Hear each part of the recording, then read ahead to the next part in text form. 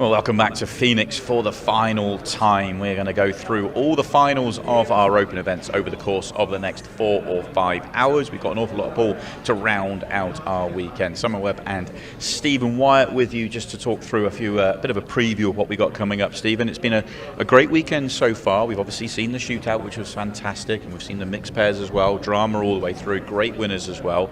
But here we are, the open events, which somewhat, I think the players probably feel a little bit more, prestigious maybe not the right word, but they have to work a little bit harder to win it because they're much deeper fields.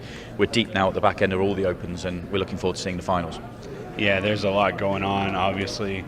A lot of matches still being played behind us, and it's getting down to the point in time where you're going to see some upsets, you're going to see some victories, and you're going to start to form the end of our bracket going into our quarters and our semis, and it's pretty exciting. I love Trophy Day. Obviously the shootouts are great, but this is what we're all here for, I think, and we get to crown 3 champions, and that's exciting for me. Yeah, absolutely. So we're going to have the Junior Open Final. That's going to be the first match up on this table. We're also going to have the Women's Open Final and the Open Final. We're also going to have a quarterfinal and a couple of semi-finals from the Open as well. So we've got 6 matches in total, and it should be a very good evening's entertainment.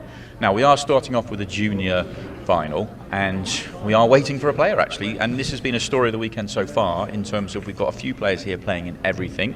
Savannah Easton is into the final, and she is sat here waiting, ready to go. And Jordan Helfrey, who took down the mixed pairs last night with Dave Matlock, is playing in the Open. In fact, I can see out the corner of my eye, she has just finished in the Open, which means the final's coming up very, very shortly. But it has been a story of the weekend. We've got so many players playing in absolutely everything, and they're going deep in everything as well. We've got some great youngsters now. Well, yeah, I'm super excited for the junior final, but something that we haven't really talked about is that we're guaranteed a brand new Open champion as well. Yeah. Justin Bergman out. Chris Melling out. Jordan Shepard not able to attend the event. So we're going to crown a brand new Open champion, but we got a little ways to get there. Savannah Easton, obviously, she came out here and she played incredible. And then Jordan Helfrey has had one heck of a weekend as well. So that finals is going to be very hard fought, and I think it's going to be tight. Is going to be tight. Can't really pick a winner here. Of course, Jordan riding on a high after the mixed pairs victory yesterday. Now, one thing I want to talk about before we get the match on is the fact that this is a BEF National Championship qualifier. Fantastic that the winner of this match coming up next will go to the BEF National Championships and play in their 10-ball event. Lovely this. Great to go and to see that you're going to get not just your prize money, not just your trophy, but there is a big bonus there as well. Yeah, the Billiard Education Foundation has been around, and they've been really helping the junior program in America, and it's great to see because with what we're doing and what they've been doing, the juniors are really getting an opportunity to show what they have and to get out there and to be in the mix of things as they come up, and that's always good when we can see the future of our sport get brought up slowly. Yeah. I mean, a big part of what Ultimate Pool USA are trying to do is put a lot together for the junior program. Obviously, the juniors are going to be a big part of the leagues going forward once we can get that up and running as well. But every single event we have, we will always have a junior open. It's always been entertaining. It's always been fun to watch. And the fact that we're seeing what the BEF are doing, it was only natural that we were going to partner with them. And actually, this tie-up is fantastic, and it will be here to stay. So really excited to see how the winner of our tournament here, it goes at the National Championships. Yeah, it's going to be a blast to see. Yeah. And not only that, but we have the women's as well that we're going to get to see. It's just so exciting on Trophy Day because it feels like the weekend's kind of a build-up, and it all culminates here. We've got beautiful trophies that we're going to hand out, but I think most of the players here are just excited about the prestigiousness of the title. Yeah. The shootout champion, the mixed pairs champion, the open champion, the junior champion, so on. It's really a fun weekend, and we get to crown all of that here in just a little while. Yeah, we do. And our first champion will be coming up after this break. The Junior Open Final follows next.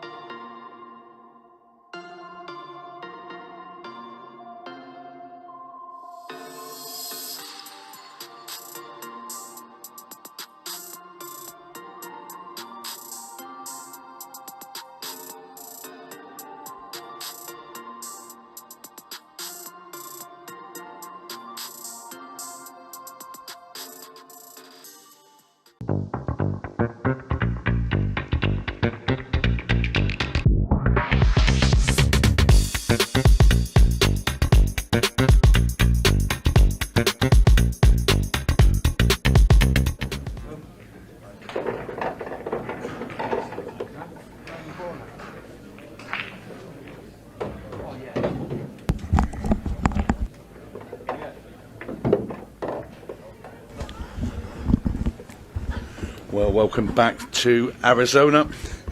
It is the junior final.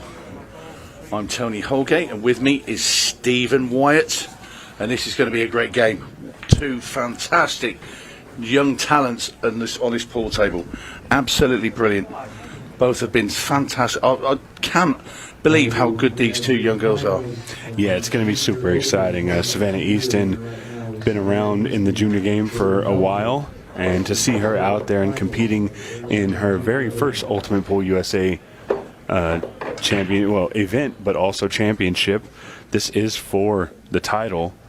I'm super excited for that. And then, of course, Jordan Helfrey. And I can tell you right now, I would not be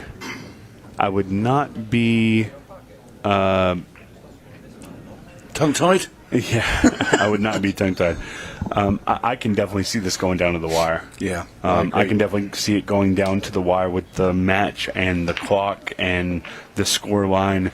I think it's going to be very, very close. Obviously, anything can happen, but I do expect both of these young ladies to come out swinging and swinging hard, and it's going to be competitive.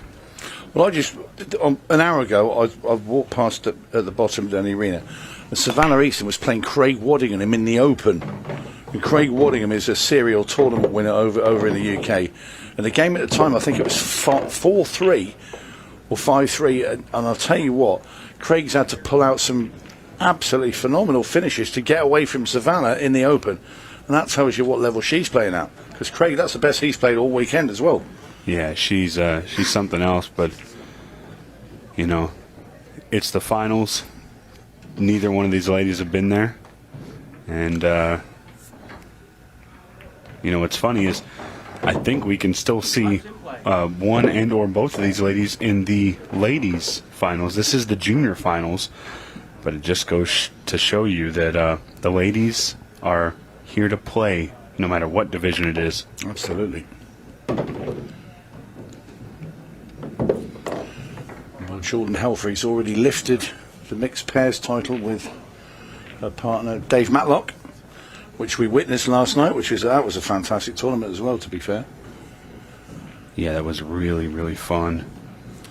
We've seen Savannah in here as well, so both players used to this TV arena and this table, a little anyway.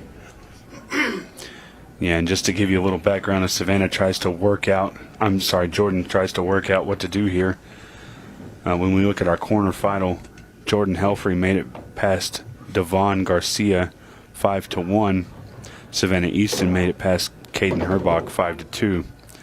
Our semifinals, Savannah bested her opponent Gavin Matthew 5-1, and Jordan Helfrey just came through against Memphis Wilson 5-4. So it was a very, very tight finish to this juniors championship. But here we are, the first of our trophies of the day. I'll just say that 11 ball's gone a bit sticky there for Savannah. Not the 13-inch, just want to pop it out and try and leave it in a little bit of a clear area, but it's unfortunately for Savannah, it's sort of stuck with the 1 and the 4. She can only shoot at the 9 now, down into this bottom corner. And here's she's having to get the rest out as well. Here's an interesting little tally of information for you. Savannah Easton over Margaret Fefalova-Steyr 5-1. Pretty strong scoreline. Amy Beecham in a fight for her life right now against April Larson. The score is 4-4. And Emily Duddy and Tina Larson are battling it out as well. Jordan Helfrey scheduled for a quarterfinal in the ladies' match. So I think it's possible that we may see Jordan Helfrey and Savannah Easton in the ladies' final as well if they were to both advance. Well, what incredible, a that would be.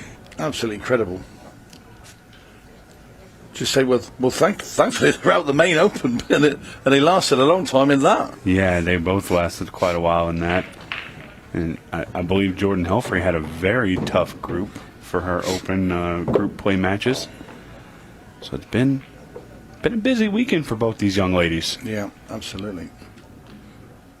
Seems like every time you walked by a table, of course there's 2 lines of tables coming down to the arena. It seems like every time I walked through there, I saw one or both of these young ladies on the table. They have a little bit of an advantage here. Of course, you look at Jordan Helfrey, she played in 4 events this weekend. The open, the mixed pairs, the ladies, and the juniors. And, it wouldn't be a far stretch to say she might deserve a shootout spot. So I don't think we've had anybody play in all 5 events. But she definitely has the kicks to do it.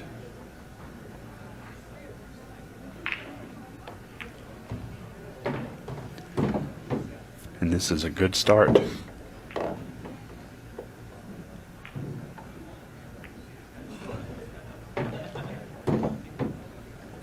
A ball side pocket for Jordan Helfrey.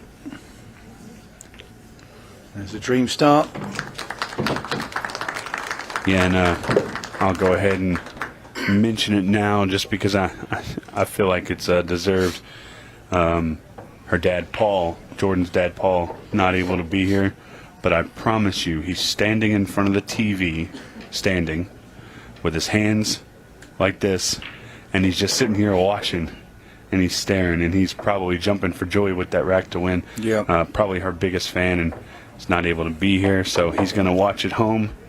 And me and her mom, Sarah, were joking about it a little bit, where Savannah Easton's mom and dad both here able to sweat the action. So this is very much so 2 players that have played each other quite a few times.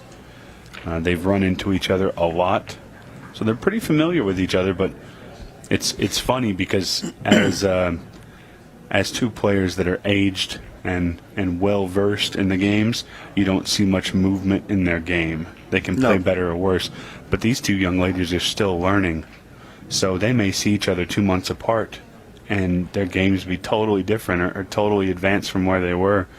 And I imagine that this is not the first and not the last of many battles that they're going to have over the next 10 years. Absolutely. I mean, these young ladies are going to be around for a long time, and they're going to be right at the top of the women's game in years to come. Yeah, I agree 100%. I'll be able to say where I saw them first. Yeah, that's true. Yeah, I've got Jordan's autograph on the back of my sweater. Her and Dave Matlock both. Well, dry break there from Jordan.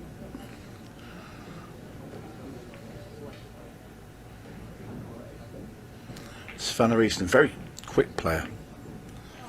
Really likes to, even just walking around the table, very, very fast. Yeah, well, she is the road runner. Beep, beep.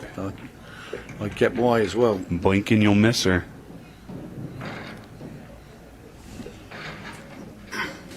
It is one thing I do like to see is both these ladies are prepared. They're very smart with their hair up in a ponytail, making sure that they don't let that hair touch that ball. Because while it is minuscule, the rule set does say that anything touching the ball attached to the person is a a foul. So both ladies very smart with the way they prepare for their tournament. We saw a hair foul earlier with Devon Garcia against Jordan Helfrey. Unfortunately,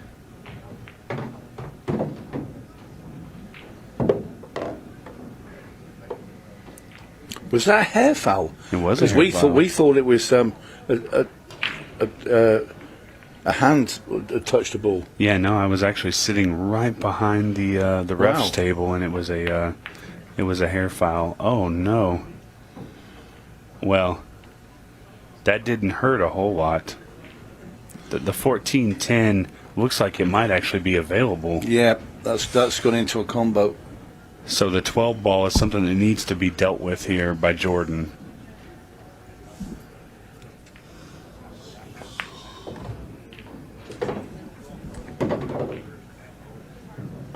I think she wanted it now. She's going to take it.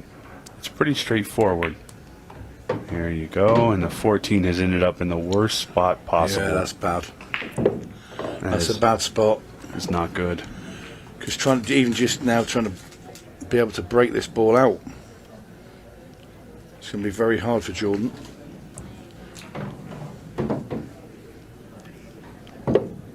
Well, you know she's going to have to be shooting at the 9. Going to look to come round the angles.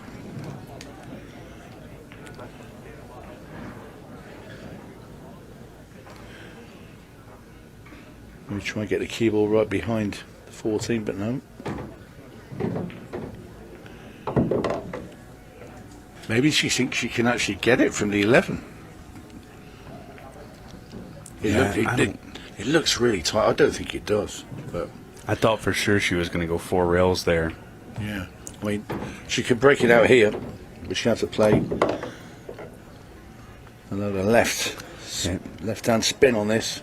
I think she might have come down a little low because this table is going to slide a little. Yeah. Going to make it a little tough to get the break out, but a smooth stroke can... Yeah, she tried to pump it with a bit of left-hand spin, and it didn't take quick enough. Now, has she got the edge of this? Yeah, I think she does, and as fearless as these young ladies play, I think she's going to eyeball it. I think she's going to line up there, and she's going to shoot it at the top right-hand corner. The question is, where does the cue ball go? I got no doubt that she can make it. I'm worried about the cue ball.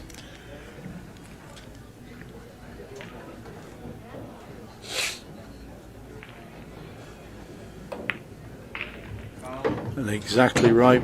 Very good call there, Stephen. Jordan makes that incredible pop, but scratches in the corner. And now Savannah Easton with a golden opportunity to level this final. Yeah, and I think that's one of those shots that you really have to hit with a lighter pace to let your cue ball float to the rail rather than fire at it, because when it comes off that rail, it's going to straighten out a little bit. So unfortunate happenings there for Savannah. I'm sorry, for Jordan. And it's going to give an opportunity here for Savannah Easton to tie it all up. Wow. Oh, no. Oh, that is a disaster. I mean, it's not touching, I but think she can make this ball. I think she can, and I think she can play it soft, just soft enough for the 8 ball to get there, and I think she can draw out of the side pocket.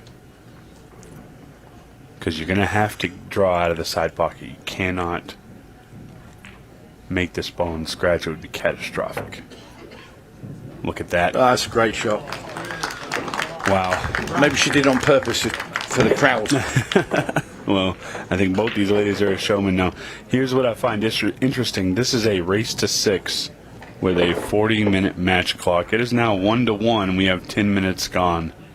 If this pace were to stay the same, we're looking at 4-4 by the time this thing is down to the wire on the match clock. And 6-ball shootout. You're already thinking about one of them. well, I'm not necessarily thinking about one of those. I feel like the match clock is going to be a decider here if this pace keeps up. Well, we've only had one, haven't we? all We've weekend. only had one 6-ball shootout, and that was 𝘼𝙧𝙘𝙧 and Tim Daniel in the shootout. And that was a bit of a one-sided one as well. Yeah, it was. I think Tim wasn't prepared for the 6-ball shootout. Didn't really know how to go about it, and of course 𝘼𝙧𝙘𝙧 won the lag and said, "Yeah, Tim, you can go first." So yeah, not to give him any clues on what to do with the break off. Yeah, exactly. So Tim ended up with balls all over the place and chasing, whereas Tyler knew what he was doing and made Tim set.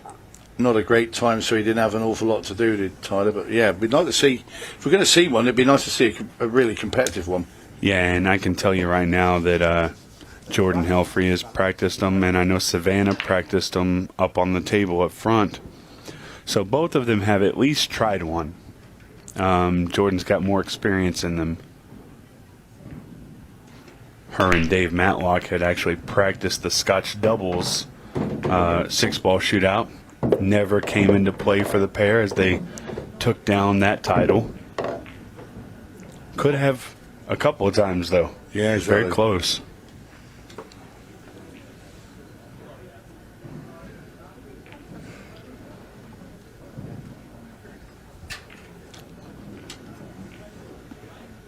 And I think this is a good layout for Savannah.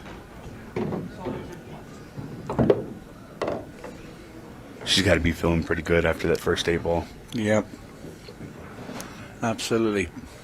I want to go back to again, like an hour or so ago, just watching her play Waddingham. You know, I'm thinking, this is just incredible to see a young lady, teenager, playing against one of our elite professionals and giving him a game. And he was playing well. You know, okay, he's not quite used to playing on these tables, these size balls, whatever. But we're talking about somebody who's like, you know, a phenomenal cueist in the UK. Yeah, I mean, you're talking about a She's world... playing with absolutely no fear at all. Don't care who he is.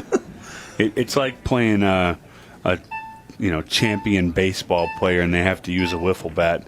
It's still the same. They still have the same techniques and they can still make things happen. Just getting used to the new equipment was Craig. It's not going to change his form and his ability to make balls. There was one funny moment, and Craig William he was running a rack, and he played a shot to get onto the 8, and he didn't mean to contact the 8. And if the cue ball slid past the 8, he wasn't on it properly, and the cue balls clipped the 8 to make it absolutely perfect. So it's a fortunate rub. And I looked at Savannah, she rolled her eyes as I said, "You lucky." You know, man, he's just really comical.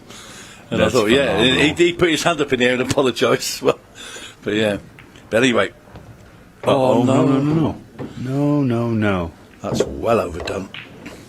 Yeah, just a little farther. And we're seeing that with Savannah. I think it may be a little bit of uncomfortableness going from the outside tables to the arena table, which is something that's going to happen. Well, she's been playing, I think she must play probably 2 or 3 hours out there today. Yeah.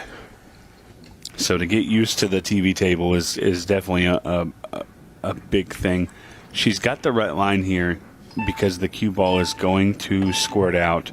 Right there it did, and she hit it good. Yeah. Question is, does she get a lucky, fortunate shot on the stripes? And I don't think she did. I think Jordan has an opportunity here to run this out. I think you use the 10 ball to be able to play the 14 after you make the 10. That way you're not tree-topped over it. Now she has a good angle here with the 10. And you'd expect Jordan now to restore her lead. And I like this. Rather than rolling into the 7 and bumping it and possibly messing up your 11, she just kind of stunned over, left herself an angle to come back. Maybe a little bit further than she wanted, but I still think it's okay. She can just pop this 11 in. I'll draw the cue ball back, but you just got to make sure you get past the 8 ball. The only thing is to go to overdraw it. We know how quick this cloth is. Yeah, at first I thought maybe moving forward would have been the way to go, but she's going to go backwards, and that's okay because, again, she is a ball maker. Yeah, she is. Her potting ability is really good.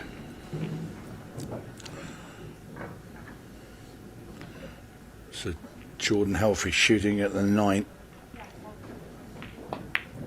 makes a 9, and this is great. It's exactly where she wants to be. Long 8 into the top left-hand corner, and this is to restore her lead and go 1 rack in front once again in this race to 6 final. And that's going to be one of those racks where Jourdain kind of brushes off her shoulder and goes, whew, because she did get fortunate that Savannah overrolled that ball. Savannah was in line to run out. And I don't think Savannah's going to do that much more. I think once she gets a little bit of an idea of how this table's rolling and she gets a little bit more comfortable, I think you're not going to see her do that. And so Jourdain taking advantage of it now may be what helps her win if she does.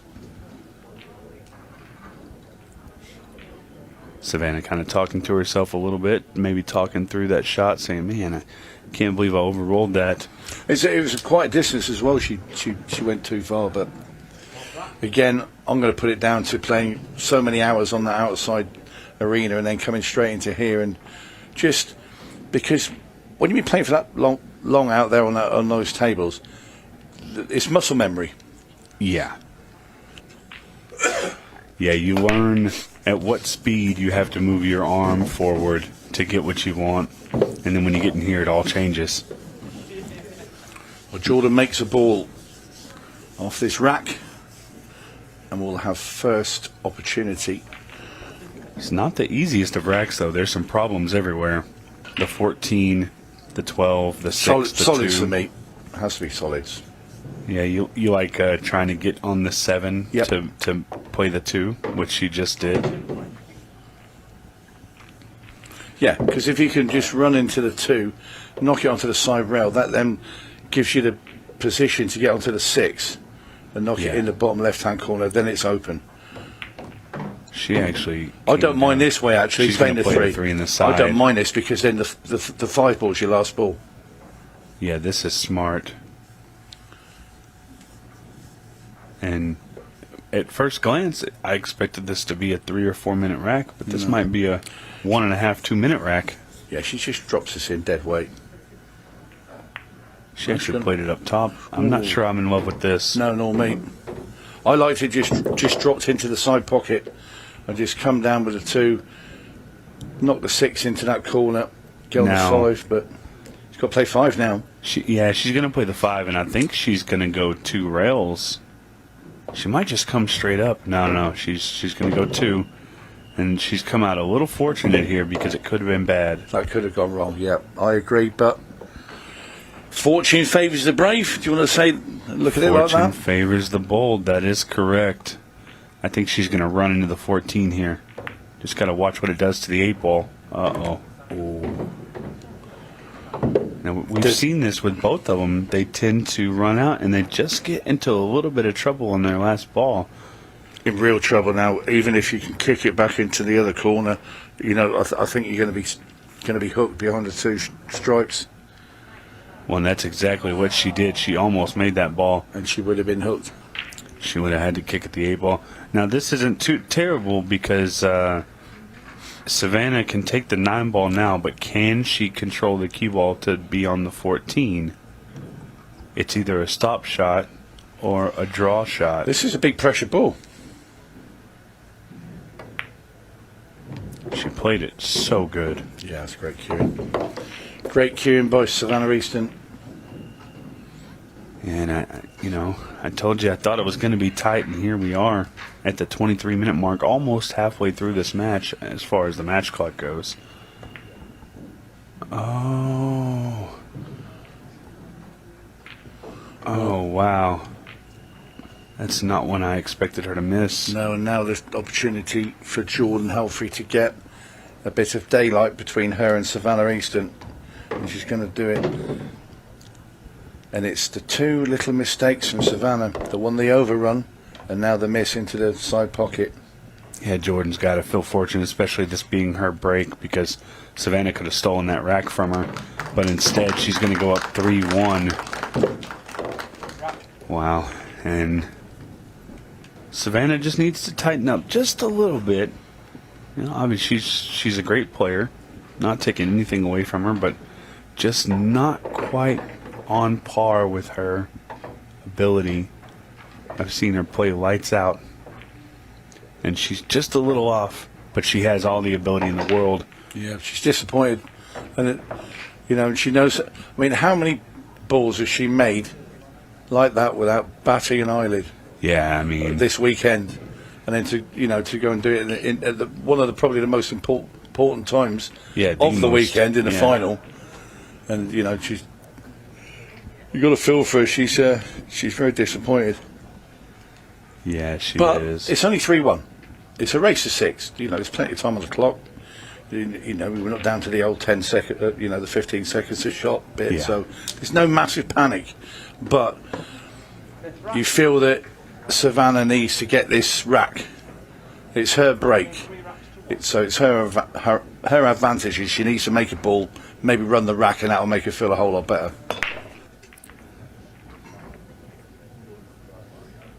And Savannah should feel pretty comfortable on this table because she is sponsored by Brunswick. Yeah. So I think if she continues to play these events, and I think she will, I think she might end up getting one of these Brunswick 7-footers in her house so she can practice on it. Given to her. Yeah.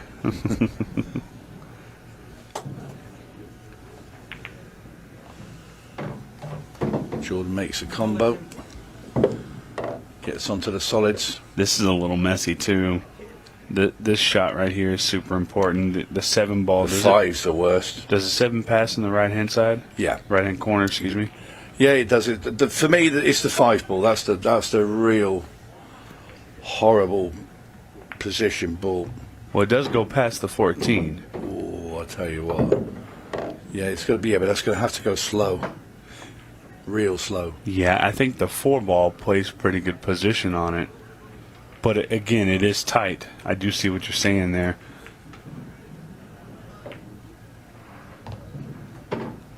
Right, so you'd be saying now, play the 1 down the rail and push the cue ball through, get onto the 4, then play, if you can, that slow 5 to try and just drop it in, and then the 7 last. I think the thing that makes the 5 ball most difficult is going to be going from the 5 to the 7 if that's what she chooses to do. She's come out a little rough. What you can't do, you can't leave the 5 till last because there's no shot in the 8.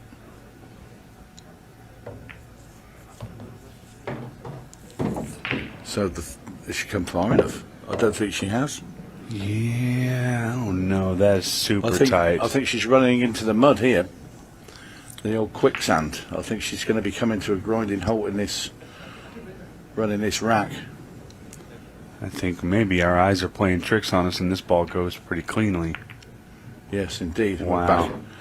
Well, that's what happens when you're fearless. Yeah, well, that's what happens when you look at the overhead camera and you think there's no way, no way in the world of that. You can see that ball. What a great shot. So Jordan Helfrey, this 7 ball, she knocks it in and it's in great shape as well for the 8. So this for 4-1.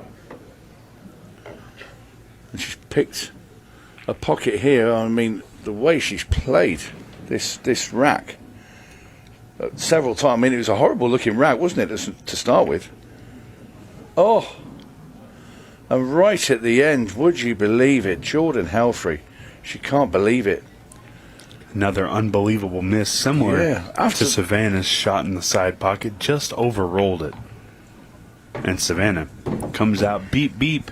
She's looking to run away with this. Well, she's certainly been thrown a lifeline by her opponent.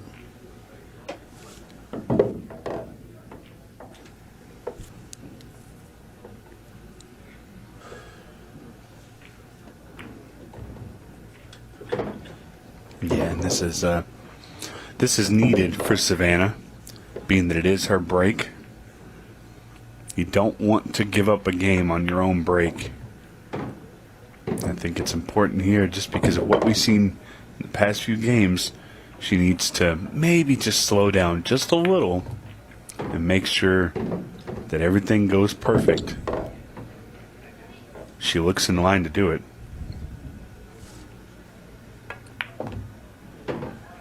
Well, this is a bit more like it from Savannah Easton.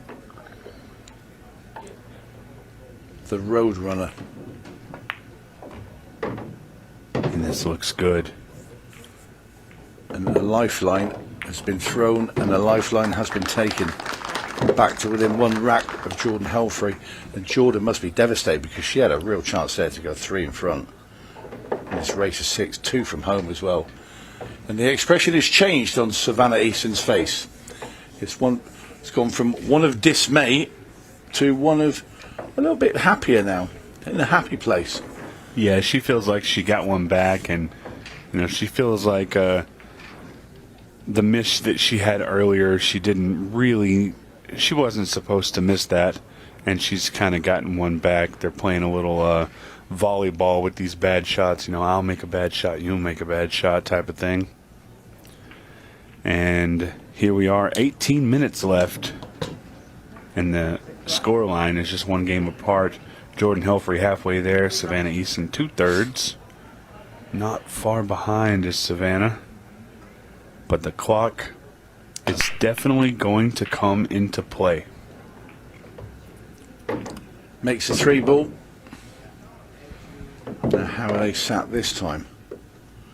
The 2 is not great if you're going to choose solid, so I think stripes will be the colour, or the suit.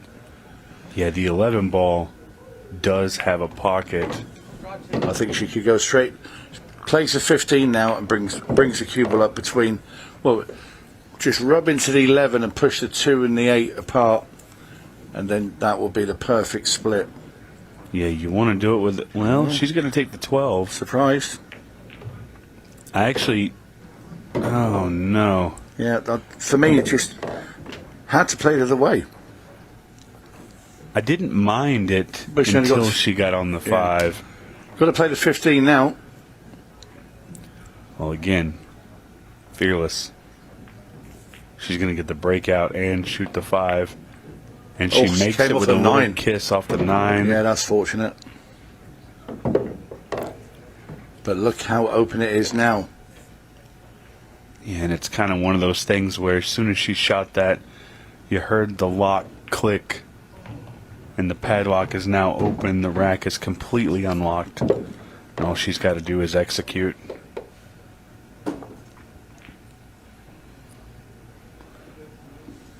That's going to fall again. There's an incredible slope on the side of those tables. Yeah, if you put it there, it's fine. And she's not been the only one to do that this weekend. I think everybody at some point has done that with their chalk on the side of that table. Yeah, it's something that I'm sure Brunswick is going to say, well, maybe we should take a little bit of that slope out of there. Or make it Velcro. Yeah, make it Velcro. Oh, no. Did she get there? Yeah, she's okay. Okay. That ball came out a little slow. Well, she can take a pick as well, because I think the 8 goes into the corner and the side pocket. So, right, the same pocket that she missed an 8 not very long ago.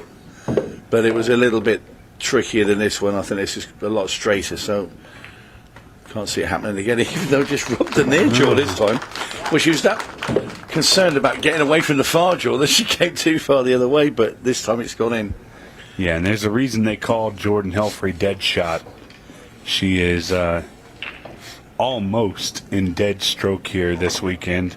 Everything seems to be going in a manner of which Jordan is just playing really well. And for being as young as she is and to be playing this good, it's very, very exciting.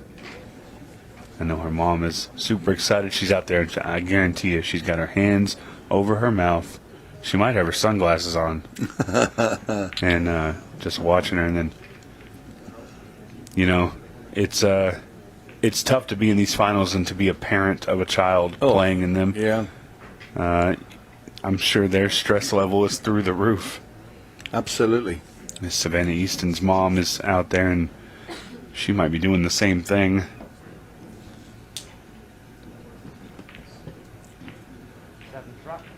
And Savannah's got to feel like she has to do something here. It's 2-4. It's a race to 6. There's 15 minutes, a little less than 16 minutes on the clock. So these last couple racks have gone a little bit faster.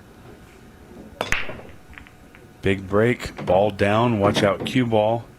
Everything's open, and there's a few things touching, but I think the 13 ball goes, and I think the 12 ball can be shot at. I don't like the solids only because of where the 4 and the 3 lie. Yeah, I don't like that 4 ball at all because it doesn't even bank. It's got to be kicked out away from there. It just can't be left. Yeah. The only good thing about it is the 7 ball could be used to push it. Yeah. But the 3 ball only has the side pocket at the moment, so it's getting the angle onto there. There's a lot to think about for Savannah. yeah. When she's done what I would do, she takes her extension. She's taking it. She has to play. Well, she opted for the 13, and I think not a bad choice. Yeah, I think she's going to... okay. Thought maybe they were going to look at that for a second, but Rich Rhodes says, no, it's a good hit. It's almost like she thinks she's playing under the 15-second a shot. At the moment, we're 4+ minutes before we get to that stage.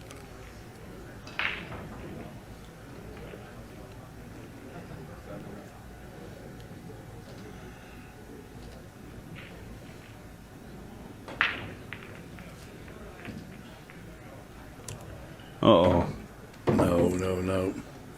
Well, now she has to play the bank and has to draw the cue ball into the 7-15 and all of that. I actually think she needs to play safe here.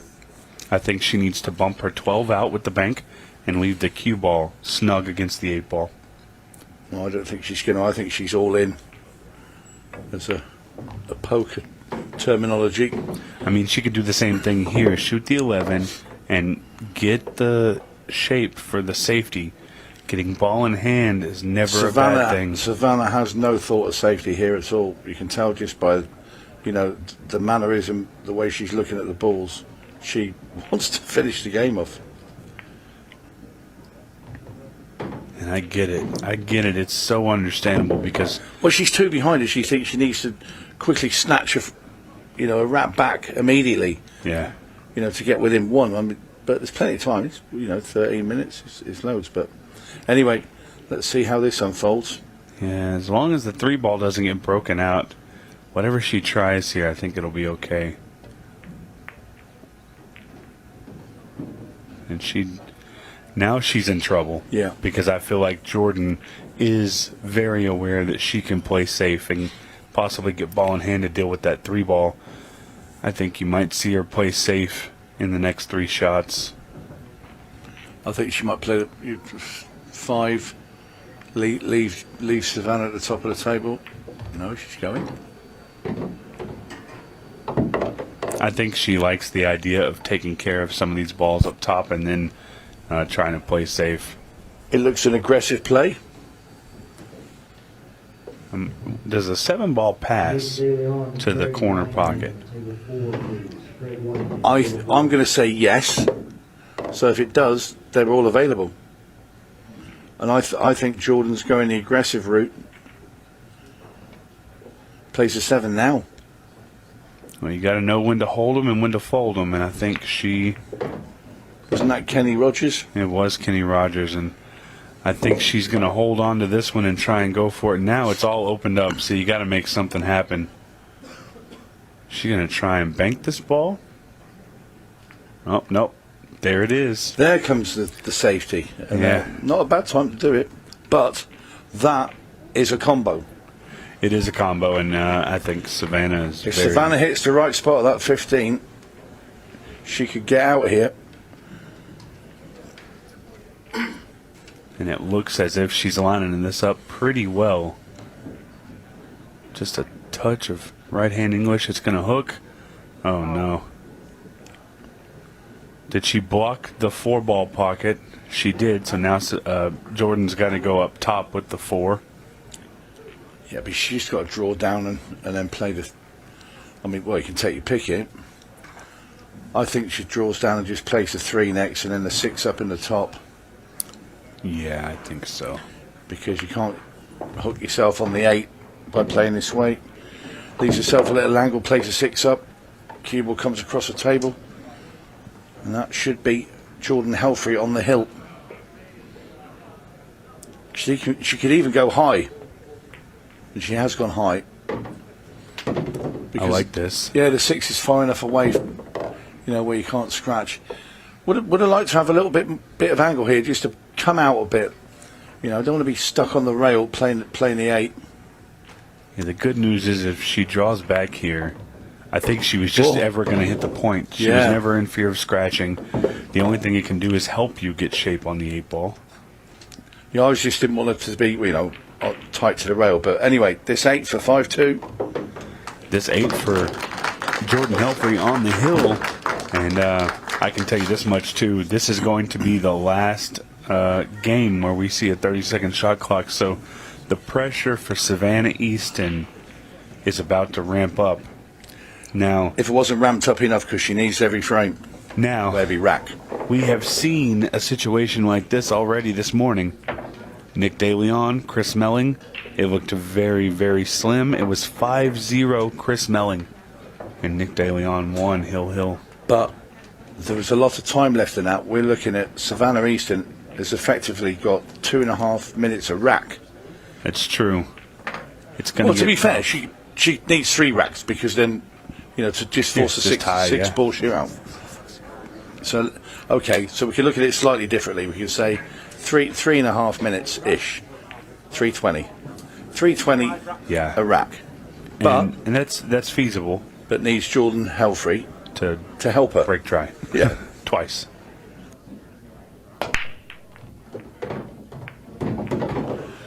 Well, that's one of them that's not dry. And look at the split. This might be the best break I've seen Jordan make. She's only going to make 4 solids. The 2 goes in the side. The 3 has the corner. The 6 is free. Get a little bump there. It's not ideal, but it's still workable. 2 ball must not pass the 10, so she's going to have to shoot at the 6 ball. And they are now in the 15-second shot clock. These are a lot harder than they were before Jordan played her first shot. Oh, what do we got here? What do we have here? Well, the 2 goes in the bottom right, so... Make this ball? Yeah. Don't run into the 8 ball. Well, she's missed it. Well, here's the opportunity that Savannah Easton needed, and it's going to get a little harder because she is now stuck to the 13. A lot of fortune there.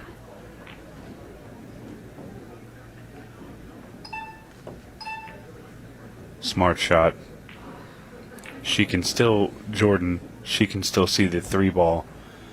But I don't see a good pocket for her, so we're going to get into a little bit of a safety battle, which does help Jordan Helfrey. Yep, she's the one in control. 3 racks up, and the clock is still ticking.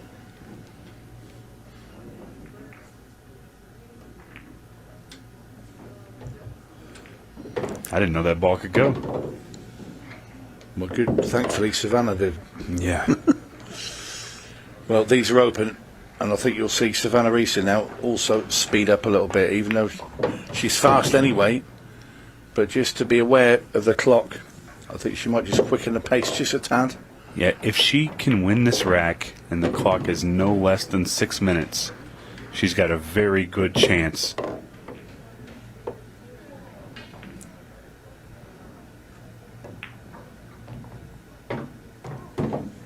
$13 next. Yeah, keep it simple. A little far there. Change. That's okay. Change lanes. Play the 9. Play the 9. Stop the white dead. Just run this straight in. 8 in the side pocket for me. Yeah, your cue ball is natural. That's perfect. Well, Savannah Easton now to get within 2 racks of Jordan Helfrey. There's going to be plus 7 minutes on the clock. And Easton has pulled 1 back. That's 1 out of the main 3 she needs. 7 minutes, 13 seconds. And it's Savannah to break next, so she needs to make a ball badly. Yeah, and this is very, very feasible to be able to get there. just need a few things to happen. Savannah needs to break and make a ball and have a pretty open table. And then you got to rely on Jordan Helfrey to not have a good break, which has been few and far between in this tournament, this whole weekend. Even in the mixed pairs, she was breaking very well with Dave Matlock. Referee table 2, please. Table 2.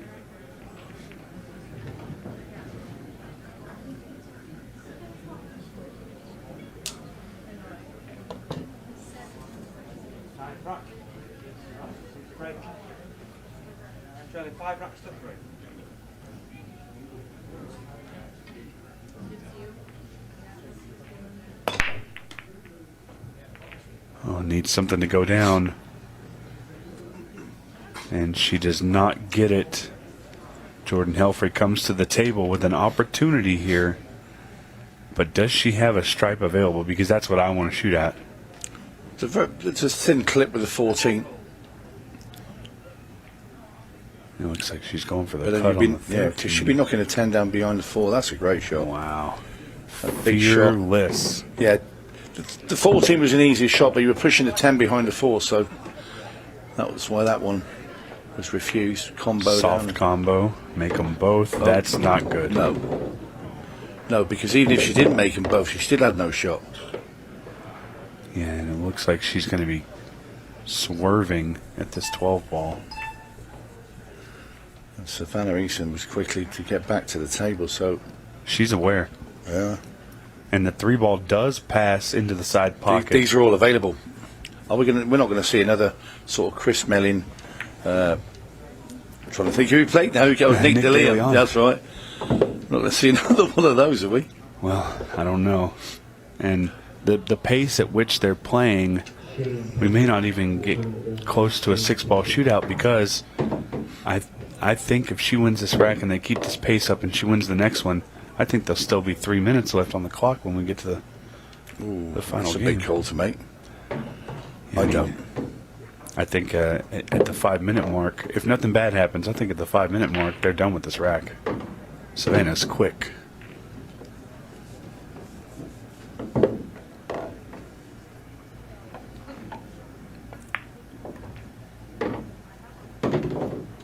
Can she see the 4? She can.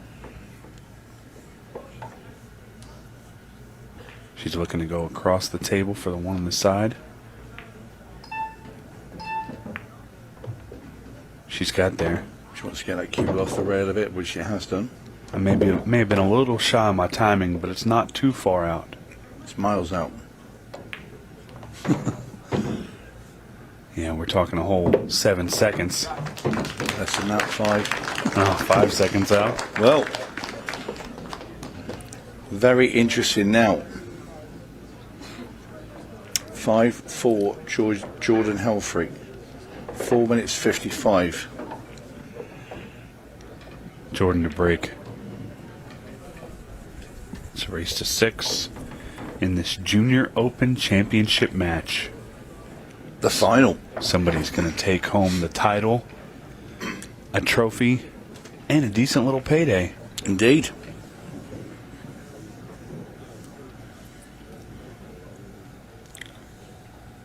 Money's always nice, but the title of Junior Open Champion means a lot to both of these young ladies. And for both of them, it might not be the last championship match they have tonight. No, that's true. They're both still in the ladies.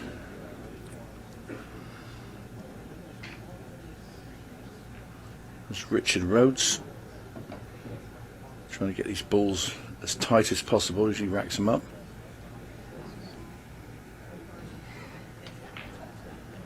And while it's a little cold in our commentary box, it is very hot out in that arena.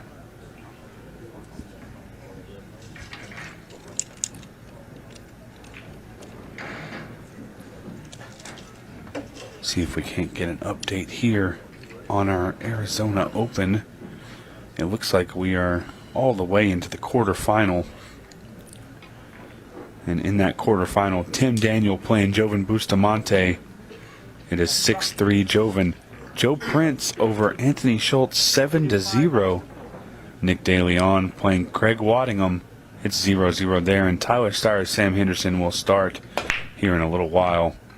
Joe Prince already guaranteed a semifinal. Joe Prince the second, trying to make it Joe Prince the first. He's done well to dig himself back in there because he looked a bit dodgy at one point. He was in Chris Mellon's group.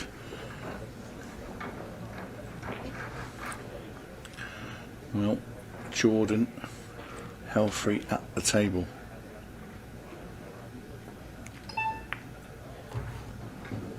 Makes a strike, but where's the cue ball going? And that is not good. She's going to have to just play safe here. There's no shot.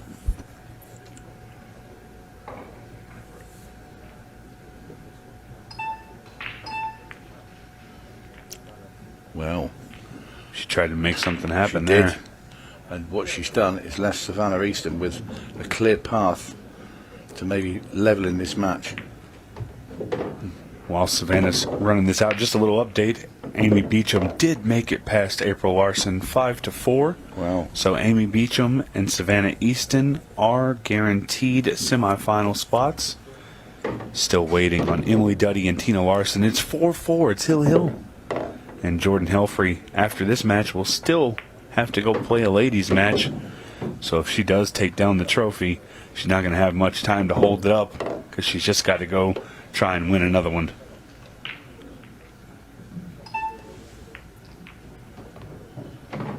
And what do we have here? Well, what we have here, it should go to the absolute wire. Savannah Easton has the balls there to make this 5-5 and go to one frame decider. I feel like we called that in the beginning, Tony. I think we knew it was going to be really tight with these two players. And it has come to fruition. That's a good shot. Nicely controlled there by Savannah. Just rolls this in. This is coming down to the wire. We're going to have 2 minutes and 45 seconds to play one rack of pool. Oof. Well. 2 minutes, 43. The match deserves this for me. I mean, there's been some mistakes by both players here and there, but not that many.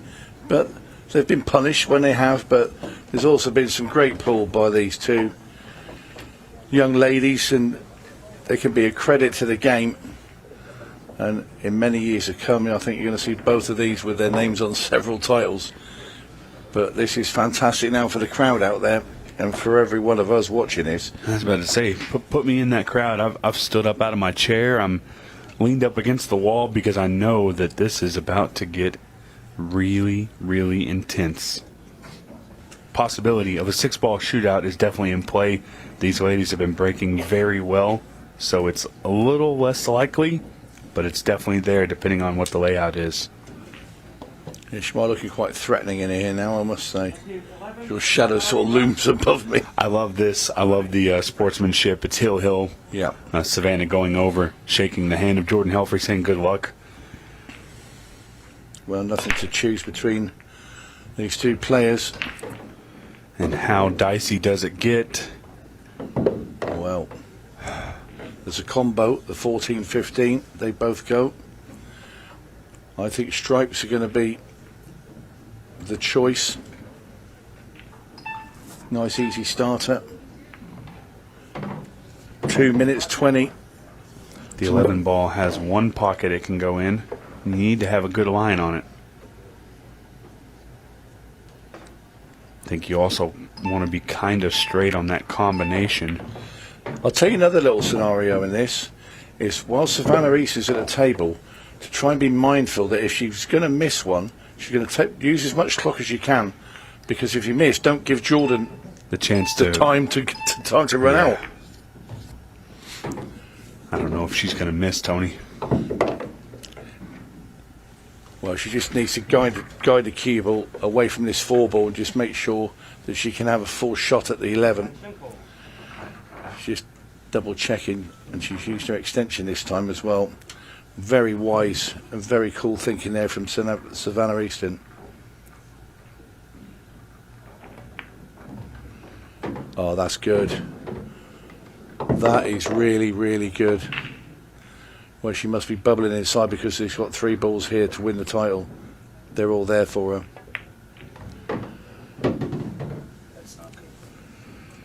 I'm not sure if this is the line she wanted. She's going to try and drag down for the 8 in the side right side pocket. There's a minute left in this match. That's well. This is for the title. It's a little far. Yeah, but you'd take it, wouldn't you? If somebody said to you at the start of the weekend, you're going to get this 8 to win the title, you'd say, give me watch a your chance. cue ball. No, the cue ball's safe.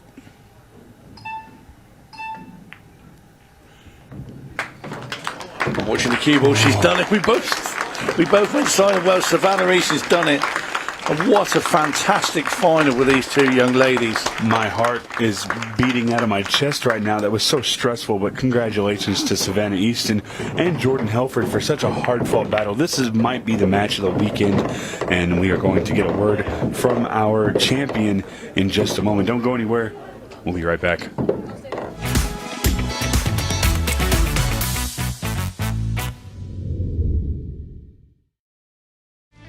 With over 175 years of billiards history, tradition, and expert craftsmanship, Brunswick is a name synonymous with our game, which makes it the perfect partner for Ultimate Pool USA's vision, a fun, fast, and exciting pool for the players all across the United States.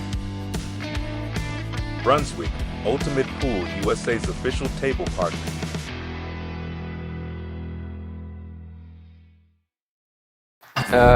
Is completely different from everything that is on the market. Combines the qualities of like a playing tip with a super powerful tip. It's like a tip on the steroids. You can open with less power and still have spin and split the pack perfectly, but you can go for the power breaking and you still have control.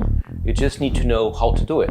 A lot of players that they told me that because they use so less power on breaking, they can focus on accuracy and the rack always splits the way they want.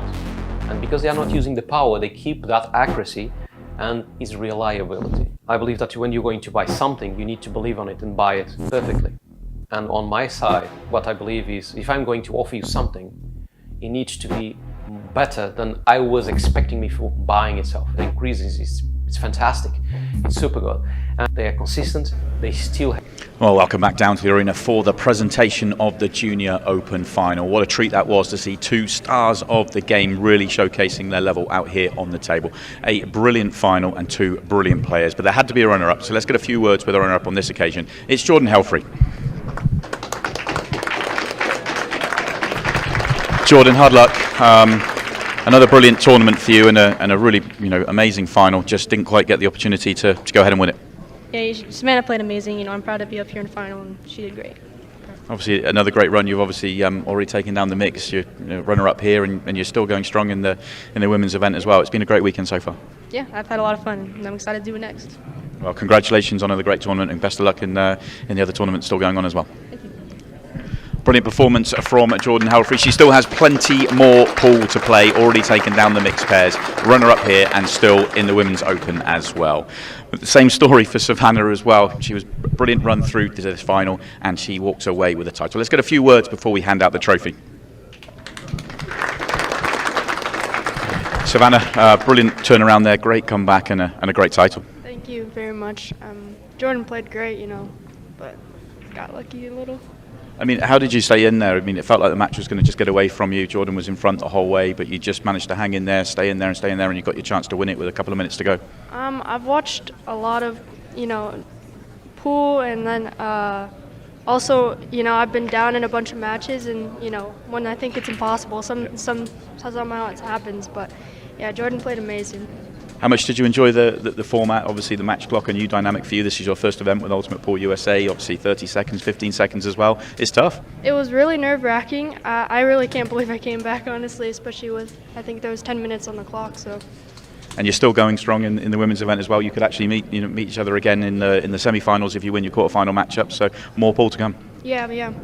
I'm really excited. Yeah, we're really excited to see how you get on as well. I think it's time we give you the trophy and let you go and play your next match as well. So let's bring out the WPA Director, Jerry Stockart, and the President of Ultimate Pool USA, Jordan 𝙧𝙬𝙧, to hand out the trophy to Savannah Easton, our Junior Open Champion.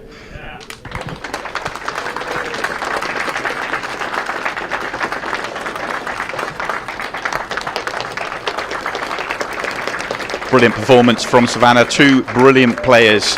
I was going to say stars of the future, but they already are stars of the game, and they may well meet again in the Women's Open semi-finals. They've got quarterfinal matches coming up shortly, and we're going to move on to the quarterfinals of the Open. And that follows after the break.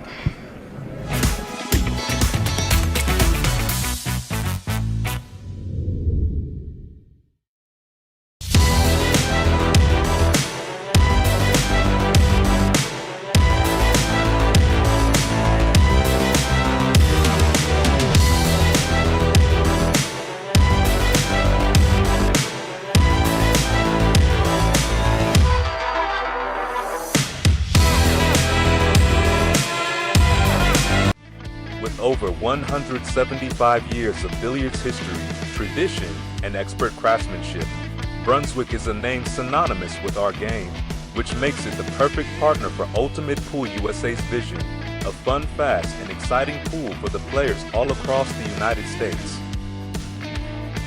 Brunswick, Ultimate Pool USA's official table partner.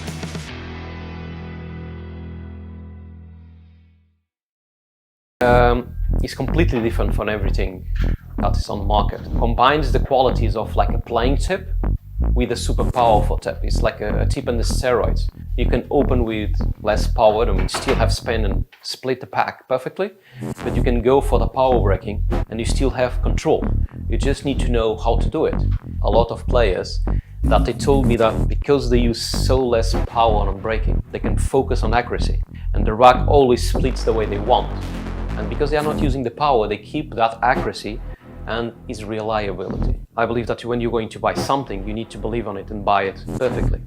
And on my side, what I believe is, if I'm going to offer you something, it needs to be better than I was expecting me for buying itself. The increases, it's fantastic, it's super good. And they are consistent, they still have power or more power than the normal tips, and they last.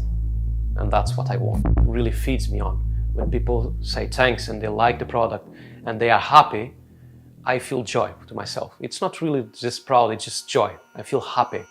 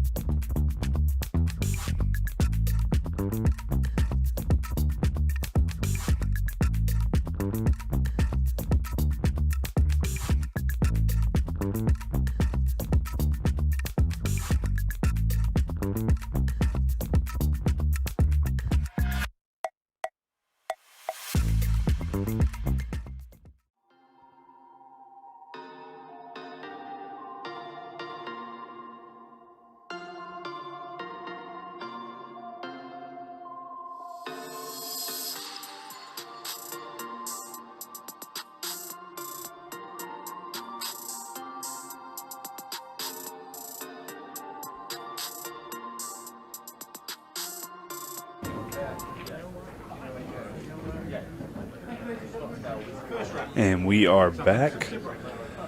How are these guys going to top what we just saw, the junior finals? Savannah Easton beat Beep, holding up the trophy at the end in a tight finish against Jordan Helfrey. It was Hill, and it was a break and run to win it. Now we're going to move on. This is a semifinals match. Sam Henderson and Tyler Steyer. Of course, we know Sam won the shootout. It was a very tough field. He played amazing. He earned his win there, but he's going to have to do it again. And I'll tell you a little secret. I don't go into story time a whole lot, but Sam Henderson was on the podcast with me, and I asked him, I said, who is your favorite opponent? And he said, well, my favorite opponent is Tyler Steyer, and I've never beaten him. So that sets up the storyline. Can Sam Henderson overcome the baby-faced assassin Tyler Steyer and not only break the streak, but also guarantee himself a spot in the finals? Stephen Wyatt, Tony Holgate in the commentary booth. It's been all fireworks, Tony, and we're in for some more here. Yeah, Sam Henderson, the shootout champion of Friday night. He's having a good weekend. He wants to try and add the Arizona Open to his shootout title. And like you say, he has a great big wall in his way in the form of Tyler Steyer. Yeah, Tyler, probably one of the players who prepares the best. He is no stranger to competition. He's been in the biggest events, on the biggest stages, including this one. He was a runner-up to Chris Melling in the inaugural Ultimate Pool USA event. Yeah, watch that. And what a final that was. A true masterclass. And I think we're in for some more here, as Sam Henderson has begun to figure out how to run this rack. He's set it in motion. He's just got to execute it. I think we're going to see him come across the table here for the 14.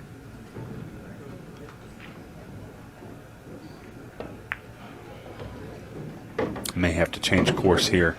Good shot. Well, he can he still see the 14? I think he can. Yeah, but I think you can just play the 15 and just come down behind the one ball. If you can just get the weight right. Yeah, and we're going to see this here. Just needs to get a shot on the 14. Don't get behind the 1. He's good. Yeah. Solid start here by Sam Rhino Henderson. Just pop this 14 down there. Bring the cue ball back a couple of inches. 8 ball top left. Yeah, I do like this. And again, one of these guys is going to be in the finals of the Arizona Open.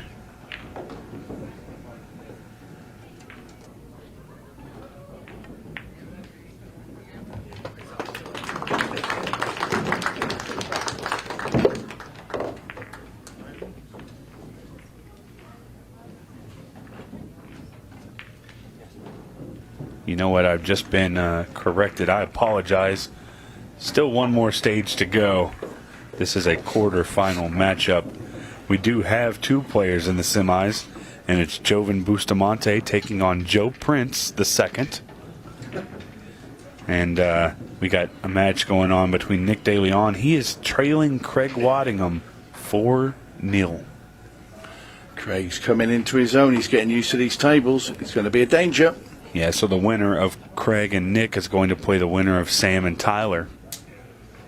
Tyler's stone-faced as you can be. They call him the babyface assassin, but he is an intimidating figure. So what we're going to get next then, we're going to get the Joe Prince game next probably. Yeah, and Joe's on. He really is. He has been for 6 months now. Well, he's dug himself out of a hole. I mean, we got here at the start of the weekend and he was losing to everybody out there. Yeah, I think he even lost to a commentator. He did, and even some of the bar staff were playing him for money and taking his dough. I'll tell you what, that would have been handy on shootout night. Yes, it would have. No good now.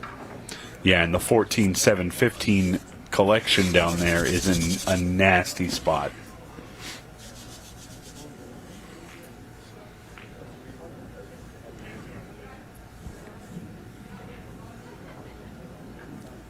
You can't say that Joe Prince is not Mr. Consistent.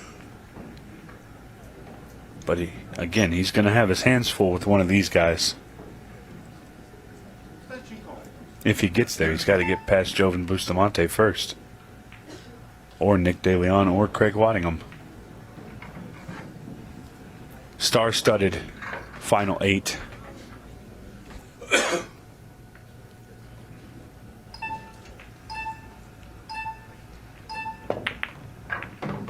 Oh. Well, a lot just happened right there. A lot. And I think the biggest story on that shot was where the 8-ball ended up. It's going to have to be dealt with. The 14's still in a bit of trouble, but the 15 lays where you can break it out.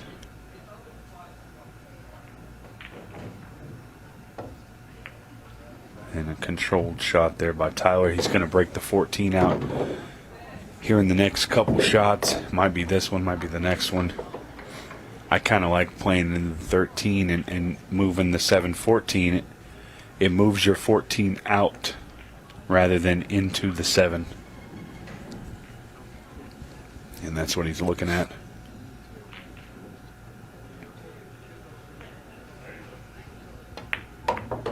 Yeah, I like that shot. Has he left himself I'm not something? so keen. He's going to have to go again. Can he play the 15 and kick the 14 once again? All this time, the 8 still stuck behind that 2 at the moment. The only thing you could do with that is bank it. He's going for a combo. Is he going 15-10 or 15-12? 12. He looked like he was going a little straight there. 15-12. Going for the breakout on the 8-ball as well, and he's missed it, and he's made it. But he's hooked himself. I don't know what he did. It's a bizarre shot. Yeah, he missed. He made it. He left himself bad. He moved. He went the for 8-ball everything. out. Yeah. Everything at once. Yeah, everything at once. Now, what do you do here? You got to go one rail towards the 10-12 and hope you get as fortunate as you did on the last one.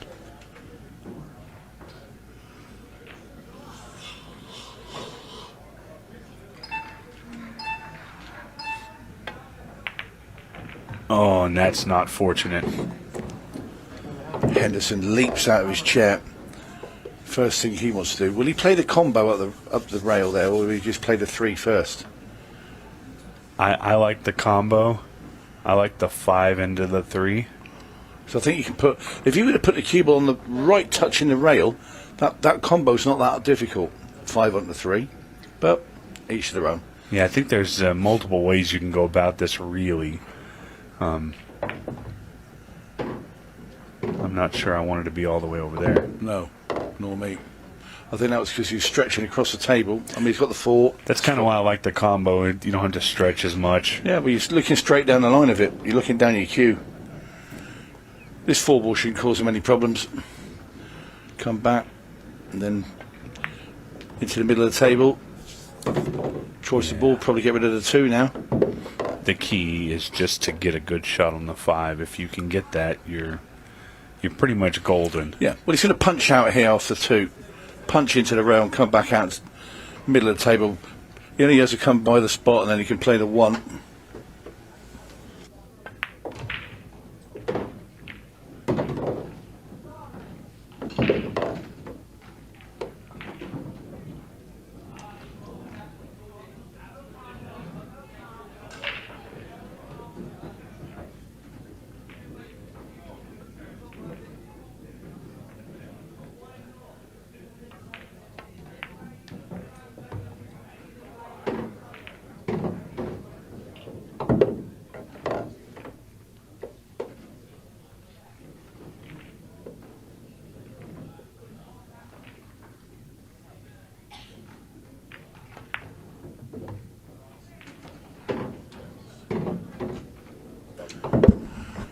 Well, Sam Henderson making short work of these balls after Tyler Stye's scratch.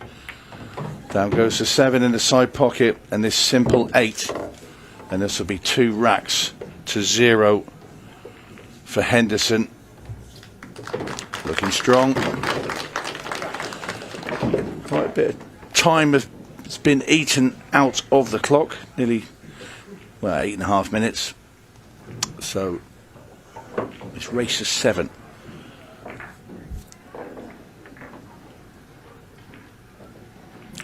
Young Sam Henderson.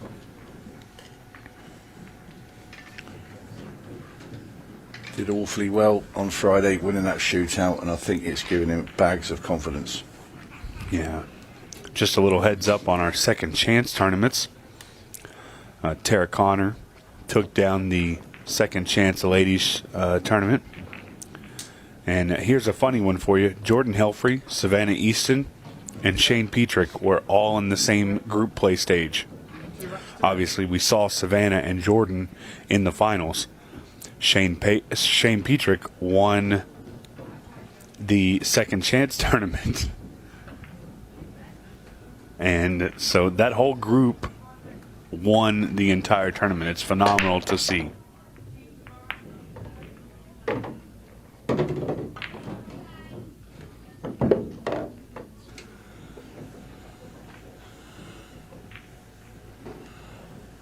What will Henderson play here? 3-ball combo.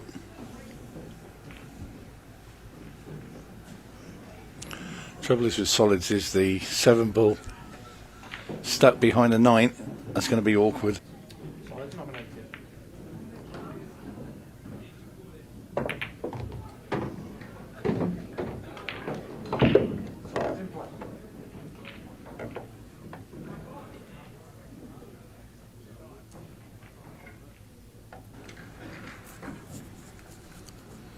Didn't come out that great.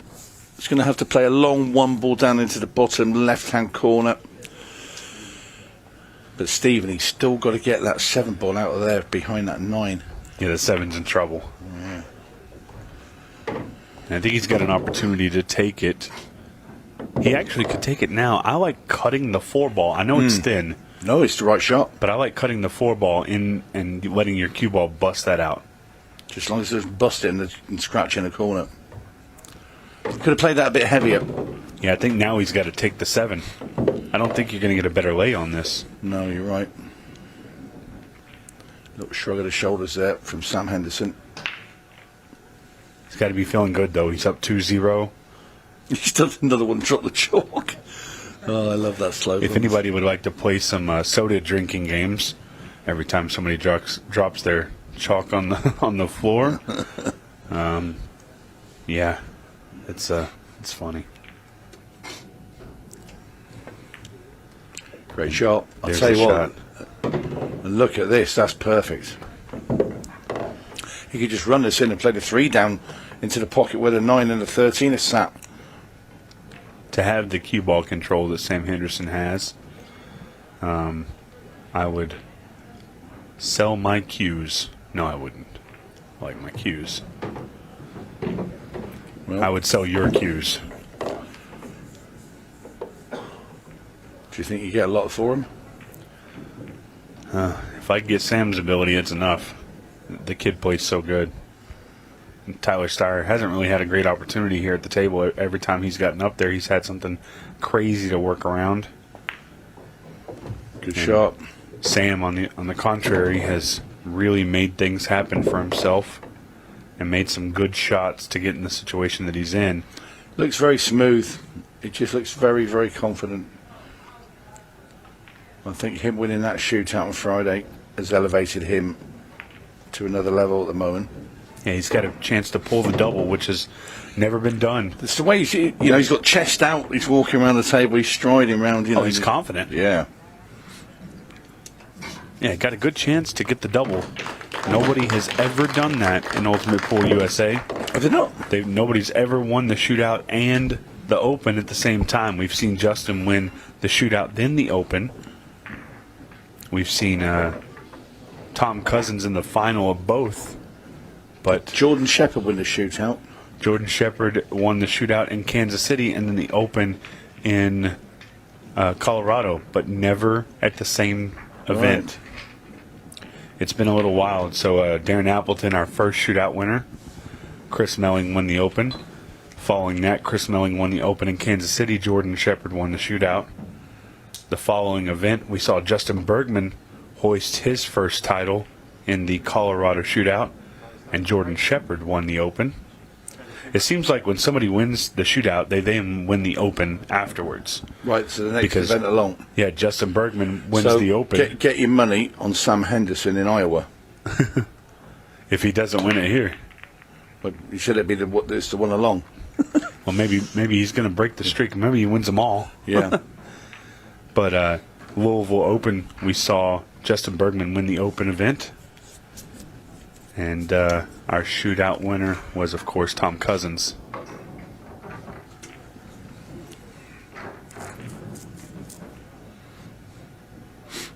Never been the double, though.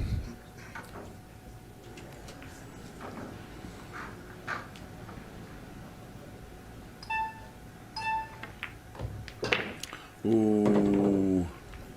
So he could have afforded to be lower on that as well. He was trying to play that 6-ball very thin to knock it onto the rail. But even if he hit it thick, it would have still been in the middle of the table. You know, I thought let's just say slightly greedy. Because whatever he did, he had to kick that ball out and it's still there. Oh, that was a little stressful there. Going to go again now. Going near that side pocket. He's going to have to break the 6-ball out here with the 3. Maybe he wants a better angle. Well, he had the best angle a minute ago.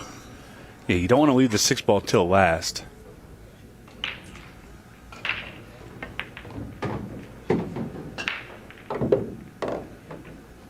And I don't love this angle for the breakout. I preferred it just before the last shot, to be fair.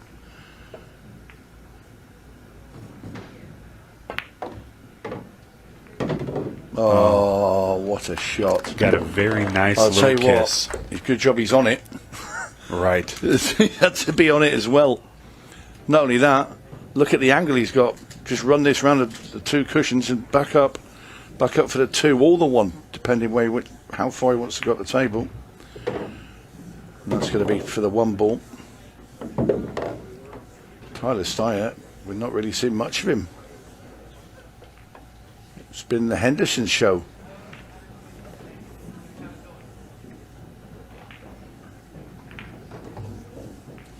And what he's got to do is navigate the cue ball past that 10, anywhere past there, and there you see where he wants to be. Well, and that's the 8 in the top left. How do you beat somebody you've never beaten? Beat him. You don't let them shoot. No, he doesn't. Yeah. You don't let them shoot. Well, this is over half of the match. For some, that's fine. It's a little thinner than he would like, but if he plays this softly, it's going to suck it into that corner.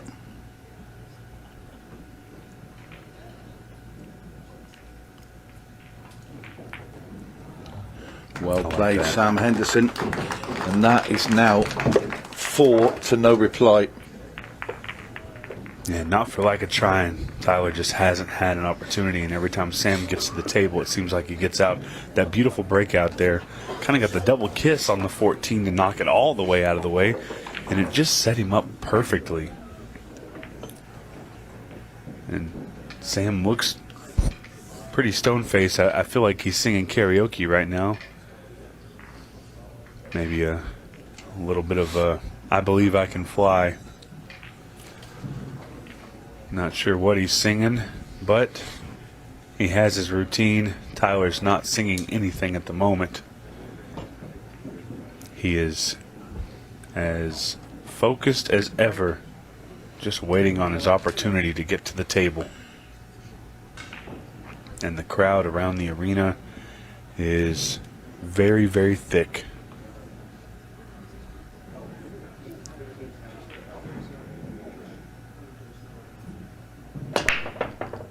That's a great break. Great cue ball. Just bounced up a little bit. Reminds me of like a Tom Cousins break back in the UK. He really wallops the front ball in complete control. He just sort of jumps up, makes a ball, spreads everything round the table. You can get the 13 here, and stripes are there to be run. And this could be another rack for Sam Henderson, and all 𝘼𝙧𝙖 can do is just sit and watch along with the rest of us. Yeah, Sam's being absolutely relentless.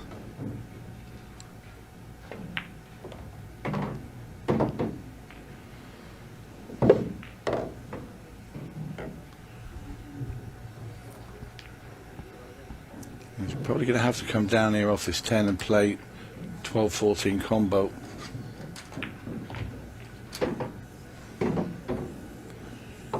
Doesn't want to run this at much pace.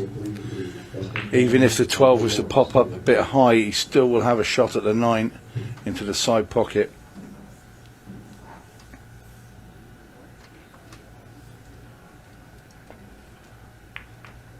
He's played that very well indeed, and he'll take the 9 now.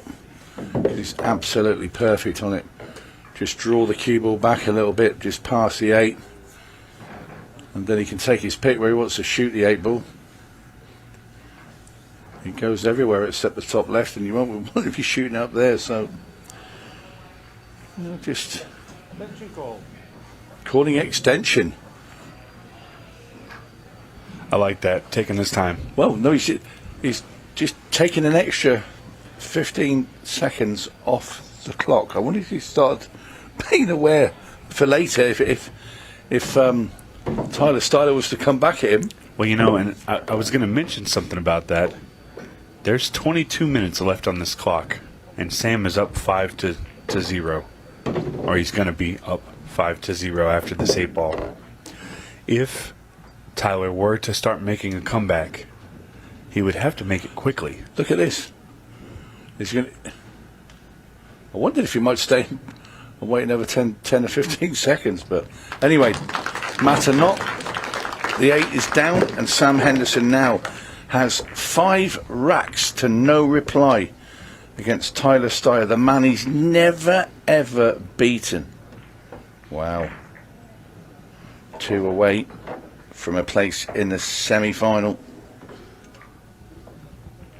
And again, Tyler, if he gets an opportunity here, let's just say the things swing completely opposite of what they are now, and Tyler starts rolling and Sam isn't getting opportunities, isn't making balls on the break. Tyler has 22 minutes, which is almost half of what's already elapsed, to get back even with Sam. And that's not a lot of time to do 5 racks. No. I mean, it is, but it isn't. No. Because you're going to want to be taking your time. You're not going to want to rush. Ball on the break is super important here.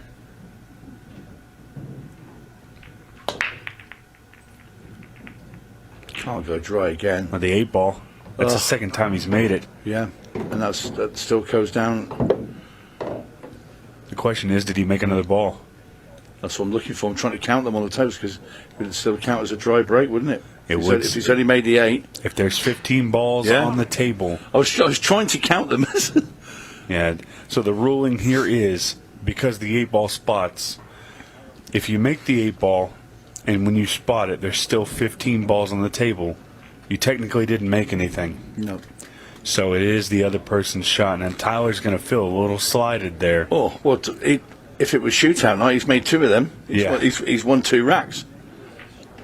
But, you know, that's the way the rules are done. You know, if you don't make anything else, you really didn't make anything. And Sam is going to come to the table here.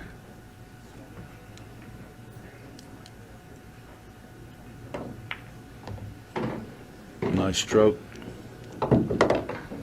Just looking at the 12 ball in the side pocket, looking at it the other way.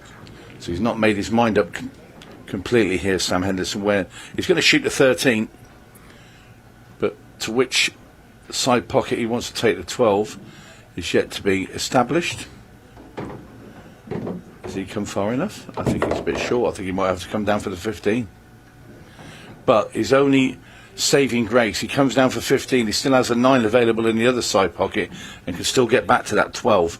But it's going to have to be pinpoint position if he's to get from 12 to 14 to be able to knock that in and get on the 8. So need some fast shooting here from Sam Henderson.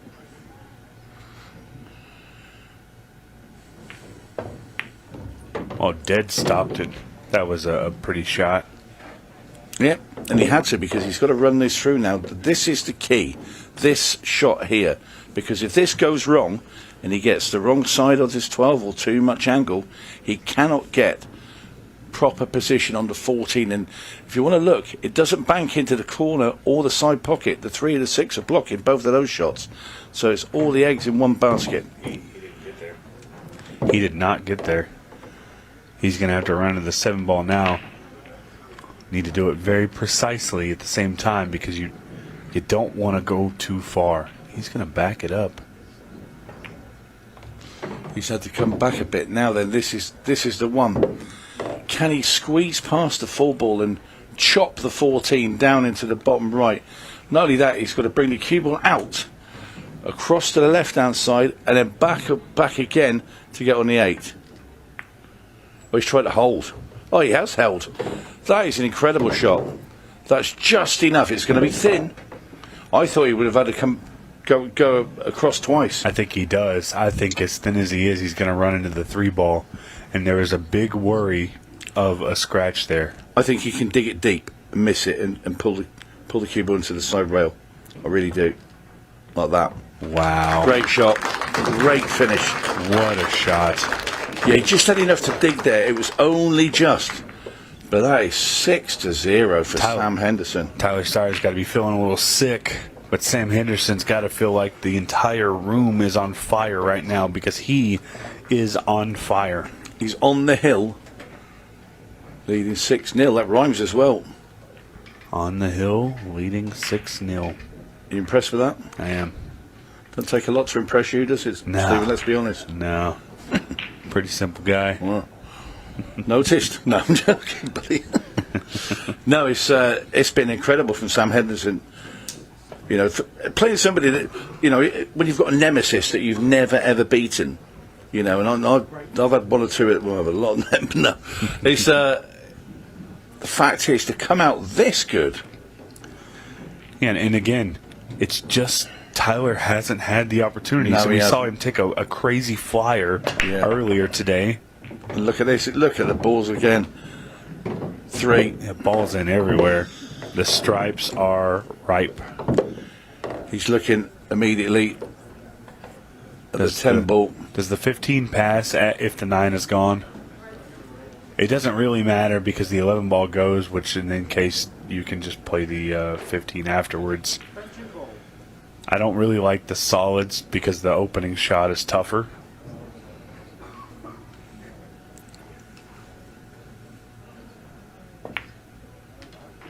And Sam Henderson looking to send this one to the history books in record fashion. And you've got to feel, if he does run this out now, you've got to feel for Tyler Steyer, because he hasn't done anything wrong. I think, did he miss a ball in the very first frame? That wiped his feet. Did he miss a ball in the very first frame, and then he's just had either dry breaks or he's potted the 8 from the break where with no other ball, and it's just been a respot of the 8. Yeah, so you remember, so it counts as a dry break. You remember he had kind of a messy layout, and he tried to make a combo. He made one, but he didn't have any shots, so he didn't have a follow-up. That was frame 1. Yeah, that was either 1 or 2. That was the first rack. I think it was the second one, because I think Sam broke the first one. Yeah, it's just messy. It's just messy. I'll tell you what, I don't think the 15 doesn't go, does it? I think he's going to have to play 14. I think if he can cheat it, it can go. Oh, no, I'm wrong. I'm absolutely wrong. I think he's got a thin 14 and try and kick into the 7 and hold the cue ball for the 11. Or go all the way around the table. No, he's going to kick into the 7. Has to. It's the only way to hold. Oh, he's hit it too thin. Wow. Tyler Steyer has a chance at the table. He's got to get up here, and he's got to start. He's got to start somewhere. And we've already seen one player come back from a 5-0. Can we see another? Well, he's going to need to really play at some pace as well, because it's less than 17 minutes. So we've played over half the match to get to here.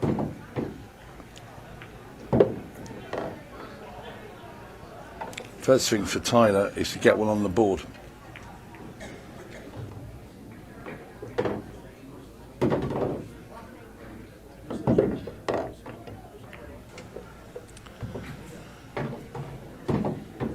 Well, Tyler's going to mop these up fairly quickly. 8 down into the bottom right. 6-1.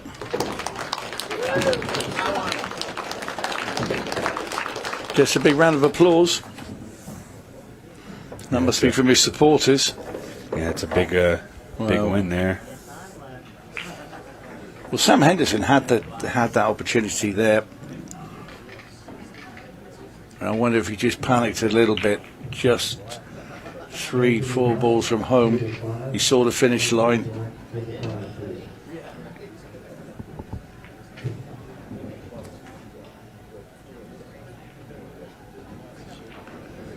Maybe got just a bit too excited. And look at what Tyler Styler's done. He's brought out his break cue, obviously, and he's brought his playing cue out with him and lent it on the table. This is to save time, shaving seconds. He's hoping he makes a ball first. How about This is that? smart. Oh, no. Well, didn't make a ball, so that idea didn't work out. Oh. And if you're Sam Henderson, you're going to stand there and you're going to call extension very well. You're going to let it go to like a couple of seconds and call extension. Let's wipe off some more time.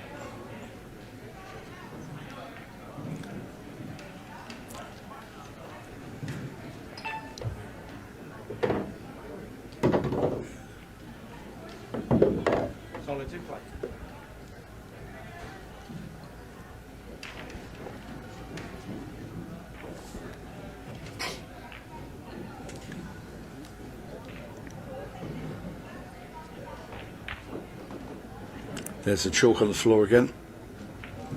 That's not getting old, is it?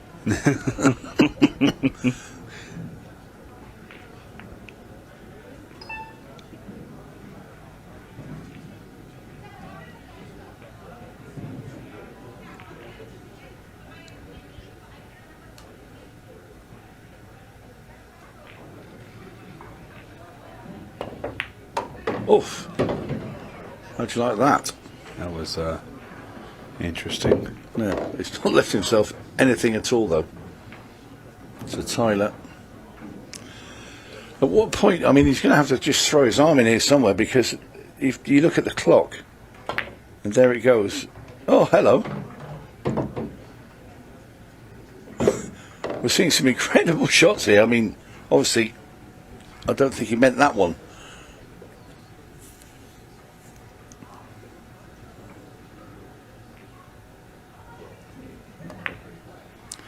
He's gone for a bank right up into the top right, and it's not gone in. And I think now we're at the stage where Sam Henderson now can just manufacture a victory, even just using the clock. Yeah, we're down to the wire here. 14 minutes left on the clock. 6-1 is a big deficit. Lots of stuff going on here. Be interesting.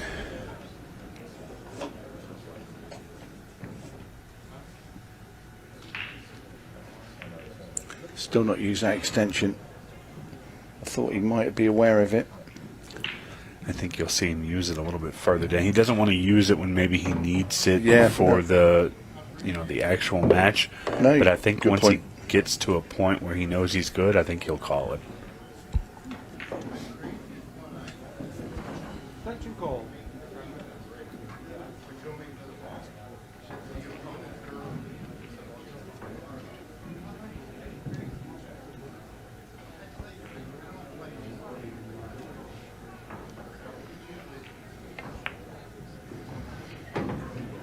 At some point he's going to play this combo 2-4. I feel he's going to play it now.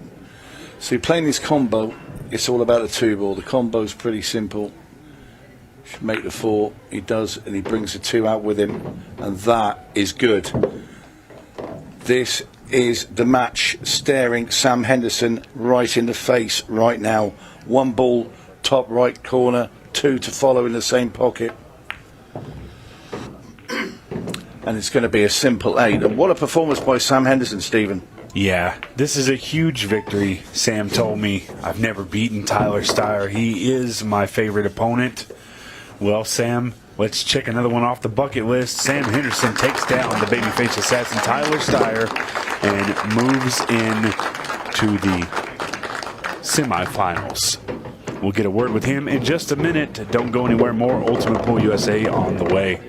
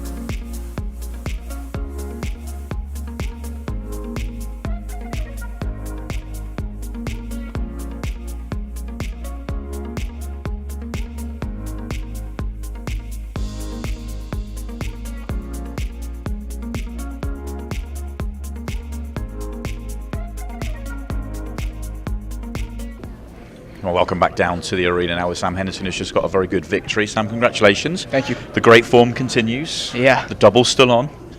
Oh, yeah. Yeah. So talk to me about that match. You look like you're continuing to play some really good stuff.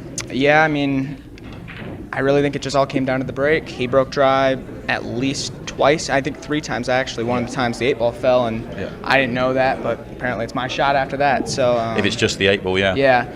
So he broke drive 3 times, and I didn't break drive at all. That's really what the match was about. Yeah. I know you still got to put together some good runouts to take advantage of that. I played a few good touch shots and breakout shots, so I felt pretty good. I messed up and out towards the end of the match, but comfortable lead at that point. Yeah, I was up 6-0. So yeah, and obviously you came through a really tight match the round before, and then obviously you get through that and you get released out here. And now this puts you into the semi-finals. Craig Waddingham to play in a couple of matches' time. You know, it's you are 2 matches away from doing the double here, and what would be an amazing achievement. Yeah, it'd be great. I just can hope for the best and can have fun.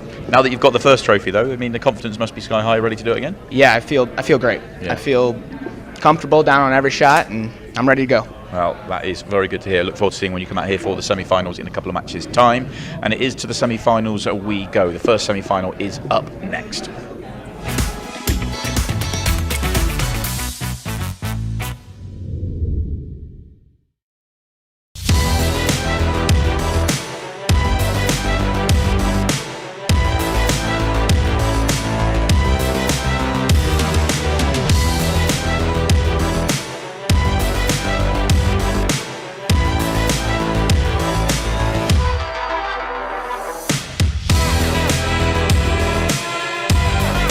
Tip is completely different from everything that is on the market. Combines the qualities of like a playing tip with a super powerful tip. It's like a tip on the steroids. You can open with less power and still have spin and split the pack perfectly, but you can go for the power breaking and you still have control. You just need to know how to do it. A lot of players that they told me that because they use so less power on breaking, they can focus on accuracy and the rack always splits the way they want. And because they are not using the power, they keep that accuracy and its reliability. I believe that when you're going to buy something, you need to believe on it and buy it perfectly. And on my side, what I believe is, if I'm going to offer you something, it needs to be better than I was expecting me for buying itself. The increases, it's fantastic, it's super good. And they are consistent, they still have power or more power than the normal tips, and they last. And that's what I want. It really feeds me on. When people say thanks and they like the product and they are happy, I feel joy to myself. It's not really just proud, it's just joy. I feel happy.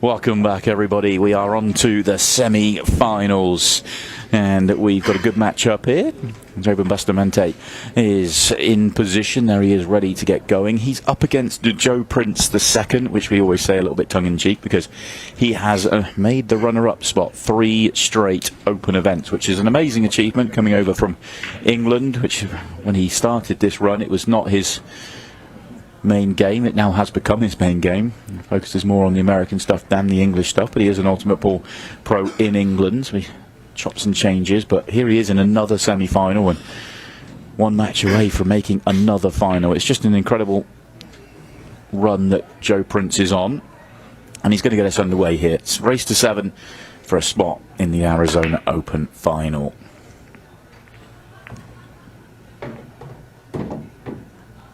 He makes a break. Not a bad one. He's got an opportunity to get his arm going here and free up and try and find a run out as Tony Holgate rejoins myself. Simon Webb on commentary for this one. Nice to get in the commentary box, actually. It's very comfortable in here. Nice bit of air conditioning. I feel like we probably haven't mentioned it, but it's very cold in the desert. Yeah, it's a bit chilly, but I'm glad you're comfortable because you nicked my seat that I stole that's got a cushion on it, which is maybe completely mortified. Hierarchy, I guess. Well, yeah, of course. Yeah. No, we've got a good match up here, though. I'm really looking forward to seeing this one. Yeah, 𝘼𝙧𝙞 has dug himself out of a couple of holes from earlier this weekend. They say when he did get here, he's been beaten by everybody. I think even the bar staff were beating him for money. But he's found his form. He's, like you say, in with a great chance of making another final. Looking forward for his runners-up check. Yeah, I joked with him. Yes, we were watching that last game pretty close to each other behind the camera, and I said to him that has the runner-up check already been sent to you? Because you feel like it's on its way.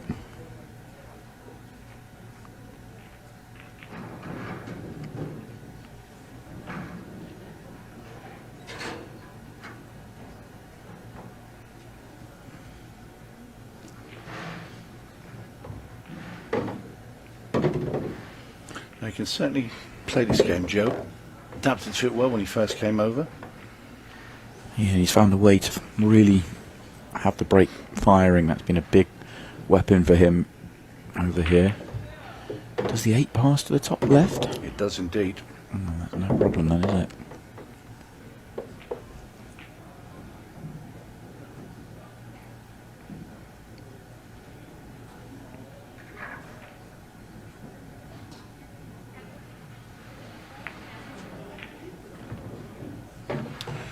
This is good shooting from Joe Prince. Been very precise with his cue ball.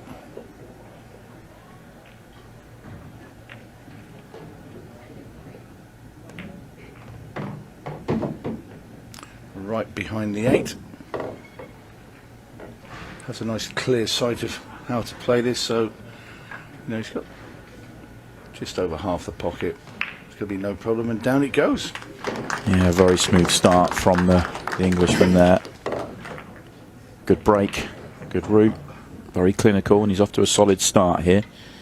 Tough day for Joe so far, but last match he was able to snap off 7-0 over Anthony Schultz, but had a hill battle against 𝘼𝙧𝙚𝙯𝙤 in the round before that, and a tough match up against Dave Matlock, fresh off winning the mixed pairs last night, 7-4, and he also had a 7-0 yesterday in the first round of the knockout stages. Of course, this tournament is played in group format, so he was actually in a very challenging group with Chris Melling, and Chris Melling did get the better of him, but Joe able to come through in second place and take his place in the last 64.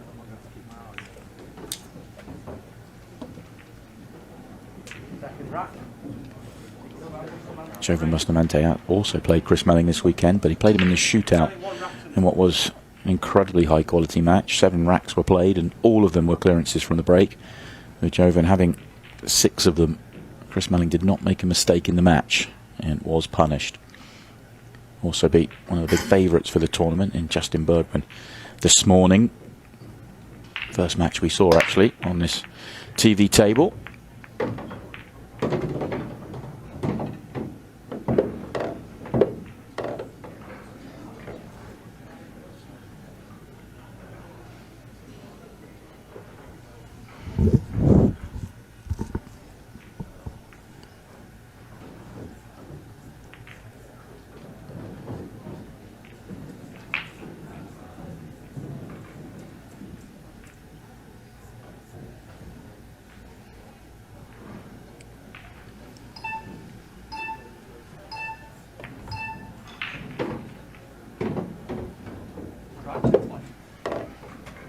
First opportunity for Jovan to try and just let Joe know he's here as well. Respond to the break and run with a break and run. Fiddly though.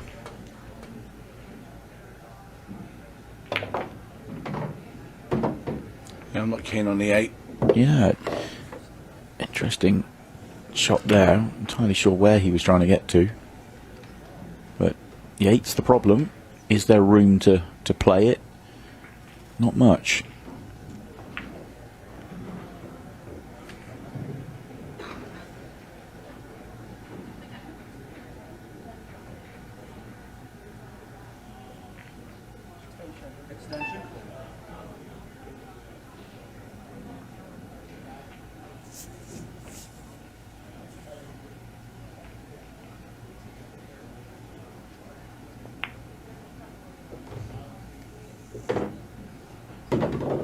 Do you think the 8 goes from the right-hand side of the table? I'm trying to look at the overhead, and I don't like it. No, I don't. It obviously goes from the left-hand side. You know, I think he pushed it into the knuckle.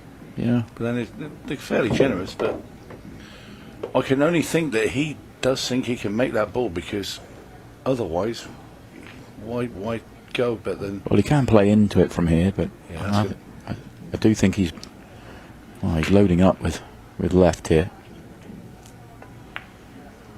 Yeah, playing on it. Nice. Oh, it just got a bounce, didn't it? I thought that was going to be perfect when it was going, but just hits the top cushion, still loaded up with spin, and just reacted. Well, he can't get through to it now, that's for sure. Yeah. I shot the CPPA cloth though. Talked about it all weekend long. Beautiful cloth, but very reactive, very quick.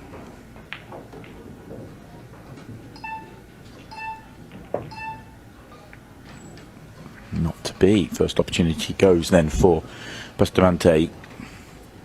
Both players, talking about the cloth, have played out in the arena this weekend. Both players in the shootout.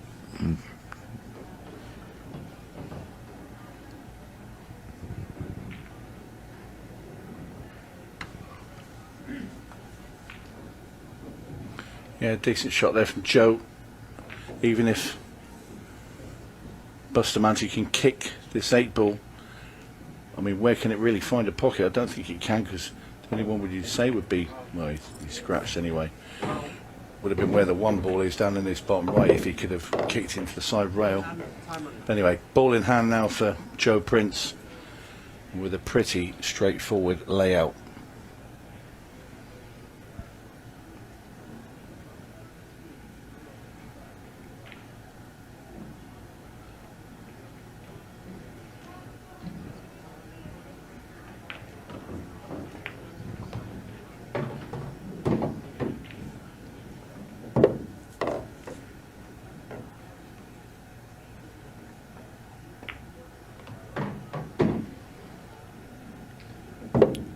Looks like he's going to mop the solids up at the top of the table and then come down. 8-ball being where it is. I mean, you could go about this 100 different ways and still be Yeah, and the 2 goes plain sailing. Yeah, 2 goes past the 6 as well, so there's no real drama down there either. So I think he's playing this the right way.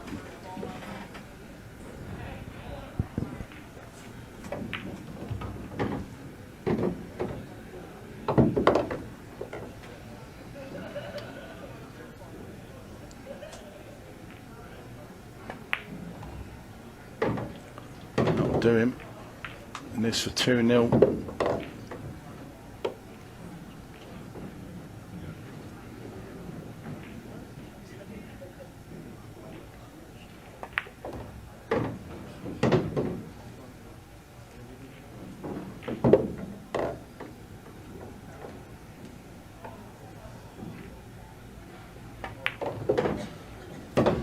It's been a very positive start from Joe.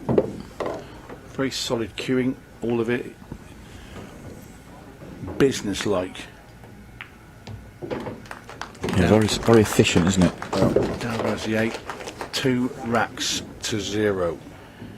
Yeah, if you've been with us all afternoon, then you will have seen Savannah Easton steal away the Junior Open tournament over Jordan Helfrey. Well, they are going to square up again in the semi-finals this time of the Arizona Women's Open. They're about to get underway. Jordan Helfrey has just completed a victory over Brandy James 5-1. Savannah Easton had already beaten Margaret Fefalova-Steyer 5-1. So here we'll square off in the semi-finals. In the other semi-final of the Women's Open, 5 times English pool champion, world champion Amy Beecham. He is 4-2 up over Emily Duddy. So a couple away, in fact 1 away. It's race to 5 in the semi-finals. 1 away for Amy, making her first final with Ultimate Pool USA. Third rack, Joe Prince to break. Leading 2 racks to 0.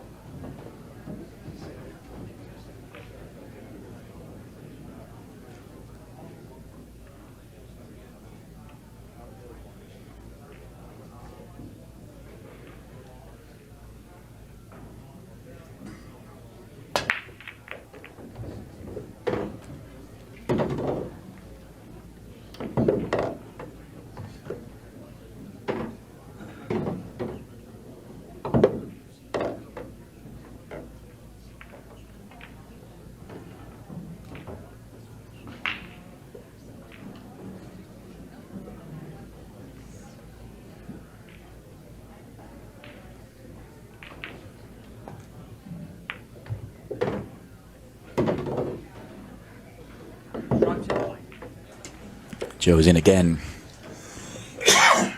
And a very good layout.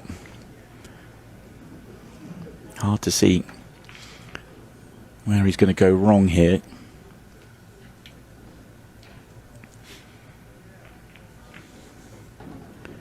Maybe just getting across to the...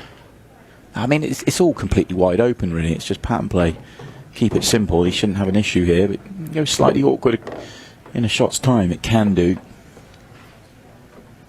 Good solid putter though, Joe. Give him his due that way. He don't miss a lot.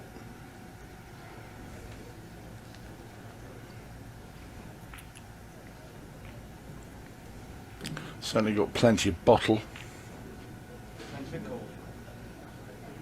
AC calling his extension. So he's not entirely sure what he's going to do now. Like he said, he went a little bit astray with that last shot. So he's going to play the 9 into this corner pocket. He didn't want that cannon. Yeah, he's gone wrong. Jordan Helfrey, Savannah Easton. Now then, yeah, he's not happy with that shot. He's going to have to play the 11 ball, and I suspect it's quite a thin cut up into that. Well, he had a really good look whether it goes top right as well. If it goes top right, he does have a recovery. That looks very it does. past the 6. It does go. It did. It did go. It's not going to fall. Not many balls you see get to that part of the pocket and just stay out, is there? Normally it falls in, yeah. Now what does Bustamante do? Lost a turn. Can you hide the white? Is there a window? Do you play the combination? I played 1 onto the 11, 1 in behind it, and go game.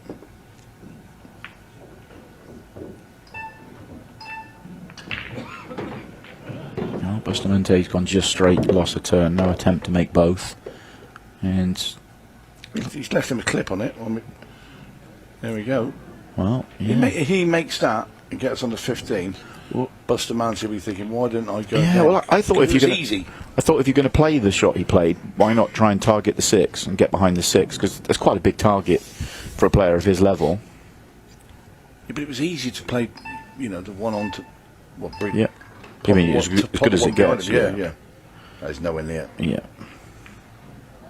Nowhere near. So Bustamante will get the chance to go and get a rack on the board here.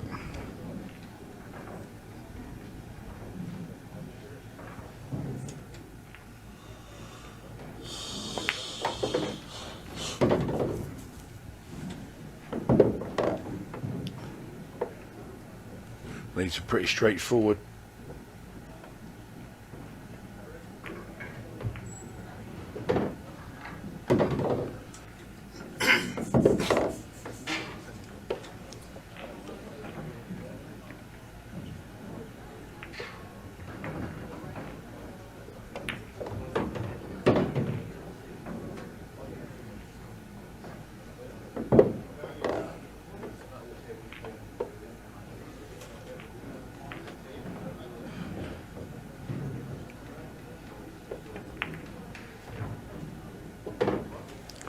Yeah, no dramas for these, and it's going to be 2-1 in a few seconds' time.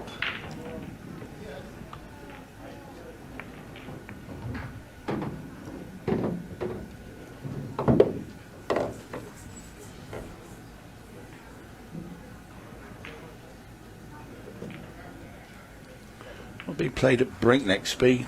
I mean, we're looking at around not far short of 5 minutes of a rack.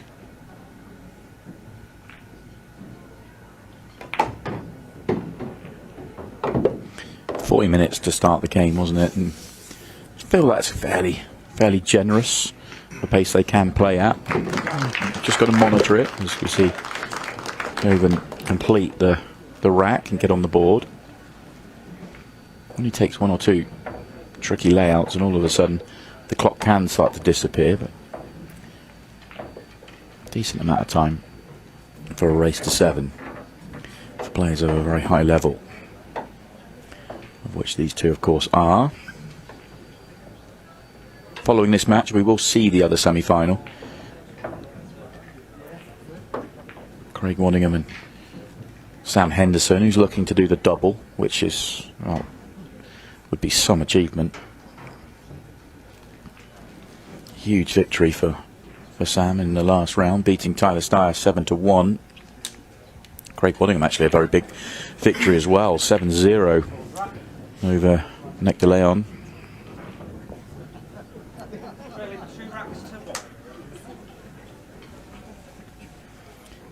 You just see Bustamante just checking the second diamond. Cue has to be behind that second diamond on the break. Now he's a big 7-0 against Nick DeLeon, especially Nick DeLeon is the one that ousted Chris Melling. Yeah, huge win.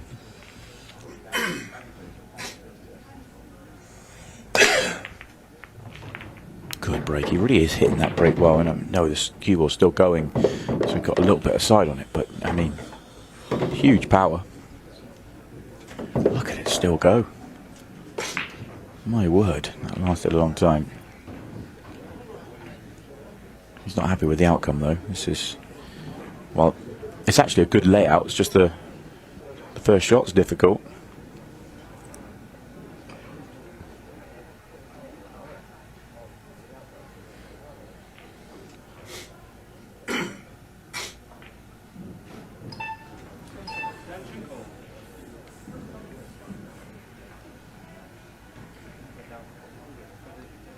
Is he considering just laying up here?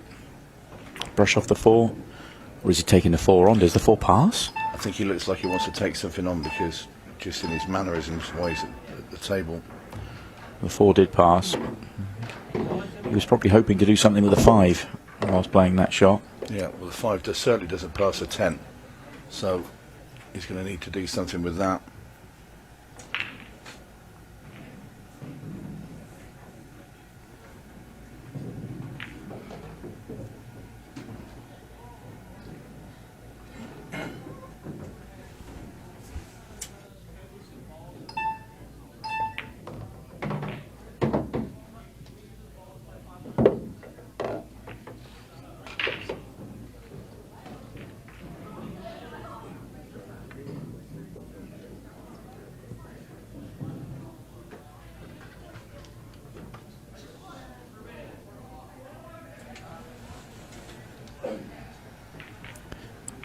Have to feel this one's going to come all the way down to the 5, although he won't be happy with where he's left this one.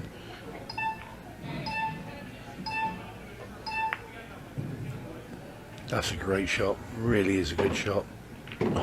It's perfect, isn't it? What a shot. Yeah. What a shot that is. Great control with the cue ball there from Bustamante. And that's unlocked the rack. You think now you should go to 2-2.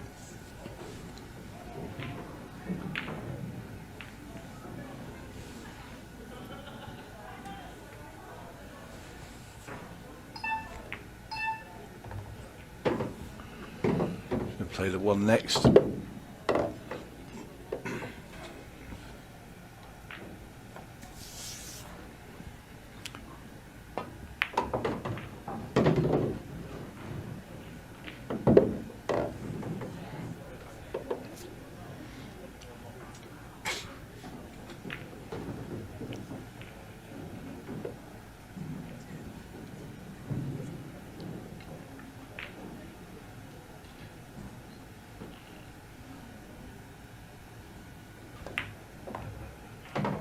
Punches it through the gap. Nicely played.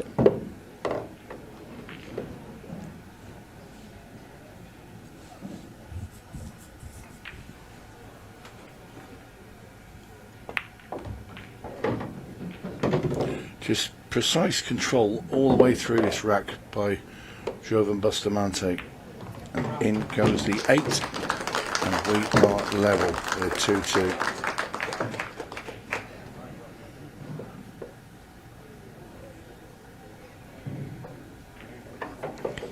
Yeah, very good. Approaching the halfway point of the match. Both players on 2. We have a result in the women's semi-final. Amy Beecham has completed victory 5-2 over Emily Duddy. So she's into her first Ultimate Pool USA final, although very accustomed to Ultimate Pool finals, having won many, many Ultimate Pool Women's Series titles. In the other semi-final, so Anna Easton and Jordan Helfrey matching off again, and it's currently 1-0 to Jordan. She was in front all the way through the junior final, but just got pipped by Savannah, so 1-0 means nothing at this point.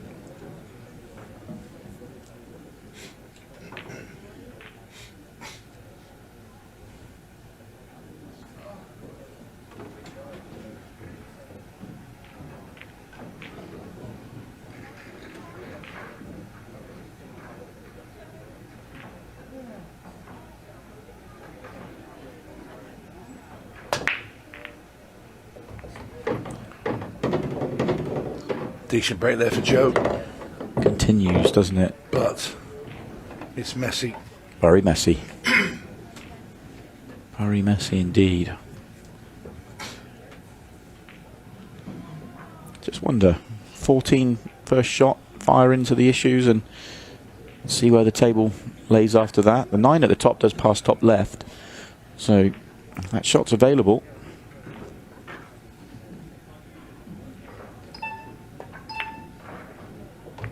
Yeah, played it nice. He didn't overhit it. I would have liked the cue ball just to bump out a touch more than he has. Slightly awkward the next shot, but every stripe now has a pocket.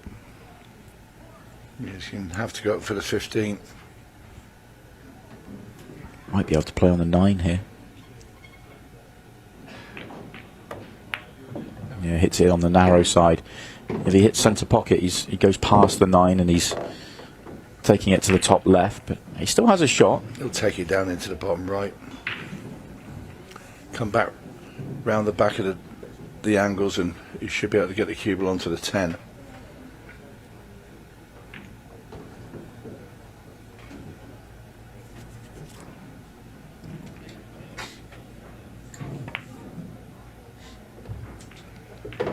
He says to pull up. He's overrun it. Has he got, well, he's gone far enough where he can make a shot. I think he's got the gap as well. Yeah, I do. Can you believe that?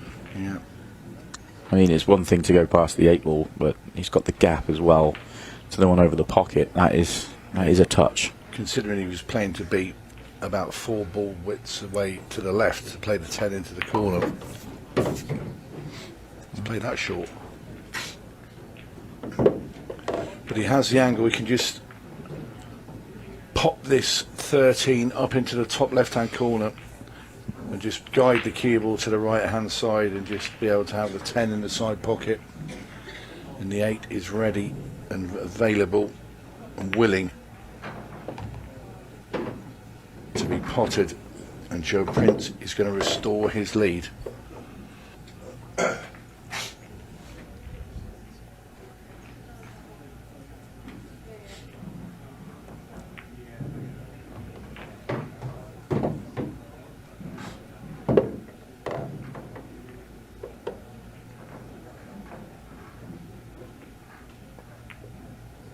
Very good out. All about that first shot and then trying to recover back into shape, but wasn't able to do that and runs them out to go back in front. We still haven't quite got to the halfway stage in the match as Joe decided to walk out of the arena. Gives us an opportunity to just update you on 𝘼𝙧𝙞𝙯𝙤𝙣 and Jordan Helfrey, and 𝘼𝙧𝙯 has won rack 2.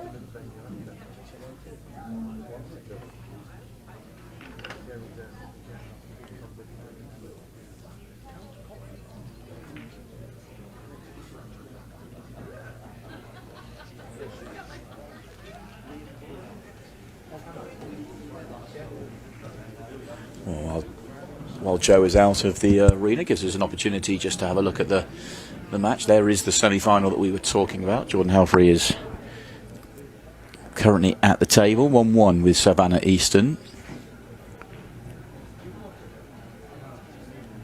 And with an opportunity, amazing story really. Jordan, she's only been playing the game 3 years, quite incredible.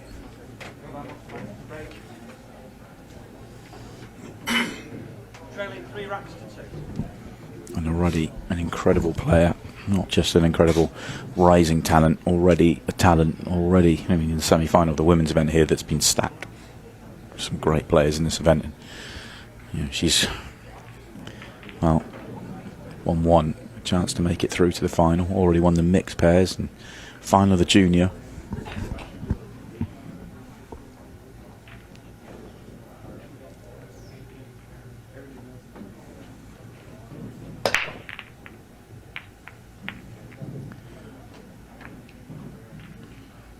friends out there for 𝘼𝙧𝙞𝙯.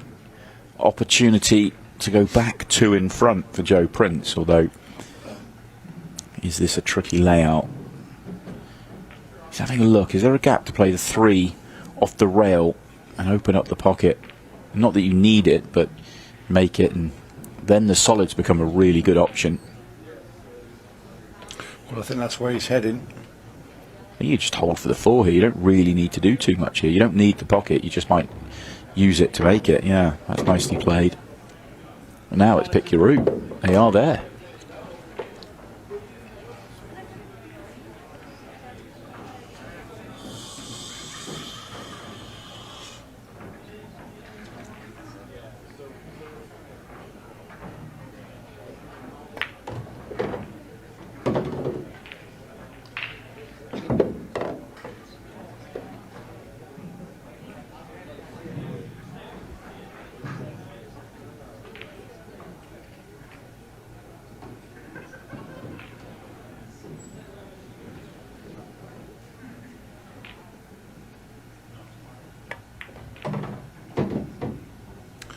Just try to clip onto that stripe there, Tom. Do you think he needed to, though? I mean, there's plenty of room. No, he could have just gone in on it and played a little cut, but and we could still do it now because he's got the 7 now. So he just puts the 7 and He's landed okay here because he can pop the 7 in, as you say, and he's got the gap, or he can pop the, I think the 1 even passes to the top right, which he might decide to take. There's an argument to taking it. Probably best to leave it.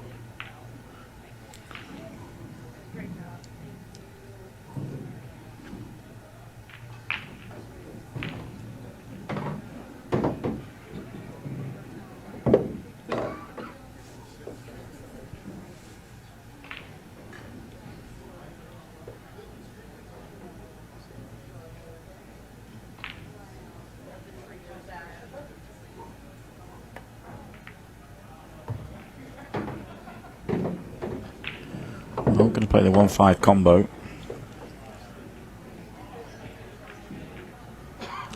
it's all about the 1 ball. And where does it go? Exactly. He doesn't want to go off the rail and then tuck itself behind the 8. If he catches full, it's perfect, but thin could be a problem. Full it is. Nice shot.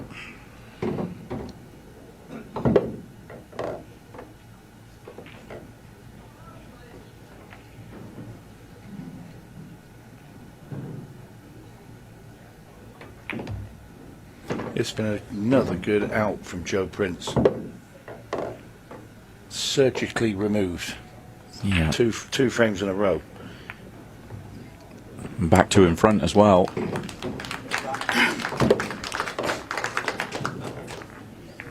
Three away from the final. Another final. Joe has made 3 straight finals of open events with Ultimate Pool USA.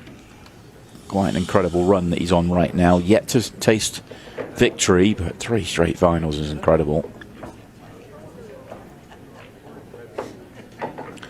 Let's see, Jordan Helfrey has got herself 1 in front once again against 𝘼𝙧𝙞𝙯.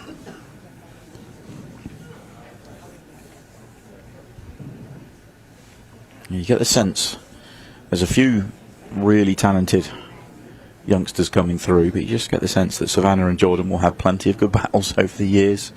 7th rack. Joe Prince to break.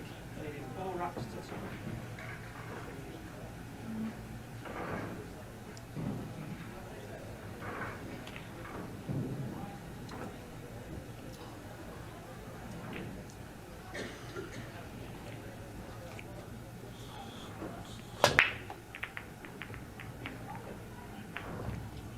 Makes the ball.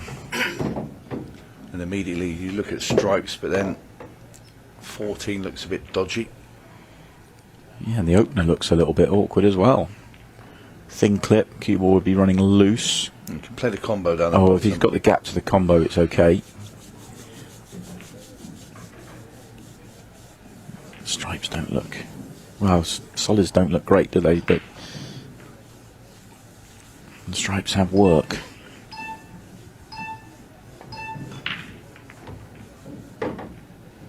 Solves one, creates a problem for another. Yeah, this is a bit sticky here for Joe Prince. I think we're looking at another combo if he wants to keep going, which would be 9 on to 10.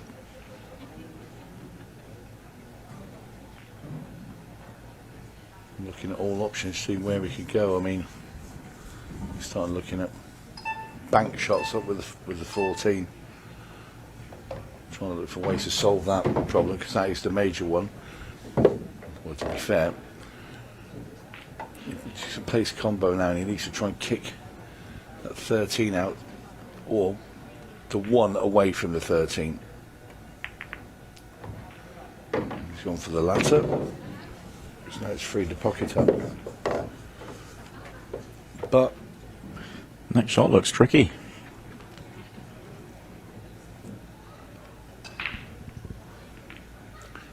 the 11 Looks tight though, doesn't yeah, it? it does. Looks really tight.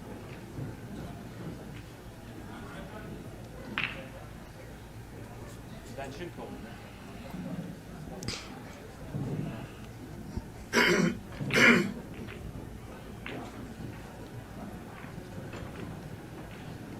He's looking at a 14. He thinks he can. No.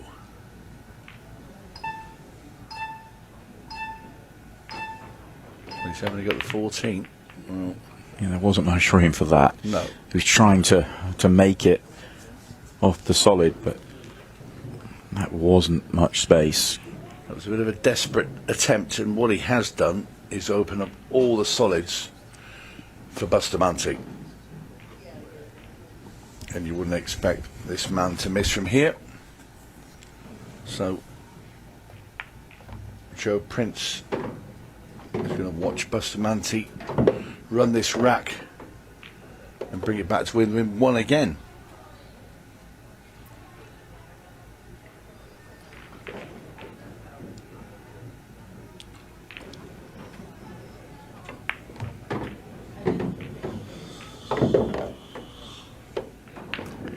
No reasons not to run these out. Pretty simple by Yeoman standards.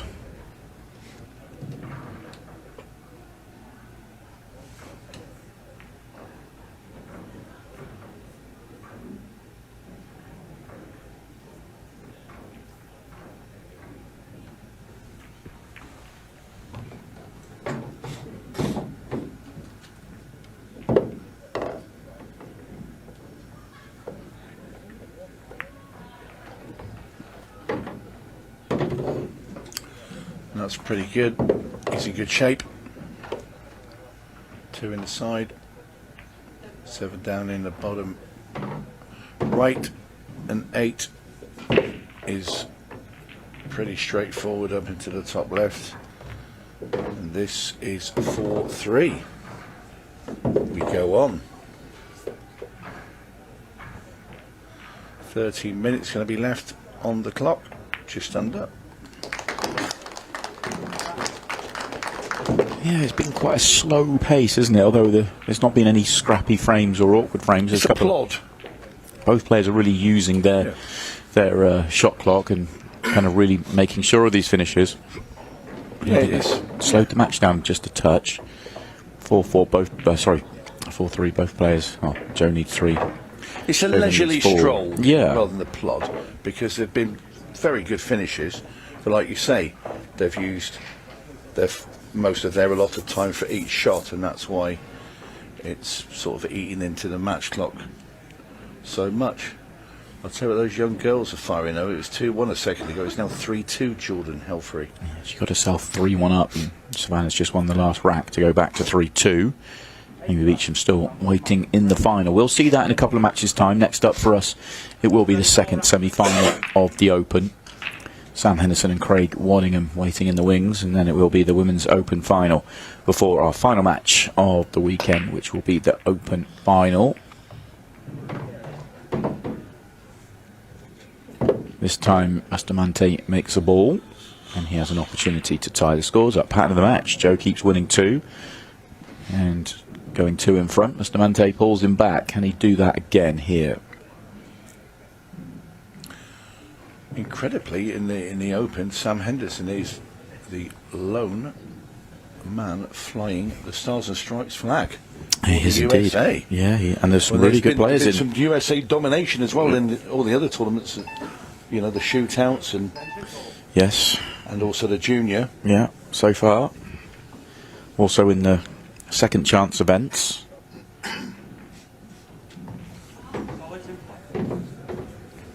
Which haven't quite come to a conclusion, but the Arizona Open second chance is still going along. They're in the quarterfinal stage. But the Arizona Junior Open was won by Shane Petrick, who won the Louisville Junior Open last time out. And the women's second chance event won by Tara Connor.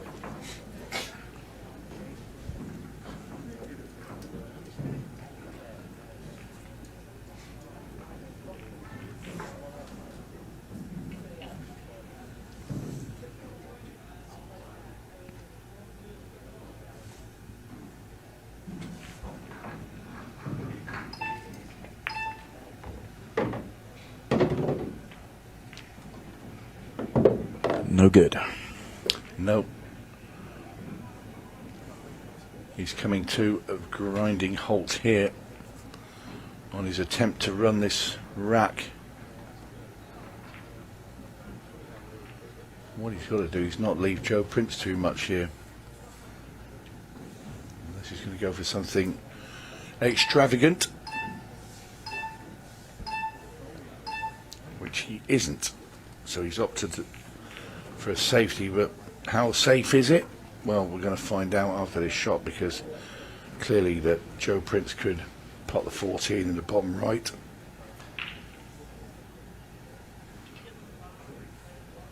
So you're looking at attempting a combo, 10-15. I think he's just trying to work out the path of the cue ball. I think 13-15 wouldn't be, if you can get through, I think that'd be the shot, but... So, well, as a sort of two-way shot, wasn't it? Clever. Very clever from Joe Prince. Yeah, look what he's leaving if he doesn't make it. You know, very little. Oh, I didn't spot that shot. That was excellent.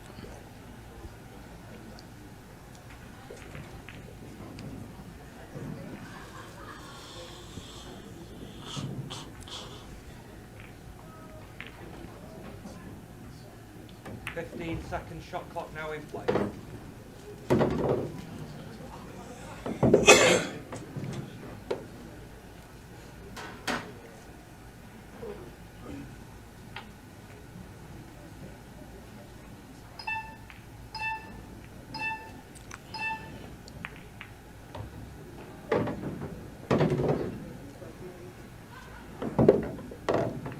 This would be very big for Prince if he could get this rack to get himself two in front, and you know, we're down at the business end of this match. Wiped its feet, but he has the angle, so he can get up for the 10. You know, what he's got to do is get, well, anywhere just past the side pockets, and that'll do for him.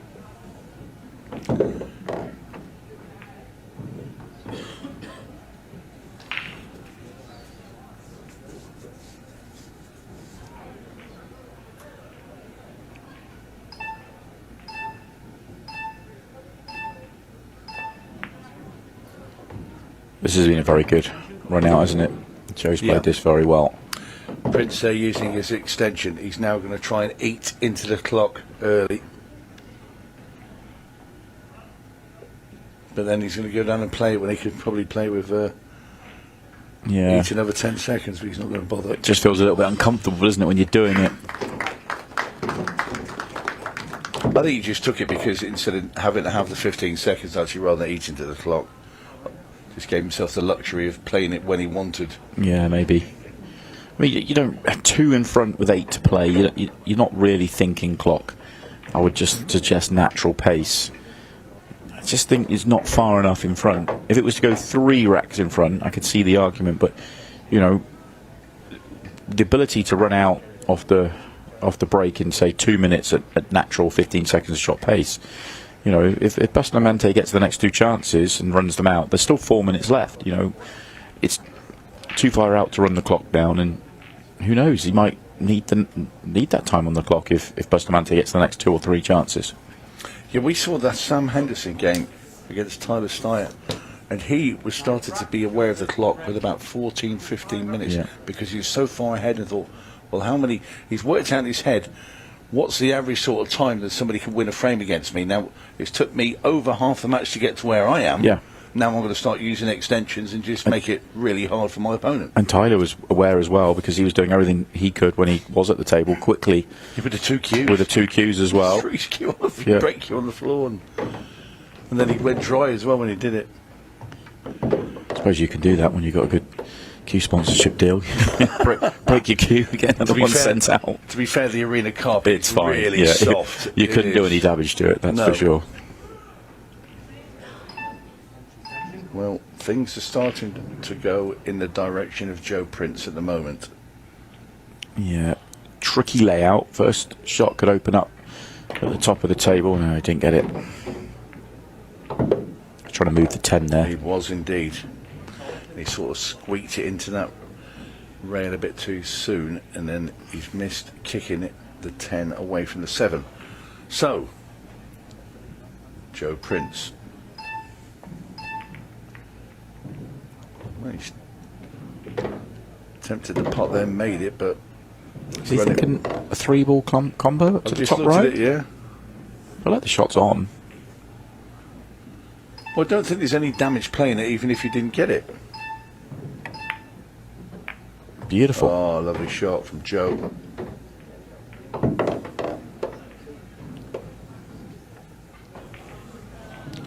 And all of a sudden, from a match that looked very much in the balance, it swung very heavily in a very short space of time in favour of Joe Prince. Agreed. Felt like we had a pattern of the match going, and Bustamante had an opportunity to tie it up, but wasn't able to take it, and now this is now wide open for a 3-rack lead. It's been impressive as Joe.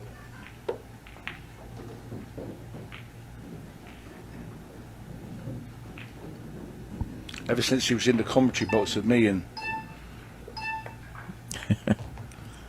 I'm the lucky charm. You taught him everything he knows, did you? Give him a few words of wisdom. Lucky commentator. Yeah. I was in the commentary box with Sam Henderson. He went on and won the shootout. Still in the main, in the Open, which was going to see him next as well. Which night, well, it won't be very long because it's only 5 and a bit minutes left. But Joe Prince is on the hill. 3 racks behind for Bustamante and 5:46 to do it in. No golden breaks, remember. That's just a tournament rule we have for the shootout and the mixed pairs shootout.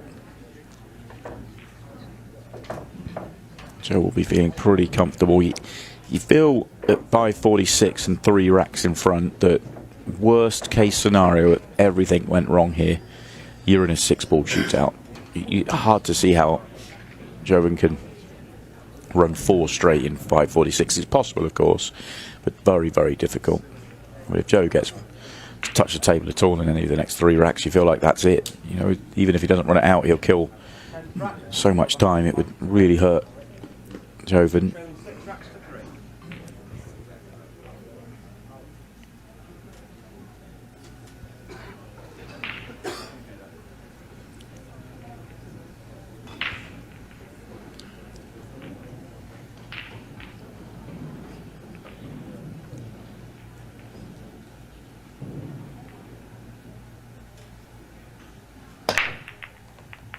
Such a good break.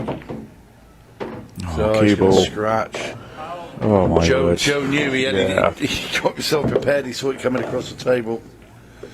And the break has not been Bustamante's friend there, that's for sure. And now the chance to wrap this one up for Joe Prince and once again make the final.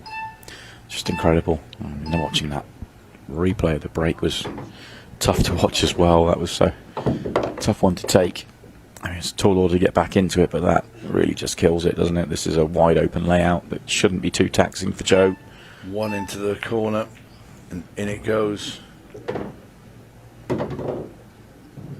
I think the 3 might follow in the same bag.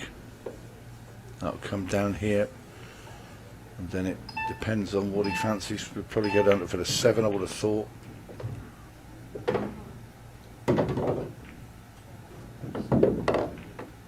No, he's going to play the 5. I like the 7. I like the 7. It's not going to make any difference. Yeah, he didn't want to be hampered. That's the only danger coming across there. But he hasn't done. The cue ball stopped short enough that he can get his full tip at the cue ball, and that is going to be that. And he knows a little wave of the cue.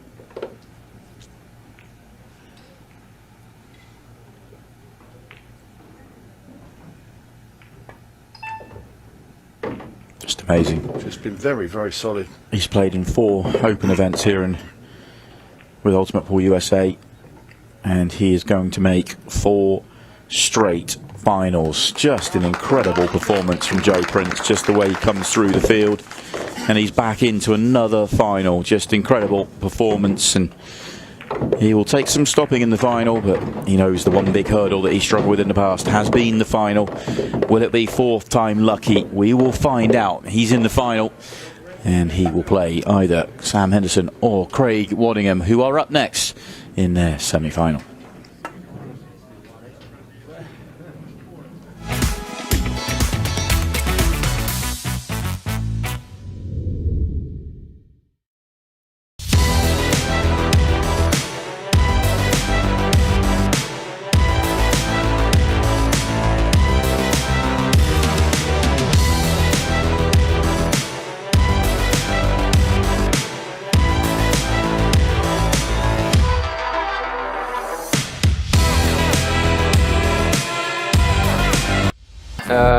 It's completely different from everything that is on the market. Combines the qualities of like a playing tip with a super powerful tip. It's like a tip on the steroids. You can open with less power and still have spin and split the pack perfectly, but you can go for the power breaking and you still have control.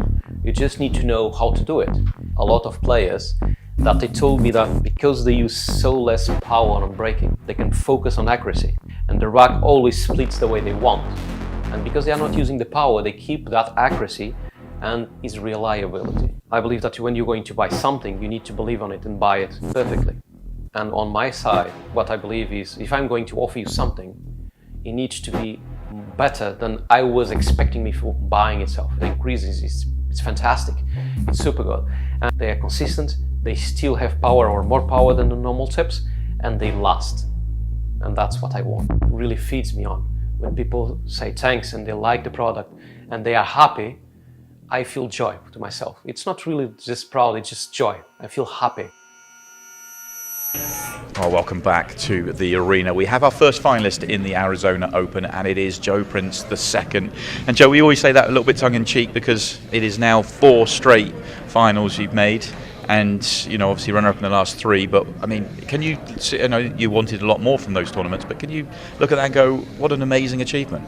Well, I can't see anyone doing this really again. It's incredible. It's 4 finals in a row, and, you know, this field is pretty stacked as well. Yeah. So I'm actually quite happy with this. I haven't played well this weekend up until my match previous to this, where I played a perfect match. Yeah. And there, I've missed 1 ball. So in 2 matches, I've missed 1 ball. I think that's pretty good. That's a pretty good showing from someone who's running deep into events constantly. Yeah, I mean, amazing performance to make 4 straight finals. Obviously, well documented. Obviously, we say that, you know, the second quite tongue-in-cheek. But can you look back at those previous finals and, you know, have you looked back at them and seen, is there anything that you can look at and that you can change for this one, or is it just natural course of it? You're playing a great player in a final because you're in a final. Yeah, well, the final's never going to be a walkover and never going to be easy.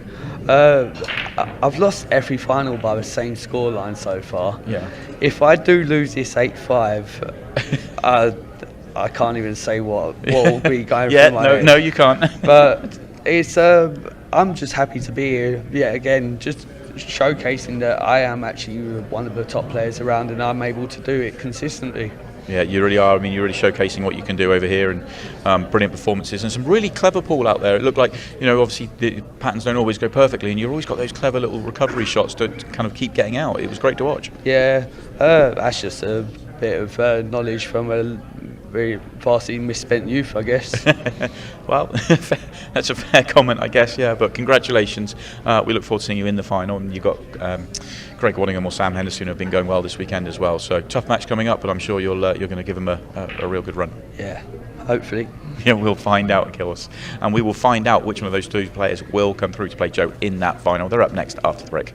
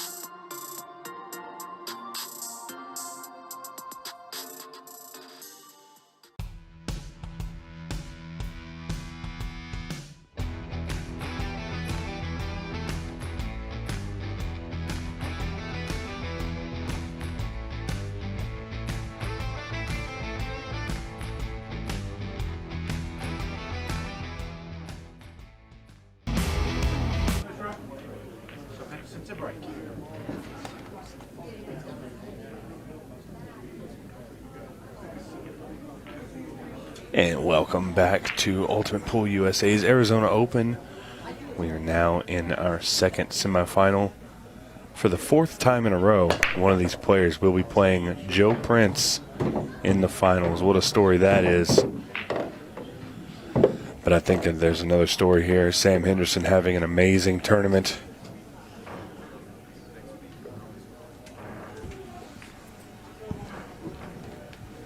And one of these two guys are going to meet him. Craig Waddingham is going to be a little familiar with Joe Prince, as they're both players from across the pond, but Sam Henderson is going to want to put a stop to that. I really like this match. I think it's going to be fireworks. Stephen Wyatt and Simon Webb doing all the shots and strategies. Simon, what do you think about this match? I'm excited to see how it goes. Craig Waddingham is a brilliant player, one of the top Ultimate Pool professionals over in the UK, and coming over to US for the first time.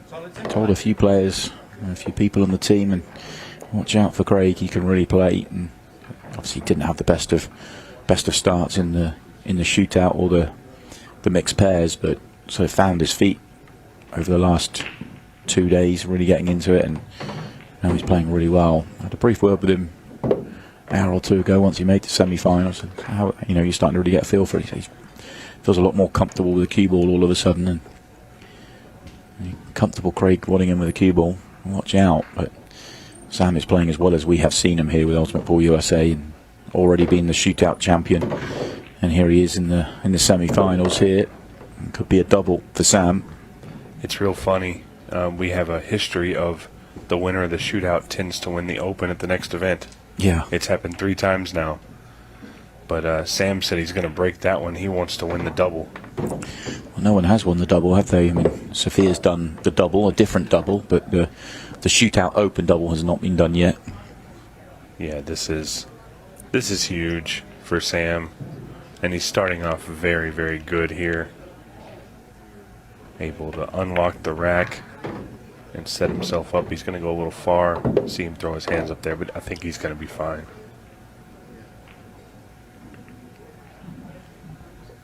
That's nice of him, just to tell us exactly where he's trying to get to. Off to rails. See how close he gets.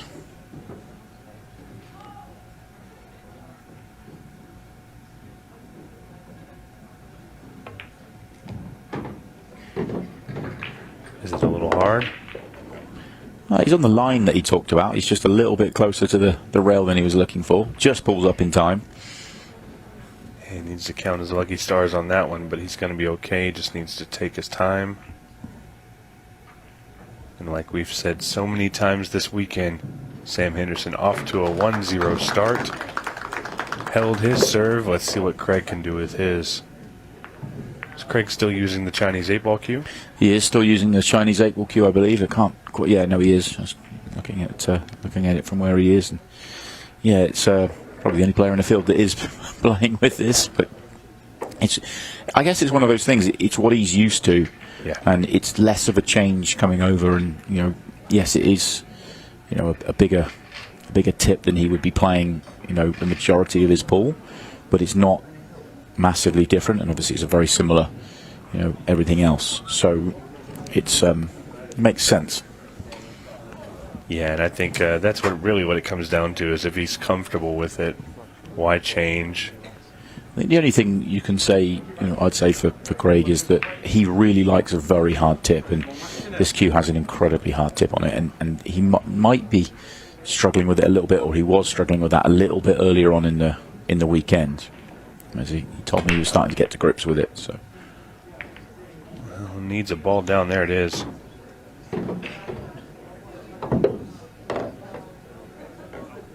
I definitely think the stripes are what's in play here. Maybe there's an argument for both, but there's a lot of combos when you look at the solids. As we are wrapping up the tournament, not sure if it was discussed before, but Amy Beecham in the finals of the ladies event. I think Jordan Helfrey and Savannah Easton are playing right now. The Hill. Again. Wow. Again. Jordan's been in front in that match all the way, as she was in the Junior Open final. Got pegged back to be beaten, and it looks like there may be a finish here. Just looking at the final on the board, it looks like it says Amy Beecham and Jordan Helfrey, but there's not a score line, so I'm not sure. Yeah, good point, good spot. We will confirm as soon as possible. And if so, that'll make 3 finals for Deadshot Jordan Helfrey. Monster weekend for her.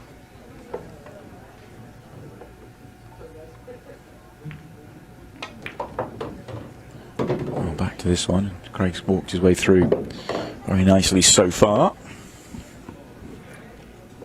Yeah, Craig wants to make this a good event for himself too. Again, like you said, he didn't have the greatest showing in the shootout. The mixed pairs, kind of the same thing. Seems like maybe he was just going through some comfortability struggles. But like you said, he's found his way out. He's up against the wall with Sam Henderson, because again, another player playing great this weekend. Seems like we've really had some breakout stars in Arizona.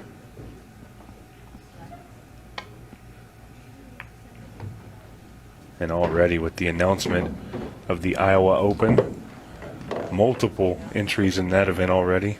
Yeah, entries are flying already. Nicely done from Craig. I'll run out a piece. Yeah, you talk about sort of new stars to the game, really. I mean, look at the winners we've had so far this weekend. Sam Henderson, an 18-year-old, wins the shootout. See, the junior event was always going to be won by a junior, but to see Jordan at 13 go through. How old is Savannah? Shoot, 16? I believe she's 15 or 16. 15 or 16, and I can confirm that, well, I believe I can confirm that Savannah Easton has come back just to nip the victory away from Jordan Helfrey again, 5-4. There it is. And it has been confirmed now. So, tough one for Jordan Helfrey, the 13-year-old. And I mean, Rising Star, it doesn't really do her justice. She really is a force to be reckoned with. And Savannah Easton into the final to take on Amy Beecham. But, yeah, just to finish off what I was saying, you know, Jordan wins the mixed pairs at 13, obviously with a 71-year-old partner in Dave Matlock, but we've got an 18-year-old winning the shootout. We could have an 18-year-old winning the Open, and we could have a 15 or 16-year-old winning the women's as well. I mean, it's quite incredible. Teenagers winning everywhere. The future of the sport is extremely bright. Yeah. And just think how good they are at 18. Imagine them at 25 and 30. Well, Sam is dry. And that was the sort of story of his quarterfinal against Tyler. Tyler was the one getting the dry breaks, and Sam played brilliantly to take advantage. He won't want to see that swing. Yeah, there is some trouble here with where the 12 and the 7 lay. So it's just a matter of trying to figure out which suit is preferable.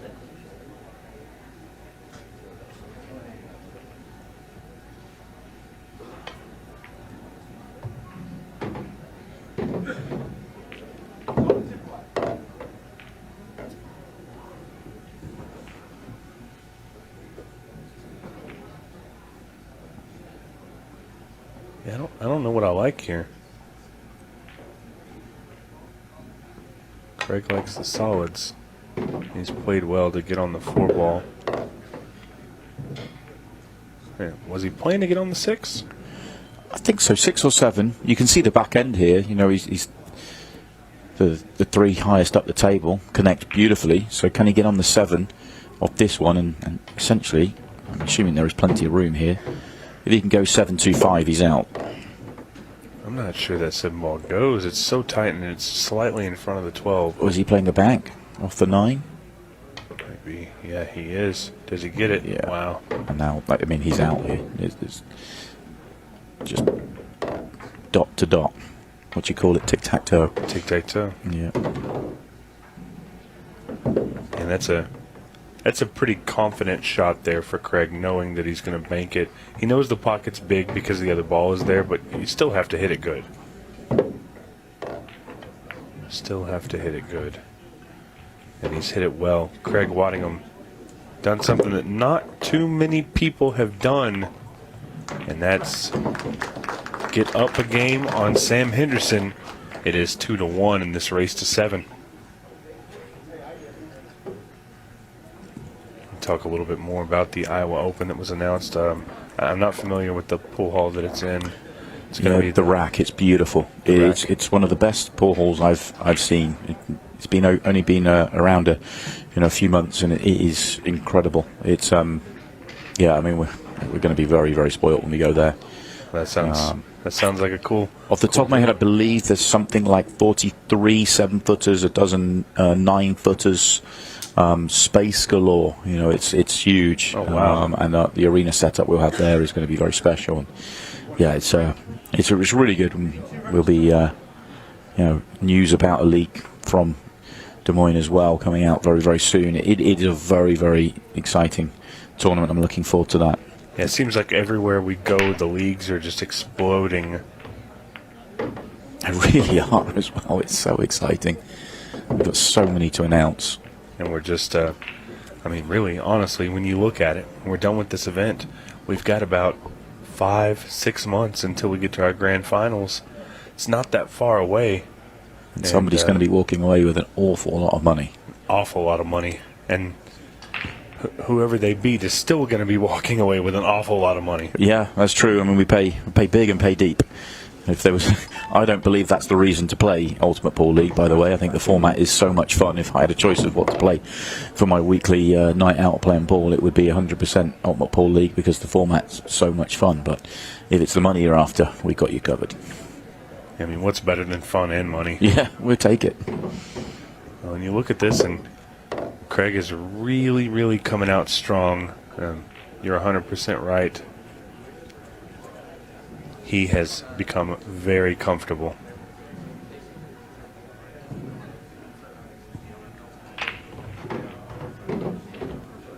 And I love this right here.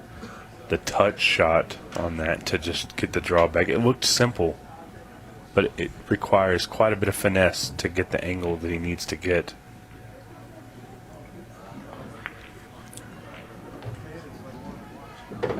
And kind of what we saw Sam Henderson do to Tyler, Craig's doing it to him, just not giving him too many chances.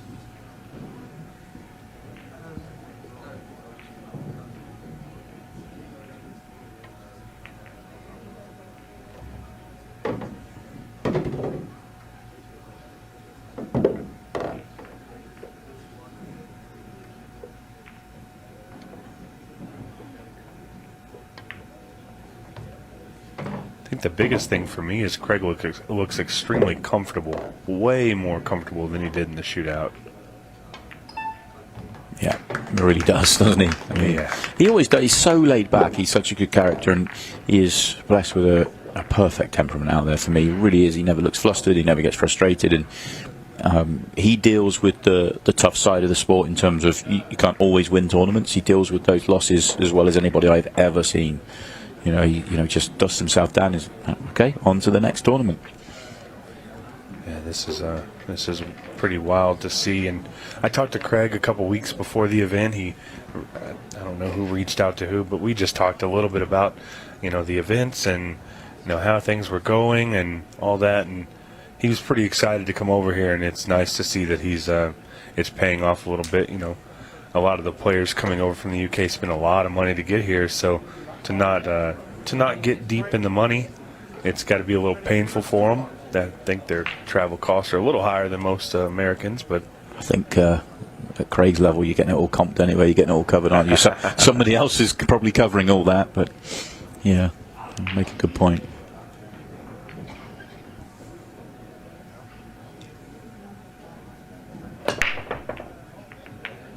Okay, needs a ball to get back into this one, and he gets one. So watch out, 8-ball.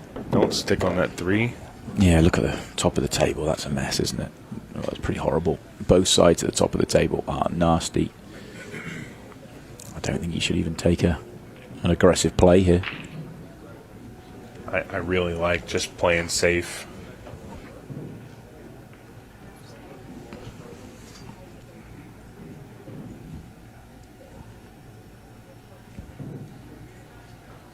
Looks like he's going after the 5-ball. I don't really like the 5. But at the very least, the 1-ball moves towards the pocket if you can get a breakout on it. So that might be a saving grace. He's still got the 2 and the 3 to work out.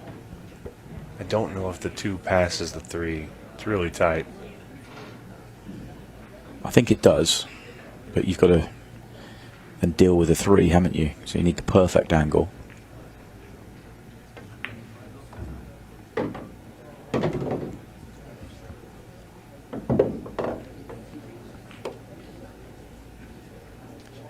Wonder if you can go through in here and get the stripe, it pops the yellow, doesn't it? Pops the 1 over the pocket. I think so. Even coming into it from this angle. And there's also a possibility if you get it with some speed, after it hits the stripe, it might go over there and do something with that other ball. But he's hit it a little softer and a little different than that. He didn't get the pop out that he wanted. It's moved it away from the pocket.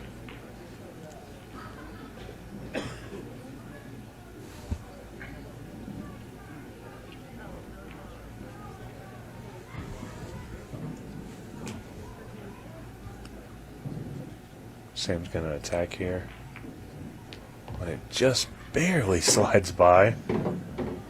Now, how do you deal with the 8 and the 3? All you need is a touch, so you don't have to do a whole lot, but you need to be precise, right?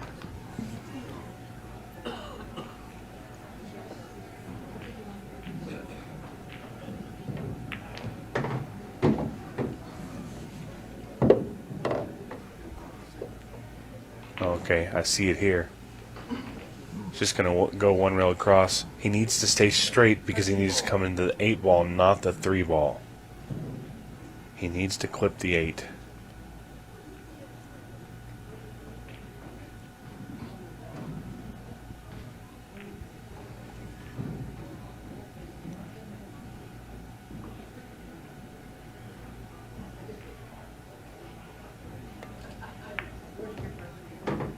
I was just short of speed here.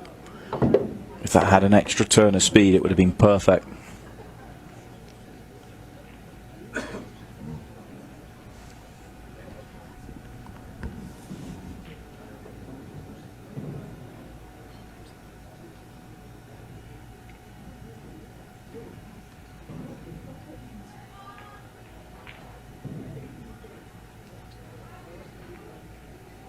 Wow.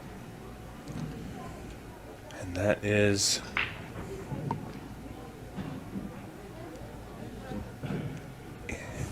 it's not terrible. The 8-ball has to be worked out. He's lifting a combo.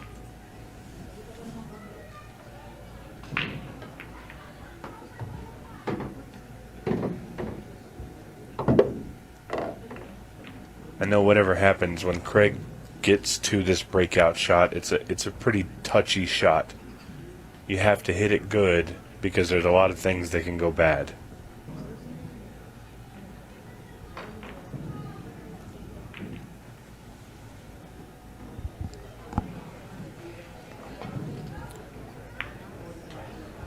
Oh, and there's a smart shot. Now, if you're Sam here, I think you're trying to kick one rail behind the 12 to hit the 3-ball, but you don't want to hit it hard because you kind of want to keep the 8-ball stuck behind it.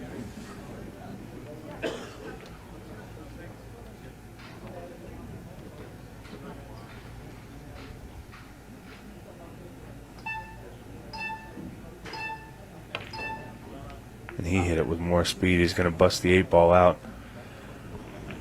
Well, a great shot by Craig to keep control of the rack.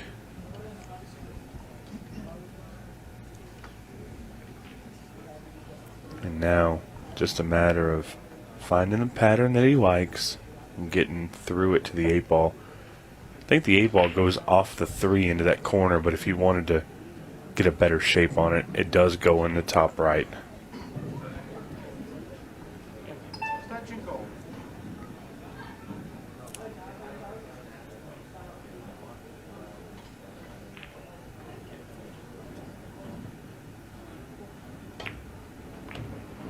Yeah, lovely opening shot. Now it's all that.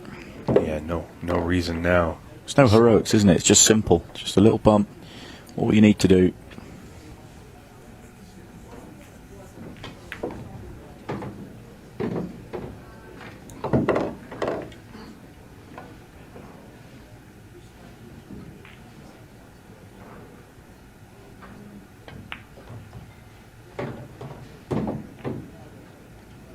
Yeah, very simple.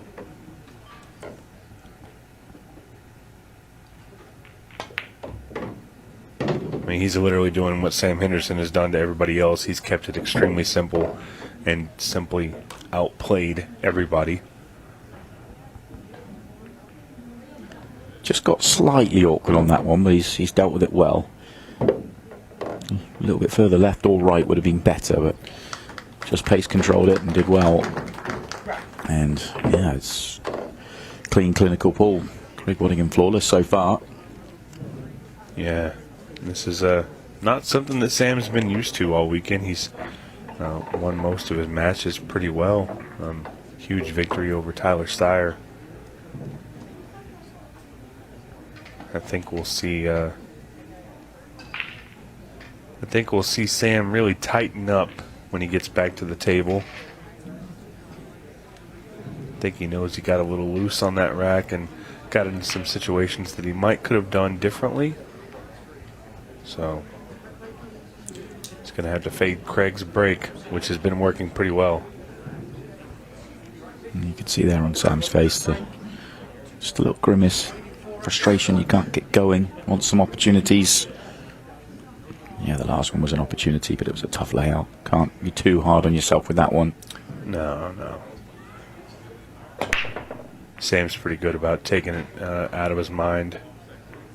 Yeah, and 15 ball just dropped. Oh, I was just about to say Sam can get himself ready here for an opportunity, and he was almost moving out of his chair.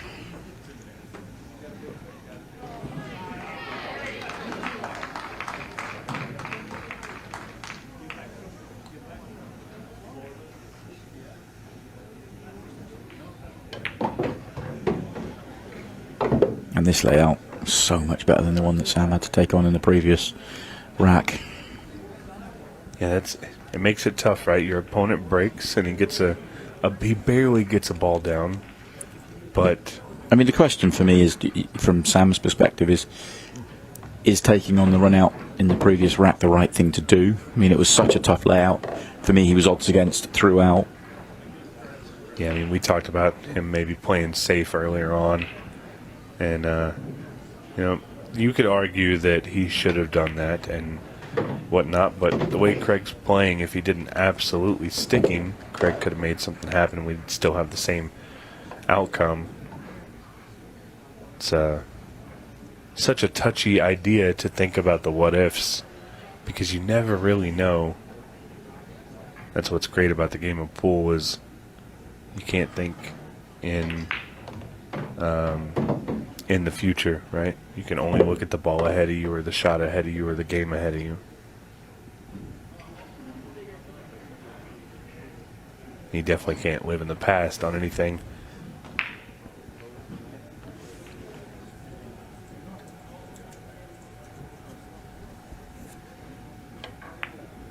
Uh-oh, uh-oh. Came first mistake. Sam needed to see that. And Sam's got to be jumping for joy on the inside, because these balls look really, really nice.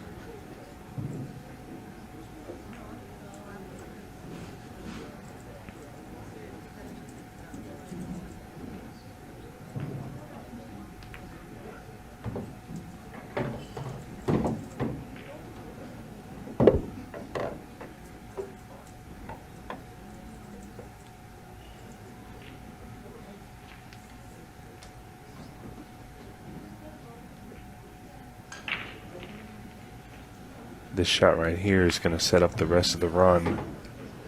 He's playing for the 5 ball. Wants to be able to take out the 5, 6, 7.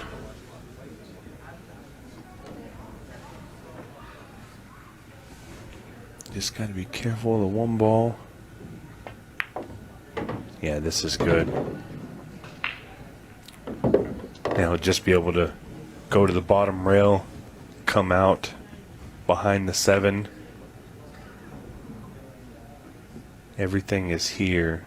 Just gotta execute it well. He's done that one.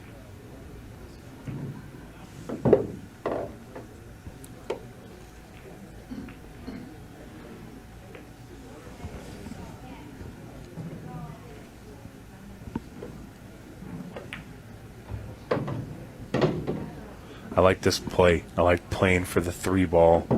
And coming out, a lot of players would try and get out and over, and you might leave yourself a combo. I like this because he's really setting himself up for success on the 1 ball and a little bit of angle as well.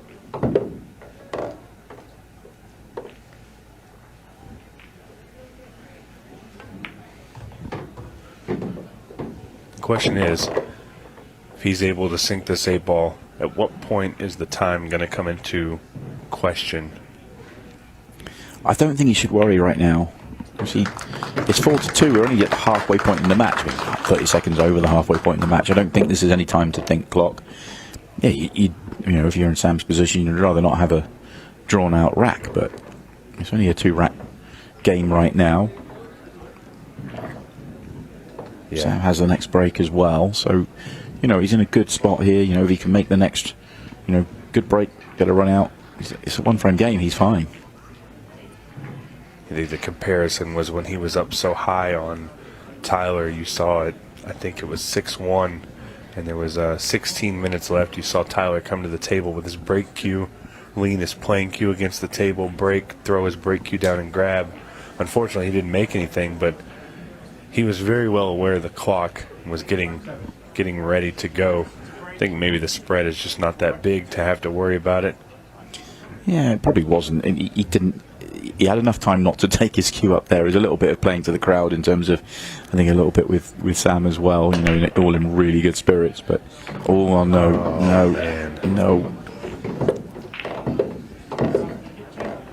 I mean, this is heartbreaking to watch if you're a Sam Henderson fan, because everything that he did right in his last 19 matches he's had.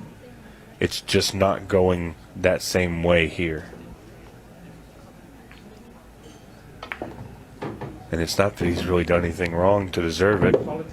Just sometimes the way the roles go. Yeah. Such a brutal statement to have to say, but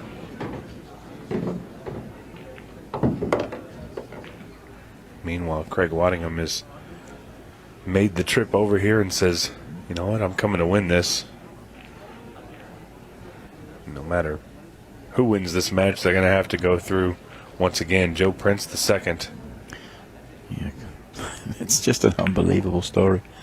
It really is. Well, he's trying to get rid of that nickname. Yeah, we won't be able to use it if he wins the final. Yeah, yeah. And Joe's a funny guy. He thinks it's funny, and I think maybe he's using it for fire a little bit. You know, 4 finals. The fields have been stacked. They've been different champions all over the place, and for him to make the finals of 4 different events in a row, that's a testament to how well he's playing.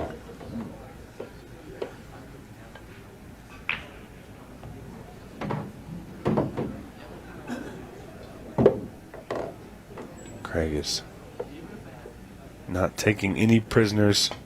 Absolutely relentless against Sam Henderson. He's going to go up 5-2 here. Just 2 games away from cementing his spot into the finals. Before we get there, we will see the final match of the Women's Open. It's going to be Savannah Easton and Amy Beecham. Amy, of course, has played in a couple events and hasn't had the success that she's liked. But she's come over here. She's been prepared.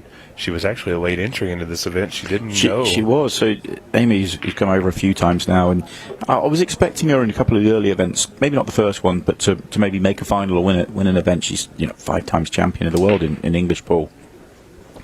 And the fields, were good, but they weren't as stacked as they are here. This one is without doubt, the highest, ranked field we've had, the deepest field we've had, and Amy was seeing some of the names that were being announced as in the tournament, and she just thought, I can't miss out, I've got to come here.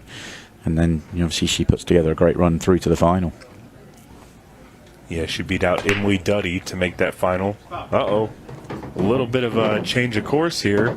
Is Sam Henderson going to be able to get some payback on the scratch on the break? The layout is very nice. You can make an argument for either solids or stripes. And I like this choice for Sam, taking the stripes.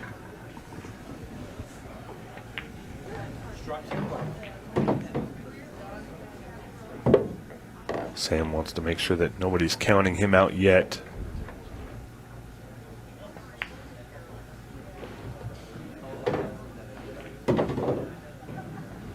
And off of Craig's break, if he could take advantage of this rack and another, it's very, very possible that we could end up 5-4 very soon.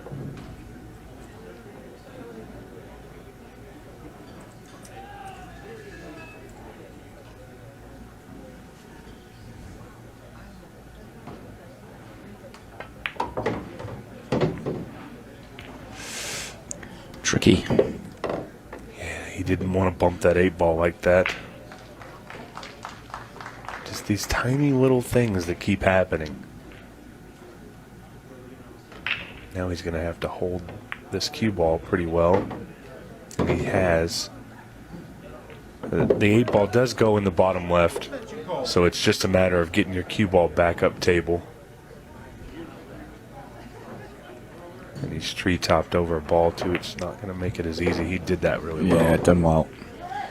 Yeah, and you can tell he has, he is conscious of the clock. He is stepping on it just a touch. Not running, not rushing, but just a second or two quicker, natural pace around the table. And I feel like, I talk about the clock a lot because it's an exciting factor, it's a drama factor. I feel like when you're out in that arena, the clock runs 3 times faster than it actually does. Yeah. You feel the pressure of the clock. I just think, 40 minutes for the race to 7 here. It's in play, but it's not You know, it's not crazy like we saw in the shootout where it's, you know, 30 minutes race to 6. Touch more breathing room. You know, we originally started our opens with a 50-minute clock, and it wasn't ever in play. So, yeah, I think we saw TV matches, and we never really saw anything even get down to the 15-second shot clock. So that's the nice thing about Ultimate Pool USA, not just with the tournaments, but also with the league. We listen to the feedback. We hear what people are saying, and adjustments are made. We know that the original format for anything is never going to be perfect. So when we see something that can be adjusted and advanced and evolved, we do it. And that's something that I can credit you and Scott and Jordan to really being on top of. Just like the group play decision. Yeah, that was, you know, really, I think, smart. More gameplay for everybody. That's a good break from Sam, though, wasn't it? Yeah, it was. Now, this is, you know, we talked about a couple of tricky layouts he had to go out earlier on. This is the one he was looking for. You know, this is one, you know, no excuses if you don't get these. Yeah, there's really only one tougher positional play shot. And I think once he gets to the 15-12-9 area, I think it'll be to the point where he can just kind of touch the ball and make it go where he wants to. Doesn't want to end up on the rail, though. Yeah, that's the first slight mistake, isn't it? I think there's something to be said for being able to just kind of draw into the 9 ball, because no matter what happens, it's not going to get tied up.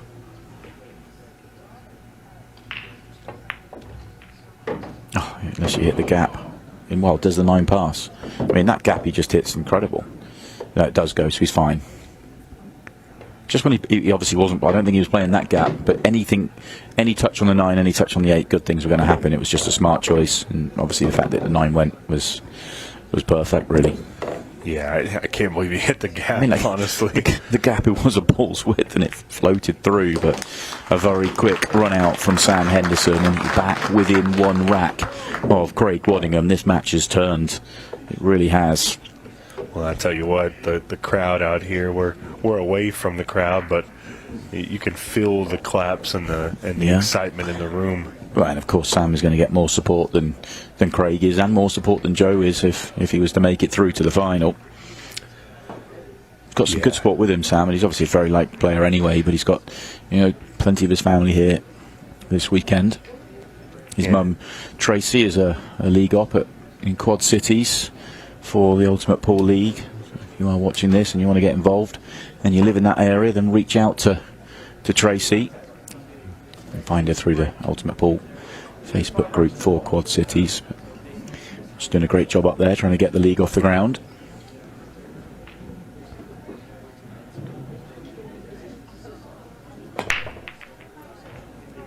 Watch out, cue ball. Oh, it survives. It's a little messy in the bottom end of the table, though. Yeah. At first glance, I really like the solids because the 6 ball is the only ball that's stuck down there, and I believe you can make it in the side pocket. All you got to do is get to the bottom end of the table, so I think the solids are the good play here.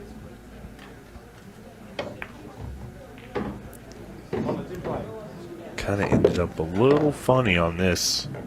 Yeah, short of straight was better, wasn't it? Long wasn't ideal. Now your cue ball is moving away from the ball that you wanted to shoot next. And there is a backup with the 1 ball, and there's a play for the 4, but getting down the table is essential, and it's going to make it a little bit more difficult with the way he's left himself.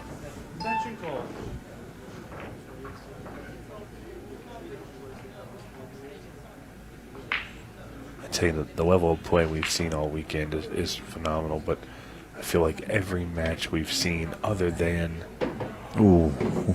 any flick on the 10 and he was in trouble. I mean, he still landed really awkward and a little bit fortunate not to scratch. I didn't expect that at all. Other than the Sam and Tyler match, everything's been close. It's been very competitive. We've seen some craziness with the 5-0 comeback with Nick De Leon, who eventually succumbed to Joe Prince. He's gone too far. He has gone too far. What's he going to pull out for us here? Well, I think where you're at, you got to shoot the 7. And you're going to need to leave yourself on the 4 ball to get back down table, which is, it's a big no-no in 8 ball. You don't like to go back and forth across the table. No, of course not. Does the 6 go to bottom right? I don't think it does. I think the 8 ball's in I think the way. he's playing it. Really? So he's going to screw off the stripes. Oh, he's going to follow through off the stripes, but yeah, no good. Yeah, I'm not sure it ever went. No. When he's kind of opened everything up for Sam here, you know, everything was jumbled. We have a really high chance of going 5-5 here if Sam can just figure out this 12 ball. And I think he sees the route. He sees the pattern. A little bump on this 12 ball will be very beneficial. Just needs to bump it just a small amount. There it is.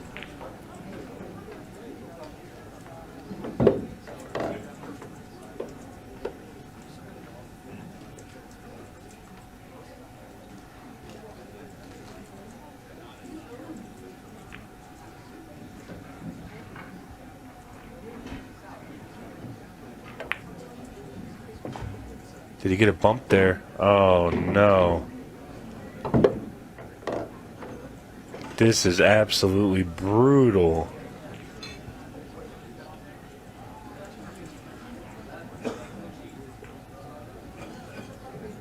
Yeah, I don't know why he didn't play the 12 ball after he made the bump.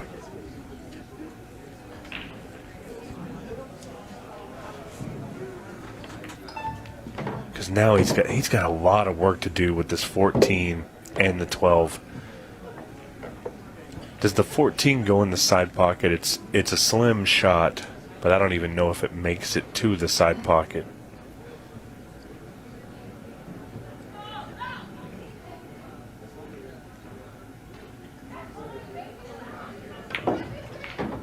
Well, it's not going to matter because he's going to get a bump here. Look at this. Oh, man. Yeah, can't catch a roll right now. Well, now he's just going to have to kind of swing for the fences, get an idea of where your cue ball's going. There's a really good safe option on here, though. There really is. You could tie Craig up completely and pop the stripes open. What do you think here? Just play into the one at the bottom and just bump it out and become massive favourite for the frame. But he's going to go.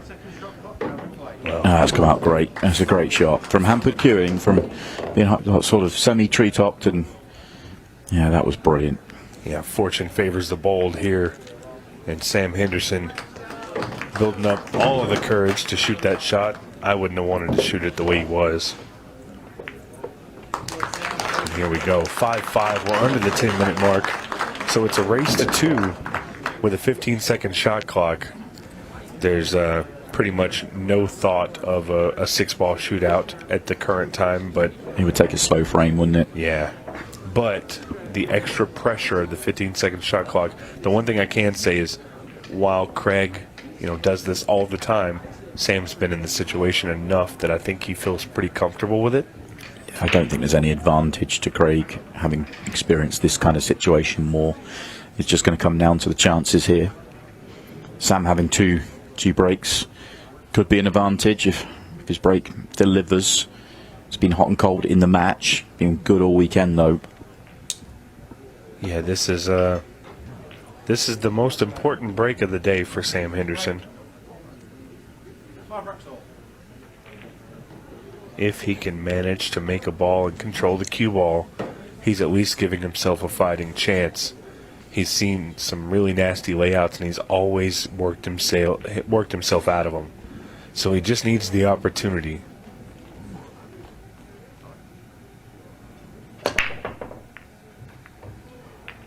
Ball down. Cue ball got kissed in a good way. And a good layout. This is wide open. You like the stripes here, Simon? Yeah, stripes all day. Opening shot might be the trickiest one he has to play in the rack. Yeah, 13 in the side. The 10 ball play up in the corner, and then you just come down table and make sure you don't make any silly mistakes. Is he thinking about going long with the opener? He may.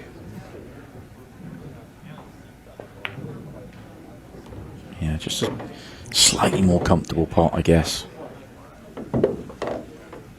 Yeah, a little less control to be able to hold for the 10, but he'll just be able to work himself back up there. And here it is. Only question when he plays the 9, you know, does he hold it? That's the only question mark left in the finish. I mean, it looks absolutely wide open. I think if you can get straight on it. But can you get straight on it? That's the thing I'm thinking. I think you can. He didn't get straight on it here. No. He's got a plan. He's going to try and hold it. See, yeah, super soft. That was always the idea. A little straighter would have made it easier and a better outcome, but it's not going to matter. He's just got to roll up to the 10 ball. He's shooting this kind of soft. He does see the 10 ball. Okay. Surprised he didn't get rid of the 10 ball when he was up, what, 3 shots ago, and then he would have been playing the one he's just played to get on to the 8 ball. Yeah. But I mean, he's still got all the room in the world here. Just be careful, and it should be job done. Be careful, and it'll be job done. It's a poor one. It's a really poor one. I think you're right. I think that 10 ball decision, you could have made it 3 racks or 3 shots ago and had the same shot. Yeah, you would have. You were a little hampered on it, but you drop it in, and all of a sudden you've got the same shot down the table where he's made it look easy. He's got a plan here. He tried to bank that ball off the rail, and this is devastating. Yeah, maybe the worst shot he played all weekend long for Sam Henderson. That positional shot onto the 8 ball. I mean, I was kind of nitpicking with my kind of thought process on the 10. Fully expected him just to, control that. We followed right down the middle of the table, and he just got it all wrong. Yeah, and even the best players in the world sometimes just get it wrong. We have the advantage of seeing all the camera angles and all the different shots. I promise you, if I could play pool with this view of what I'm doing, I'd be phenomenal. Yeah. I'd be an absolute champion. Sometimes it's just not available.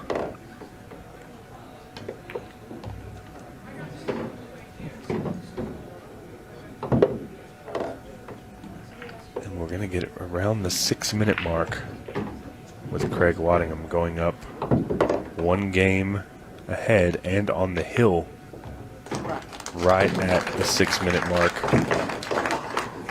So Sam Henderson is going to have to watch. Is it Craig's break? It's Craig's break, yeah. So he's going to have to watch Craig break for the match. It's been interesting to watch Wad in his chair, always looking across to the corner there, where I believe Chris Melling is sat. I don't know if he's talking through racks from a distance, maybe. Having a little debrief. Yeah. I know Champs is sitting over there getting ready for her match, and Chris Melling and a few others. So probably the most difficult shot that Sam's going to have to watch is this break. We see if Craig Waddingham can get a good spread with no mistakes to get into the final against Joe Prince. It's a great break as well. It's a great break. Yeah, I don't see anything that jumps out and says this is going to be tough. It's all going to come down to the execution.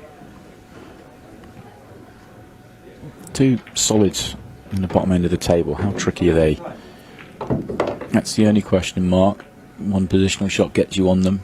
Thought he might put some attention on the stripes because of it, but then the 8 ball's guarded, so see how easy it is for him to deal with these. If the 6 passes to the corner, then there is no issues with it, and he's played on the 6, so it's solids all day if that's the case. Yeah, you play one to open up the other. Yeah, if this goes, and it does, obviously he's playing it. So yeah, solids were perfect, and this is as good as it gets to try and win a match.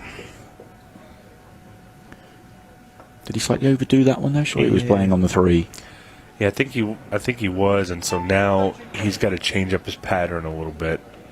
Yeah, obviously, you want to shoot the 3 here, but you got to control the cue ball.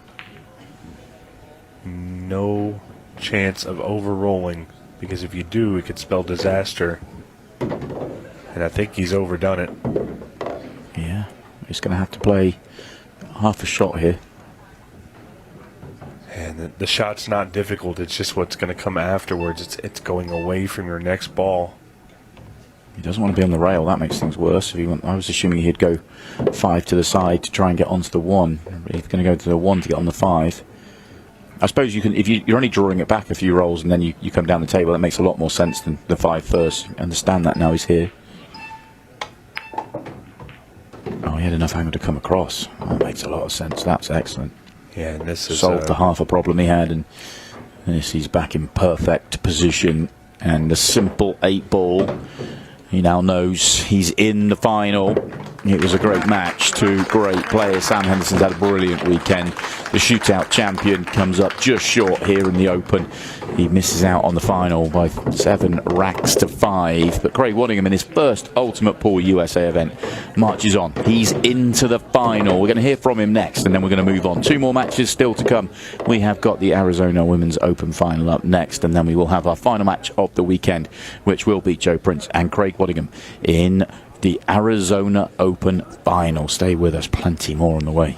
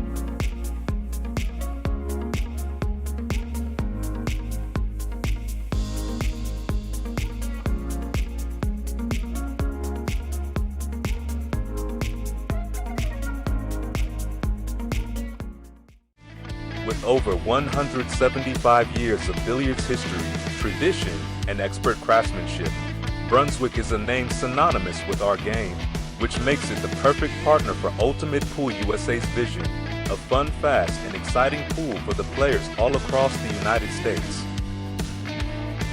Brunswick, Ultimate Pool USA's official table partner.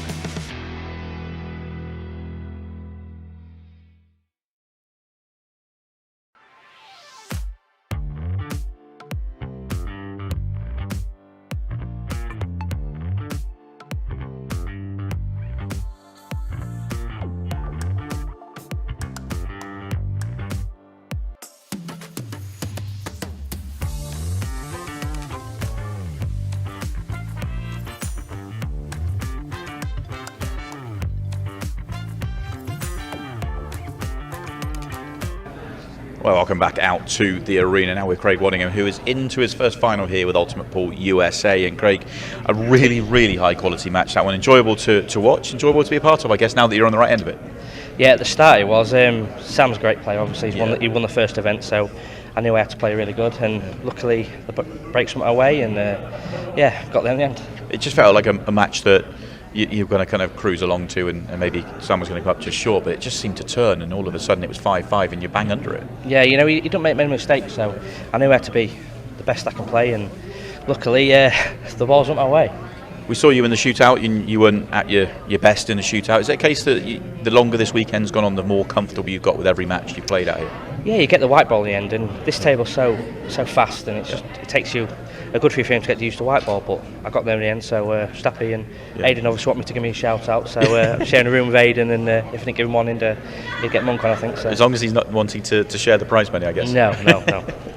But you're in great shape for the final, and obviously you're a familiar foe in the final. Obviously, an ultimate pool professional in Joe Prince is over here as well. Yeah, listen, he's Mr. Consistent over here. Yeah, so many finals, and hopefully he doesn't break his duck this time. But we'll find out. It'll be a good game. Yeah, it will, Craig. Congratulations on making it through to the final. Look forward to seeing you when you're out there in a couple of matches' time.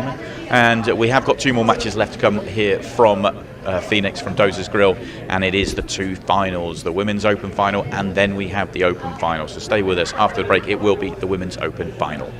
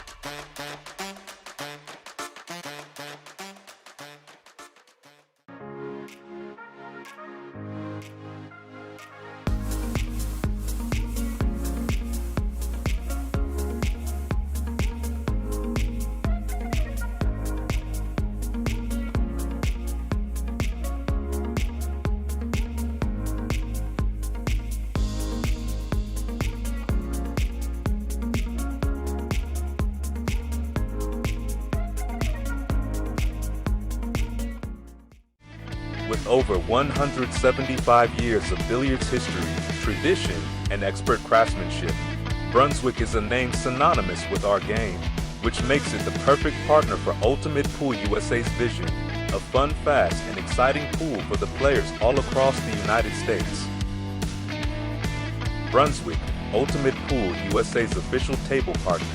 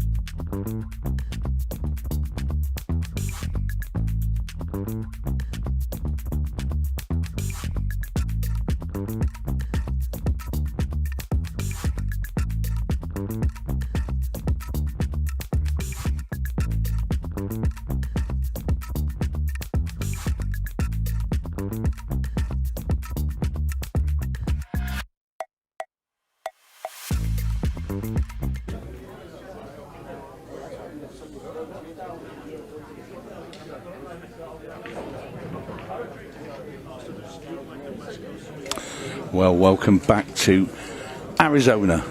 It is the ladies' final. Amy Beecher from England versus Savannah Easton from the USA. Tony Holgate and Tara Connor. I was trying to say it properly. Yeah. Welcome. How are you? I'm doing great. It's been a great day.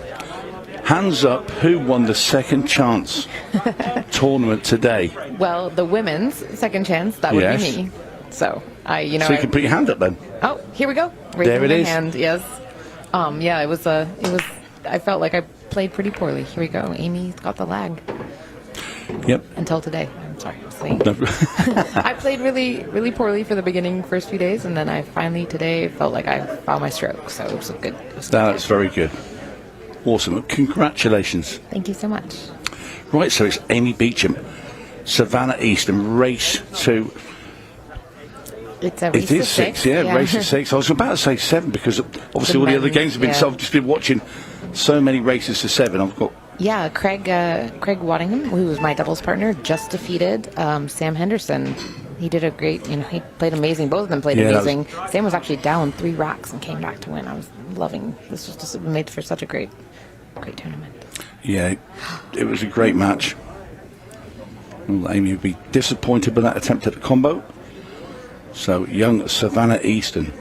And this is Savannah's second final for the day. She already won the the juniors open. It was she's had an amazing day. She's playing very, very well. I don't think anybody has played more pool this weekend than this young lady. She's been in nearly every tournament. True. Yep, was in all 4 divisions that they offer here. The only person I think who has done that at this tournament. She's in the women's, the men's, and the juniors, and the doubles. So, Yeah, incredible talent. Plays like lightning. I've never seen anybody move around a pool table quicker in between shots yeah, interesting. than Yeah, Savannah. she seems like she's really in the zone. It's really fun to see this. The thing is, she had to beat Jordan Helfrey in the final of the juniors. Not only that, in her semi-final of this, had to do it all over again. Yeah, Jordan has been just amazing this tournament. I mean, she won the doubles. She got to the semifinals for the juniors. She got to the the quarterfinals. I'm sorry. Yes, she got to the finals for the junior and the semifinals for the women. So she's got many years ahead of her of very, very good pool where she is going to be the winner. I think she got to the 32 of the Open. Did she? Oh, the redraw. I think she did. I mean, for 13 years old, that's just So she was also, outstanding. I didn't realize she was also in the in all 4 events. Then I thought she was. Then she and Savannah have been playing definitely the most pool of the weekend. Well, Savannah, I watched Craig Waddingham earlier today. Obviously, he's now in the final of the Open, and he had to beat Savannah Easton, and it was 7-3. And at one point, it looked, I'll tell you what, a little shot there for a little bit dodgy. But this is a great start from Savannah Easton, and the first rack is done. Yeah, that one, just Amy's break was really good. She just left herself kind of, a tough shot and had to play a bridge and a combo. I'm sorry, the Chinese bridge is, I think, what you call it. No, a Chinese snooker. Is that what that was when you bridge? Stephen calls it the treetop. The treetop, okay. Well, so just that one, really, really hard shot. Yeah. That she didn't, unfortunately, make, and Savannah took the rack. So I believe it'll be Savannah's break now? Yeah. Just over 3 minutes gone for that first rack. And Amy Beecham, now I obviously know Amy because she's from the UK. Mm-hmm. Multiple world titles at English 8 ball, Yeah. which is a smaller ball. And this is going to be, this is her first final over here in the US. Yeah, Amy and I both got, we both had the third. We were in the semifinals, not against each other, and I lost to Sophia Mass in the Denver tournament. So I was kind of disappointed. I was really looking forward to playing her, and she wasn't in the last event, but this is, she's back to being able to be here in the Americas.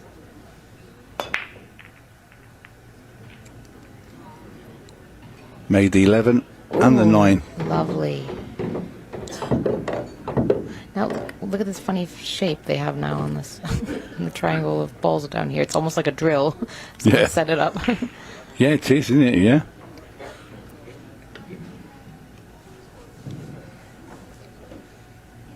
Where'd you go here?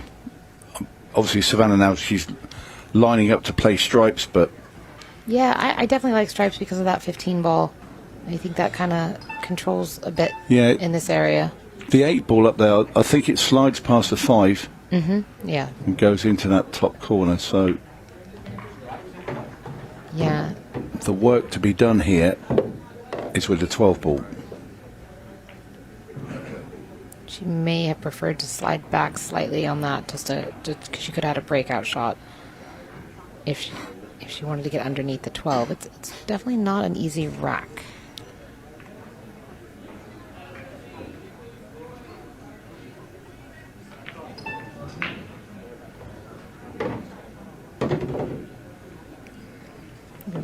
Really interesting to see what she does here. Well, I think she's just going to try and get the cue ball up and play 12 into the left-hand corner. And she's trying to break it out well. Yeah. I think there was maybe a little more left on that, or she maybe didn't hit this pocket exactly where she had intended. Yeah, I think there was. For me, the better shot was just to draw the cue ball up, play the 12 into the left-hand corner. Yeah. Because you're guaranteed to be on a 14, and like we both know, the 8 will slide past the 5 into that other corner, but it's a bit tricky now. Yeah, she's shaking her head. She's definitely not as happy with this as she was hoping. It was such a good break to start. How good's that pot? But yeah, this was kind of inevitable. I mean, you know, she had such a small percentage chance of getting a window there. yeah, You know, she just has to really make sure she doesn't. You know, she could go off the 6. I think if she can see just enough of that ball to, but I don't think she has the angle to carry that to the right. So, but she might block the pocket a little if she can. I think the ball goes. Yeah, it was never going to go. But yeah, I was thinking maybe it's sort of more of a safety shot there. But let's see what Amy does here. I think she has a nice table though. It's always nice when your opponent gets rid of all your obstacles. Well, that's it, because there's less traffic, nothing in the way. 5 of these balls are all around the centre pockets.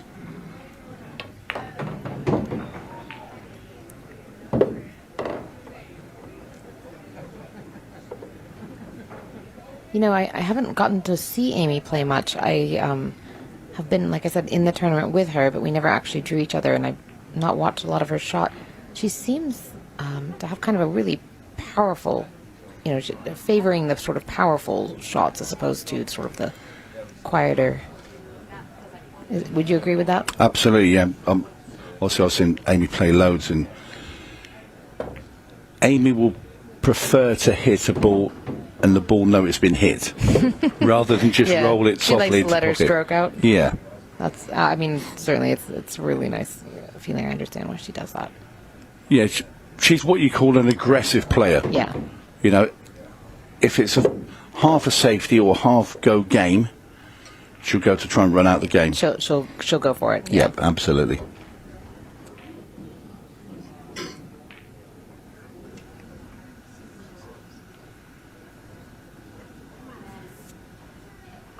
Yeah, I think she's going to have to just come forward softly for that. I think that's the 4 ball, or no? Is that the 5? The orange? The 5's on the top rail, and yeah, our monitors are a little funny on the colors, and you know, in the pool we play, we usually have the pink 4 balls. Yeah, so. they did change that, didn't they, for some of the TV tournaments? And I think it started with 9 ball when they first did it. But yeah, that's mostly what I play. So anymore. Nice shot there from Amy. Yeah, really nice. I think, is she going to go? Yeah, it looks like she must not go in the side. She must be queuing it up. Yeah, I think where she's standing is where she wants the cue ball for the 3. For me, I'd rather play in the side pocket and draw the cue ball back and play the 3 up into the top right. But this is cool. Well, if she has a little angle, though, I mean, she's really got to come through and not. She's going to get a little close to the 8. I mean, she could play the short. She could play the short rail for sure. And that might be what she's doing here. Yeah. Well, this 8 to level things up in this final. You certainly wouldn't expect Amy to miss this. Well done. Yeah, really solid shot there. So, 1 each. Yeah, and they're both looking pretty comfortable. I mean, just kind of a tricky rack for Savannah to navigate. So she unfortunately gave that up, but it is Amy's break. They each traded racks. What do you call them? You don't call them racks. You call them frames. Frames. But I keep saying frames, and then I keep correcting myself and saying racks because we are in. We are in the US. We are in the US. So I just want to say racks. Yeah, in the UK it's frames, which I think came from snooker originally, and then sort of transferred itself into pool in the UK. I prefer racks. Yeah, I mean, that's what I'm used to. I have to always think about what it is you call it. And they are using the Smart Rack, which is a kind of a fun little instrument. If anyone's tried it, I have one. I love it. I keep it in my pool case. Well, it's helpful to try and get the balls tight when you're racking them. It's helpful, and like I said, you can travel with it. Yeah, it literally fits right in my pool case. I take it everywhere I go, and when I find the plastic rack and I can't stand racking with it, I just pull my own out. The Smart Rack is really fun.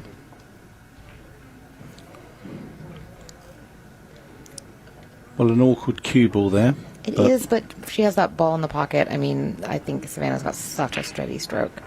This shouldn't be an issue. Just the leave is kind of the tricky one when you have shots like that. There's not a lot of control on the cue ball. Has she come far enough to take the 11 into the centre, or does she have to come downstairs and take a long 15 into the bottom corner? I think she has to go with the 15. I don't think she got for the 11.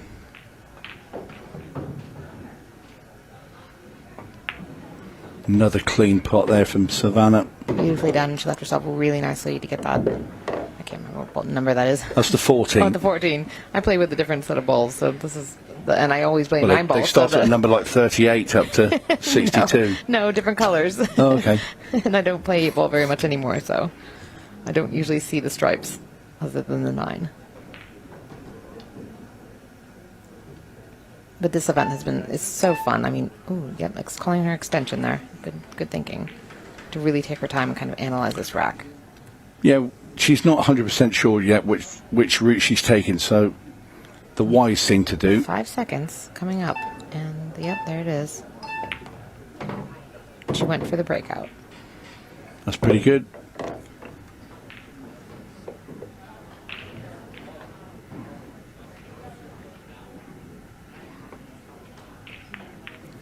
I love the nickname, the Road Runner. Yeah, it's a really good one, isn't it?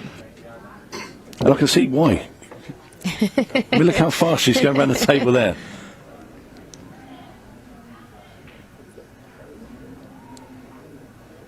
You know, it's interesting. She seems like knows her glancing at the shot clock there, as if she's a little worried about it. But 30 seconds is, not. It's not, an uncomfortable amount of time. Certainly, if you have a tricky rack, you have to think about it a little longer. But yeah, this is good shooting from Savannah. Very well done. Beautiful leave. I would not have guessed looking at that beginning of that rack that she would save that for the 8 ball, but it worked out really well. She's surgically removed these, and it's been brilliant. That's a great finish there. Lovely rack. And Savannah Easton restores her lead. As Richard Rhodes, our referee, goes over to get his Smart Rack.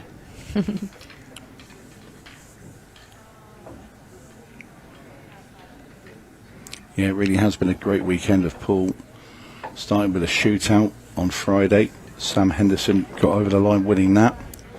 Then we had the mixed cross doubles, or Scotch doubles, should I say. Mixed pairs, yep.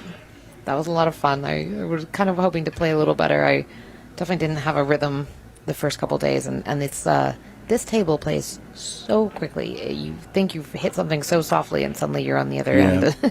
Yeah, the cloth's like lightning. It really is. Yeah, it's fun. It's just for your very first match on it. It definitely takes a little getting used to. Every single player, without question, I watched them all kind of have that moment of adjustment where they did something and then was a little surprised by the outcome. Yeah, and that Scotch doubles was won by Jordan Helfrey and Dave Matlock. Yep. That was incredible for those two when they played brilliantly. Mm-hmm. And we've already crowned our junior champion who is actually at the table at the moment trying to land her second title of the weekend. And then after this we will have the Arizona Open final, which will be between Joe Prince from England and Craig Waddingham from England, which is quite bizarre. Well, I'll say bizarre. You could have, two British, you could possibly have two British champions. Being as USA have dominated the entire weekend up until the Open, yeah. Obviously Amy's here, she's battling away and flying the flag for England. Yeah. I guess that means I'm required to be rooting here for Savannah. And you get to root for Amy. Absolutely. We'll see which country represents. Well, I'm Irish. Oh, well, you're still the UK. That counts. No, it's not. It's not? No, that's Northern Ireland. Oh, okay. I'm over the border. Over the border. Now does that 15 go? Well, this has suddenly become very tricky for Savannah. Yeah, she might. Maybe she's looking at a carom. I don't think you can carom at that angle. I'm gonna go clean. Great shot. Really good shot there from Savannah. Wow, that was a great cut. So she wants to run this 6 in and leave the cue ball higher up, just above the 7, so she can pop that in. But she doesn't want to be on the rail, and then pop that in and pop the 3. This is good. That's perfect. Really nicely done.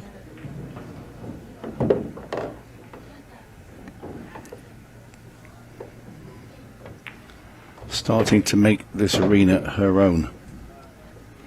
A little look up to the sky. She's annoyed she wanted an angle, but she is going to get a shot at this 8.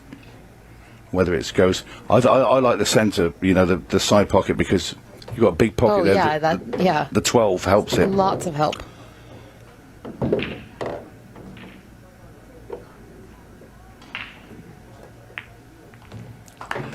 Another great finish there. A run out for Savannah Easton, and she now goes 3-1 up against Amy Beecham in his race to 6. She's halfway there. Yes. And looking so comfortable, just playing so beautifully.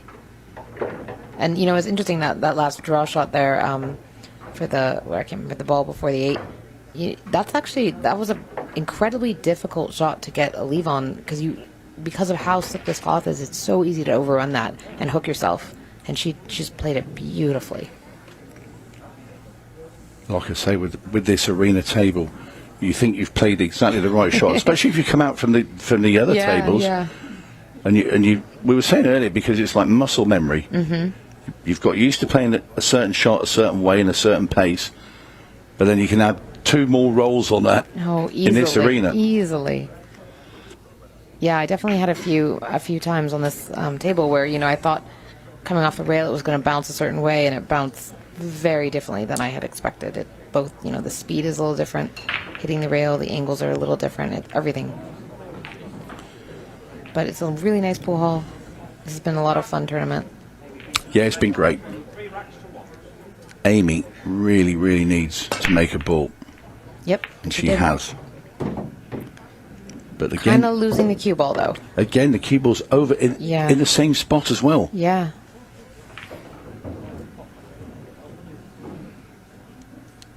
Looking at the table, you maybe prefer stripes. I don't know. It's a bit of a mixed bag, but there's a 7 ball up long. But if you want the stripes, you've got the 13. That's an easy pot into the corner. You kind of lose the cue ball a little bit on that Yeah, shot. you do. But I mean, she's got plenty. If she can get a good shape on the 12, shoot it. Yeah, this could be a nice. This could definitely be a nice table if she can keep that controlled. Yeah, and that's perfect. Ooh. Apart from being. Apart from the bridge. Yeah. But she's such a good player. I don't. Whoa. And she shoots with one of those single piece cues too, doesn't she? Yeah, her and Craig Waddingham. Yeah, they both have their very long cases that they said they had to wrap and bubble wrap a million times and then ship them over.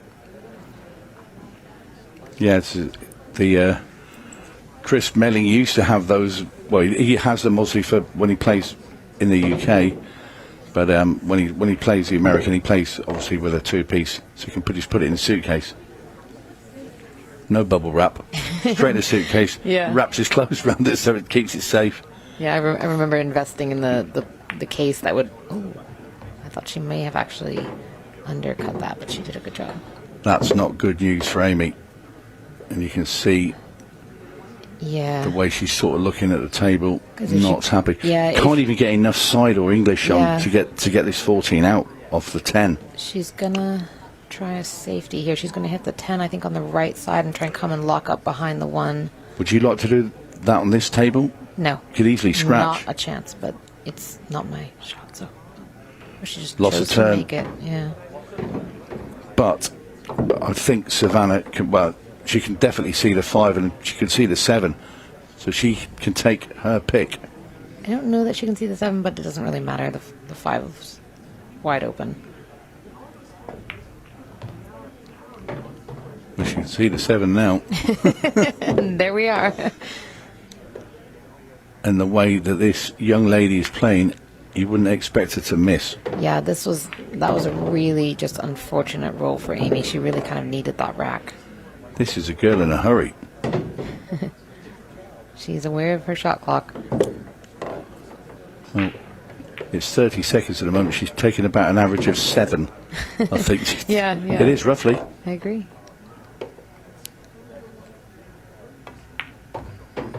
In fact, she's now sped up to 4 seconds a shot. That was a lovely stroke for that.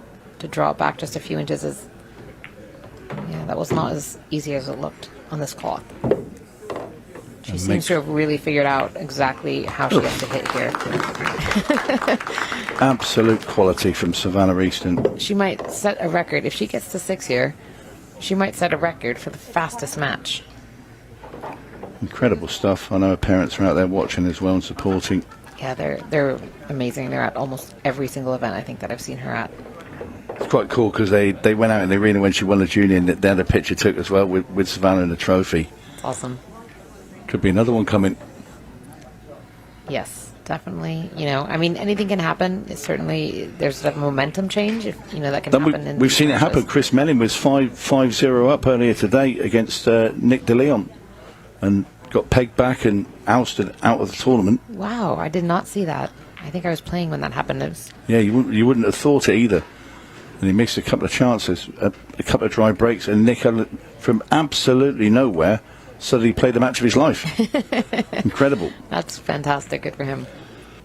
I haven't gotten to see Nick play, but he actually was shooting for 2 games right next to me on one of the tables earlier, so I kind of got to watch his stroke a little bit. Really nice. He's got a really, really nice game. It's so weird. I mean, he beats Melling on the TV in all of that, in fanfare. fashion. And then Craig Waddingham beats him 7-0.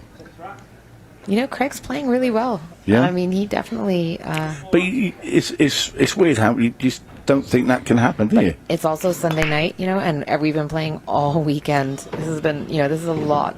The format, is a round robin, which is the first time they've done this.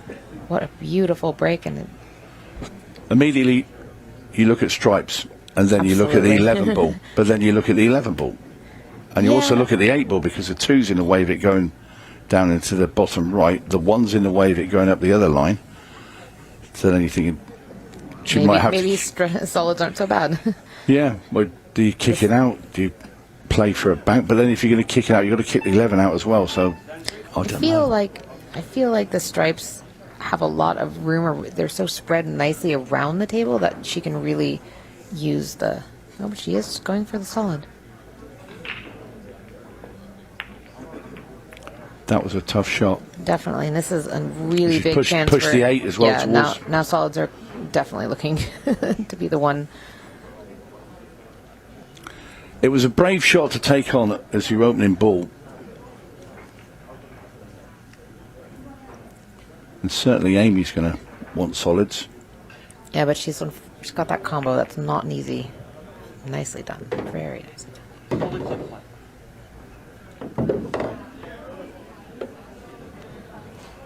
Well, this really should be 4-2. But, and there's always a but.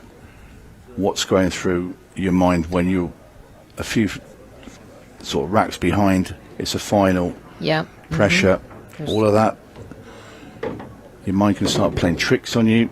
And now she has to kind of pop out for that one up table from the 2. I think I would have preferred to try. I mean, trying to get straight. I think a nice stop shot would have been a little more ideal. For me, I'm trying to get off the 2 onto the 1. If I get anywhere there, you can just drop the 1 in, play the 7 across, and then down the 4 down the rail. I'm surprised she did that, because that's kind of what got her in trouble in the last rack. Was bumping into a ball and locking her own up.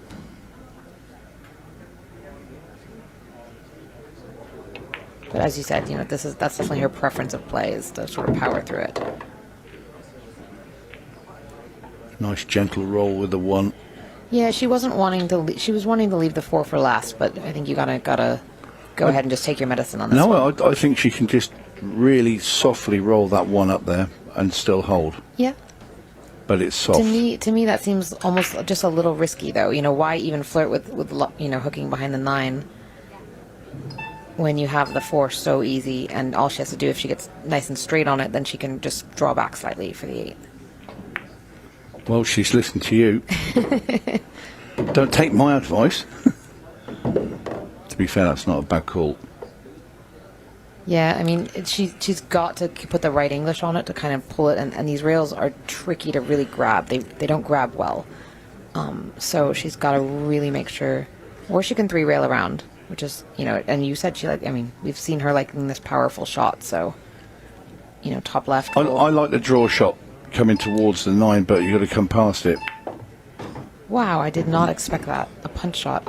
Well, and the only shot now she's got, she has to come off the side rail. Yeah, that really surprised me. Of all the shots, that was not what I would have guessed, ever. Hits the middle diamond sort of area.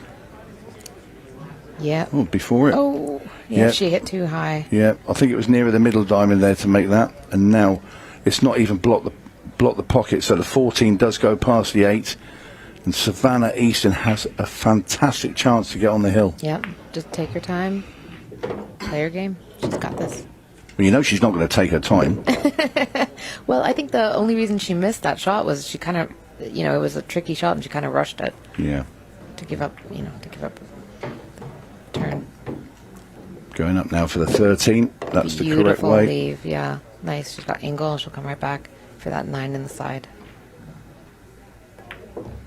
Oh, she kept going. Her stroke's so positive, and it's so in tune, and everything about the way that she cues has been sublime. Oh. as the 10 wriggles in. Wiping its feet, as my friend Lonnie would say. That's a very good description.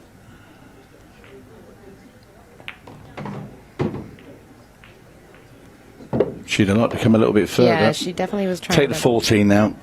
Just run straight out for the 15 in the side pocket after. Yeah, there's no bad leave, really.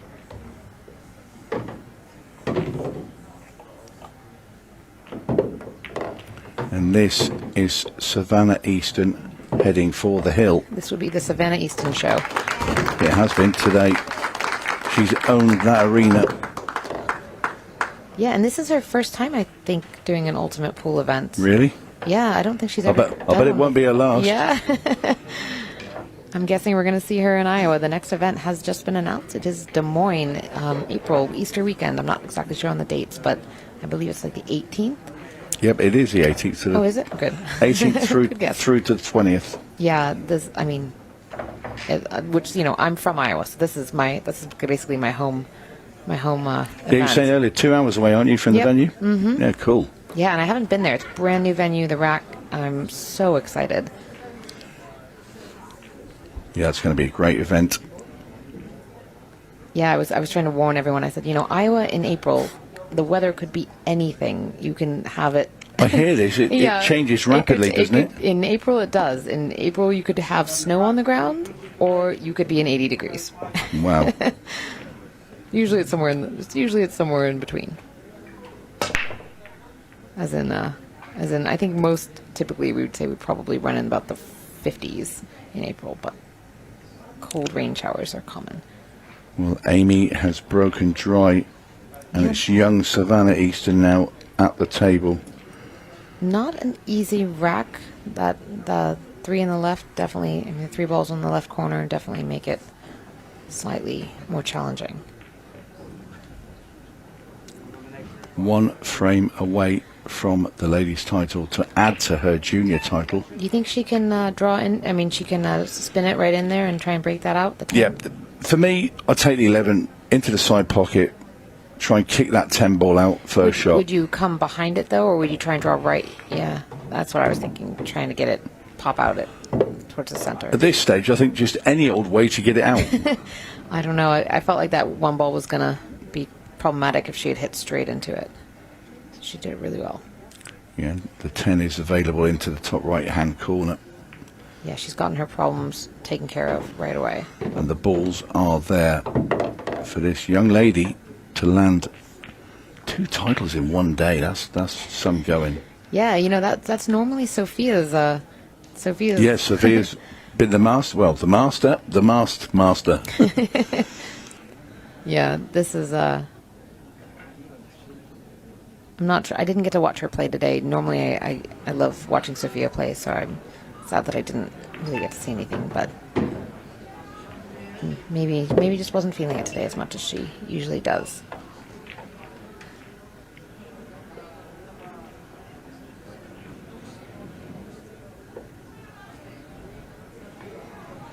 Yeah, she's really got to be careful here how she gets out.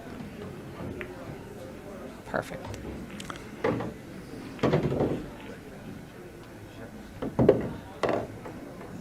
She handles the pressure so well. It's another thing, you know, at such a a young age. Yeah, I mean, I don't know how many years she's been on the WPBA, but definitely a few. And, so she's just so comfortable. Just so incredibly comfortable with everything.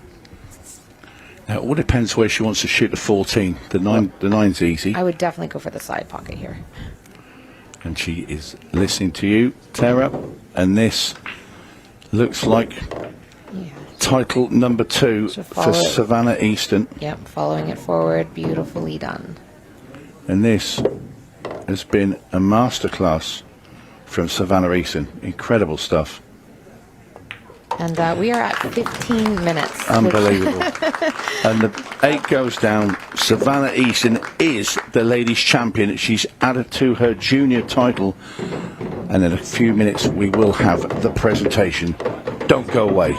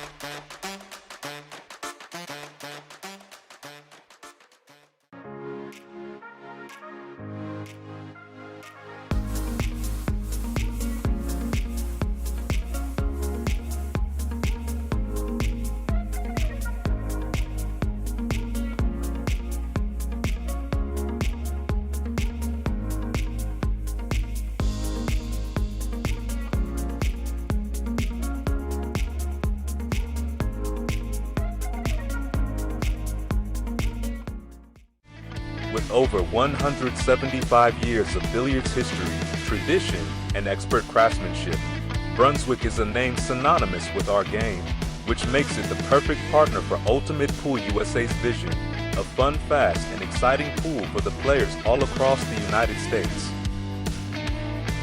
Brunswick, Ultimate Pool, USA's official table partner.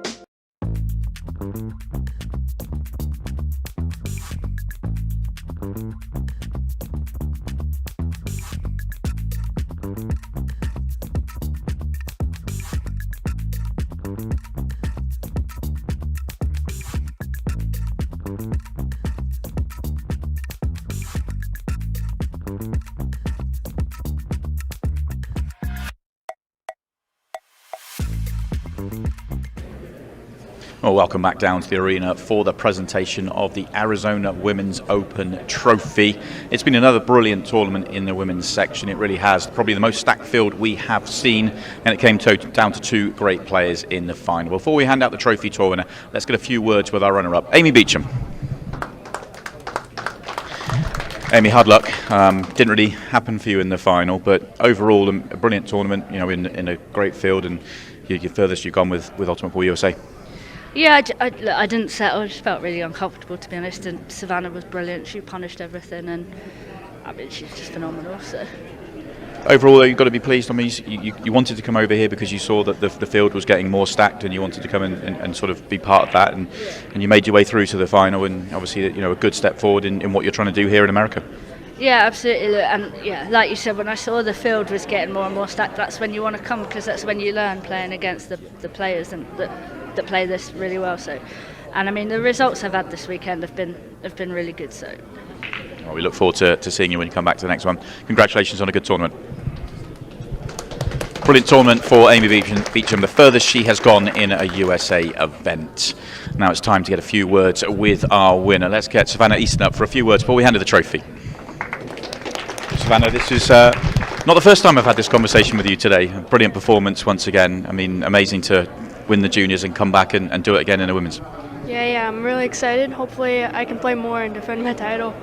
I guess you knew you were playing well because of the way you played in the juniors. You were able to turn it around against Jordan, then you had to go and play her again in the semi-finals, and you had to turn it around again, but you were able to do that, and then into the final you just seemed to run away with it. You played some great pool.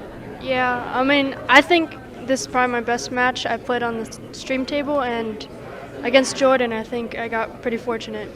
Yeah, I mean, so many good players, and we had a really good field, our best field we've had in the women's event, and obviously you've come down and you've knocked out some great players along the way and played brilliantly in the final. Yeah, thank you very much. Yeah, the better players, it's the more I want to come because it makes it more fun. I guess I hope you've got plenty of luggage space on the trip home, because you've got another big trophy and another big box to take with you. Yeah, it's a good thing we drove, actually. We're driving back tonight. Yeah, I hope you've got a big boot in the car, so to make sure. I think it's time to get Jordan 𝘧𝙬𝙧, the Ultimate Pool USA president, now to hand you the trophy. Our champion of the Arizona Women's Open is Savannah Easton.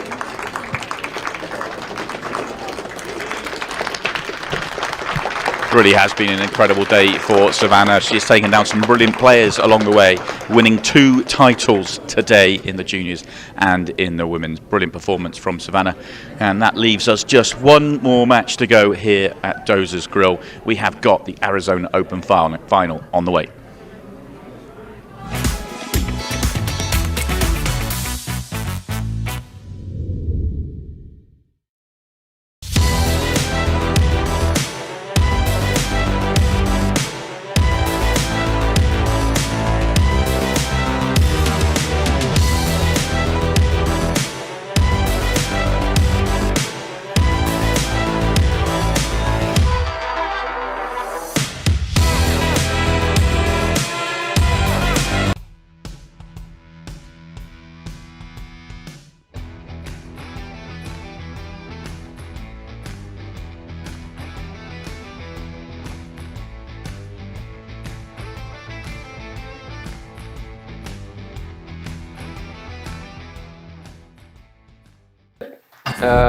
is completely different from everything that is on the market. Combines the qualities of like a playing tip with a super powerful tip. It's like a tip on the steroids. You can open with less power and still have spin and split the pack perfectly, but you can go for the power breaking and you still have control.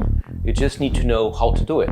A lot of players that they told me that because they use so less power on breaking, they can focus on accuracy and the rack always splits the way they want. And because they are not using the power, they keep that accuracy and its reliability. I believe that when you're going to buy something, you need to believe on it and buy it perfectly. And on my side, what I believe is, if I'm going to offer you something, it needs to be better than I was expecting me for buying itself. The increases, it's fantastic, it's super good. And they are consistent, they still have power or more power than the normal tips, and they last. And that's what I want. It really feeds me on. When people say thanks and they like the product and they are happy, I feel joy to myself. It's not really just proud, it's just joy. I feel happy.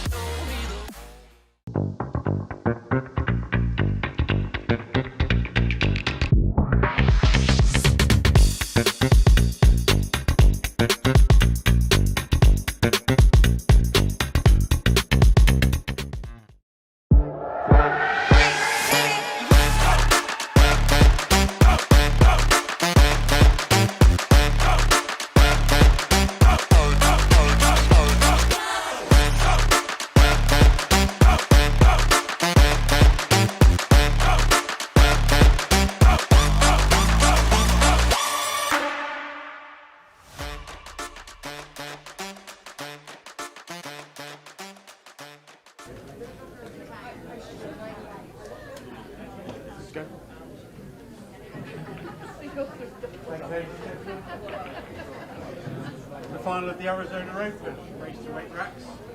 Rack number 1. Well, welcome back, everybody. A final match here at Dozer's Grill in Mesa. We have got the Arizona Open final. Joe Prince, who knows exactly what these Open finals are all about. This is his 4th straight Open final with Ultimate Pool USA, and he has an Englishman for company in Craig Waddingham, who is over here for the first time, one of the top Ultimate Pool professionals in English pool. And fair to say he's gone pretty well here on his first weekend playing with Ultimate Pool USA. Brilliant performance through to the final, and well, something's got to give here. Will Craig win his first title, or will it be Joe Prince having the breakthrough? It's one thing to make 4 straight finals, but to lose in 4 straight finals will hurt. And as good an achievement as it is, right now you've got to feel that Joe will really be fired up, and hopefully not too fired up, just relax and play his best stuff. But big final, this one for Joe to really, I mean, if he was to go on and win it, to what he's done over the course of the last 4 tournaments is staggering. Simon Webb and Stephen Wyatt with you on commentary for this one. And which way do you think that's going to go, Stephen? Do you think he's going to get more tense because it's, or I don't know how many, because it's such an amazing achievement. It's hard to talk in these terms, but when you've lost 3 straight finals, it's just tough. Yeah, well, it's a funny stat. There's only ever been 2 runner-ups. Yeah. In the history, we've had 5 events, and it's only ever been Tyler Steyer and Joe Prince, and Joe Prince is 4 of them. Yeah. Or well, he might, 3 of them. yeah, 3 might be 4, yeah. Potentially. But, I talked to him before the match. I caught him just kind of sitting over there, and I asked him how he felt, and he looked at me and he said, honestly, I feel way more comfortable going into this than I have in the last 3. So I think that tells you a little something, and obviously the guy's got the talent. he can get there. We know that because he's gotten there multiple times. He just has to get over the finish line. And I don't think it's a mental block anymore. I think in every other final he's played, he's had tough opponents, and he has one here. And I think he knows what he needs to do to win. It's just a matter of execution. Beautiful shot. And that's the type of execution he needs to do every time. Yeah, that should be a rack winner. Just got to be... Is he very thin on this, or is he just okay? Drop it in at pocket weight, should be fine. I think he's just okay to drop it in. I mean, he's going to utilize the table to play it to the far side and just hold. Well, I said that. I think he has the edge. Just barely. It's easy to overhit this next shot as well. I actually like trying to... I don't like dipping it in behind the 15. I like playing this a little forward and trying to get on the other side. Yeah, I don't like this shot. He's fine. He's fine. He spun it into a nice line where he was going to be in the window for a long time. That was excellent from Joe. Yeah, it looked a little funny on the overhead there, but you're right. He gets it done. And only a slight difference in this final match. It is still a 40-minute match clock, and it's race to 8.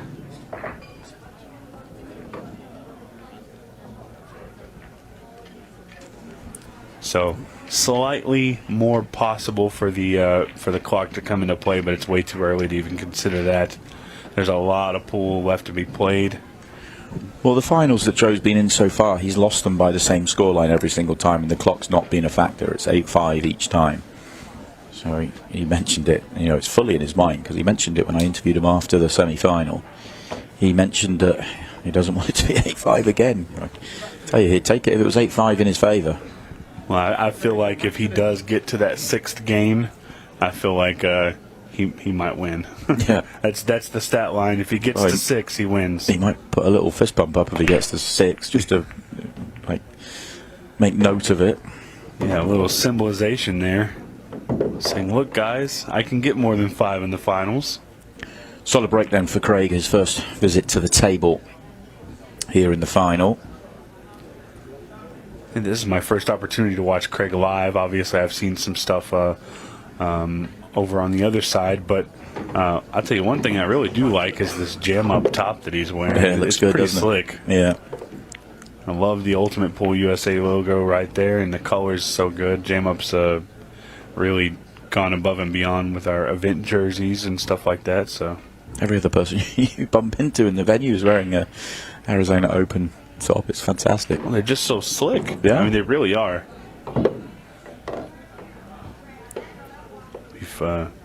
We've got a guy in East Texas. He's the league operator manager in East Texas. He has all the shootout jerseys framed up in his pool hall. Oh, that's amazing. So I get to take back the Arizona one, and he's super excited about it because it does look so good with all the signatures on the back. And that's the other cool thing about our events is all the professional players are so very eager to interact with the fans and you know, sign stuff if asked. It's really a fun event. There's a lot of seriousness involved on this day because it's trophy day, but the whole event overall is just, it's a spectator's dream, and it's super fun to be a part of. Why are you mentioning that? Craig's just run into a little bit of trouble here. This is thin. The 9 remains a semi-problem, not really a problem. Oh, that's okay. That's okay. If he gets the cushion and then holds on the rail, you know, cushion first into the 3, he's then in real trouble. But that's fine. He can control it onto the 9 hit. Yeah, the 9 ball. It's going to have a pocket. The only thing he's got to worry about is where his cue ball is going to end up. That just shows you how reactive this table is. He barely touched that and it's come back. I think he's trying to work out cutting the 9, running into the 4, and the backspin bumping the 5. That's a lot to ask on a short shot like this.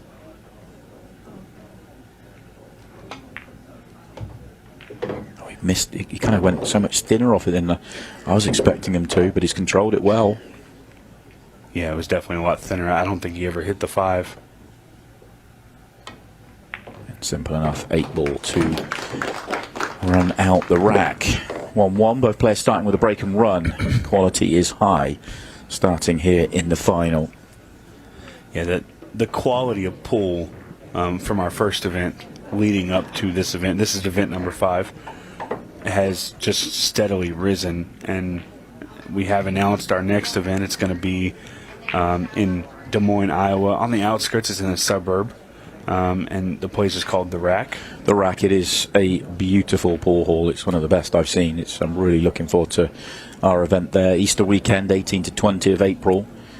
And I can tell you, we're only one day into taking entries, and it is filling up fast. So I only played in the first event. What's the easiest way to sign up? It's go to ultimatepoolUSAshop.com, and all the information and all the sign-up links are there. The only way to get into the tournament is to enter via that shop. Perfect. So you got to sign up online. So if you're interested, if you're in the area, I think you said we're filling up pretty fast, so might be better to check in now than later? Yeah, maybe 2 months away, but it's going to fill up quickly. And that's for all the events, the juniors, the women's. Obviously, we'll have the invitational shootout, but yeah, there'll be 2 shootouts. We'll have the mix. We'll have the shootout itself, and but we'll have the three opens, which lead to the second chance opens as well. So you get a lot of bang for your buck when you're playing our Ultimate Pool events. I love the group play. I think it is a 100% evolution of what we were doing, and it's made it so much more enjoyable. Players stick around longer. They're here. They're having fun. It's great. Joe Prince is having a little fun too, because he feels like this run out is fairly simple. Maybe overrolled this one. Yeah, or I actually think maybe he has overrolled it, but if he'd got an extra roll, it would have been fine. If he goes past the straight on the 10, then he's actually okay. Everything then connects together. But now he's going to have to just rework this a touch. He's playing. So he pinched it a lot. Yeah, he played to the point so he could get the draw back. Now for me, you take the ball to the corner now, then go side, then corner. Yeah, so 12 up top, and then you shoot the 11 in the side. The 14 follows the 8 ball sitting right there.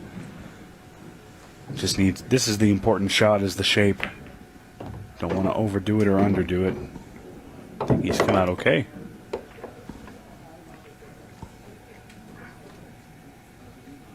It looks tight, but I think it goes. I think I can see him sliding behind the 3 here if it doesn't go well. You need to stun this ball. And, oh, yep. He's okay. It's okay. He's got a touch there. He's got a real touch. That's about the only way he could have slid behind that 3 ball the way you were talking about and still come out okay.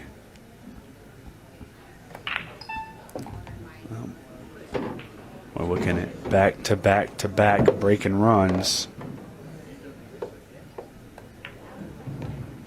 And the level of play is very high in this finals.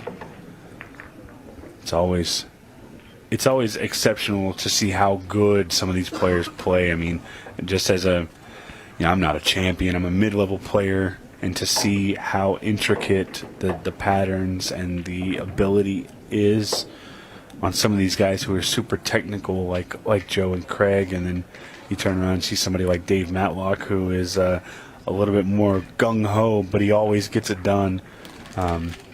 It's so much fun to be in these events, and you get a chance to draw a monster player in your bracket.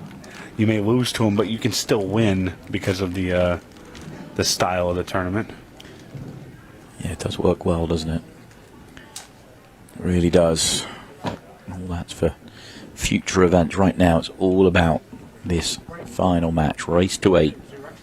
And Craig Waddingham has the break in rack 4. Looking to continue the run of break and runs to start the match.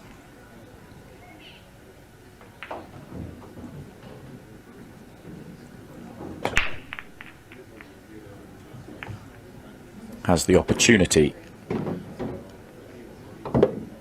that 15 ball was looking a little dicey, but it looks good now. Yeah, he's okay. The opening shot's the tricky one. My first thought was he's going to want to take these stripes. He doesn't have an opener, but the solids are just as good, but he has a tricky opener on solids. Yeah, I definitely like the solids here, and I like the 1 in the side over the 4.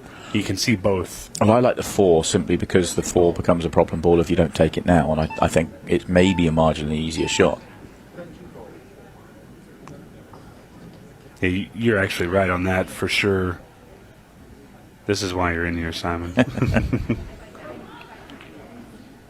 So get rid of the problem first, and he makes it.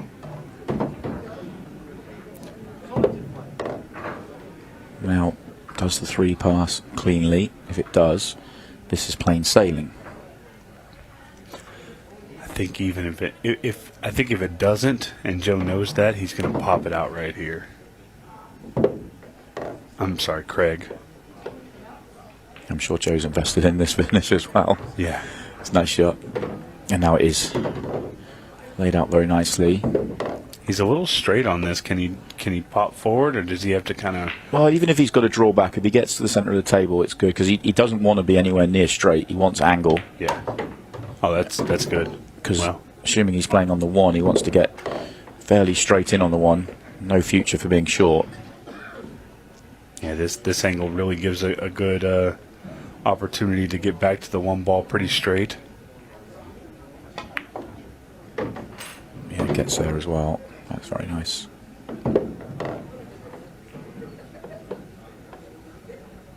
You like just rolling up to punch out?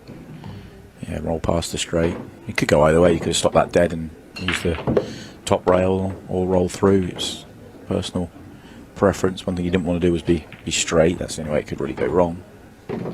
Well, 1-8 ball away from 4 absolutely perfect racks.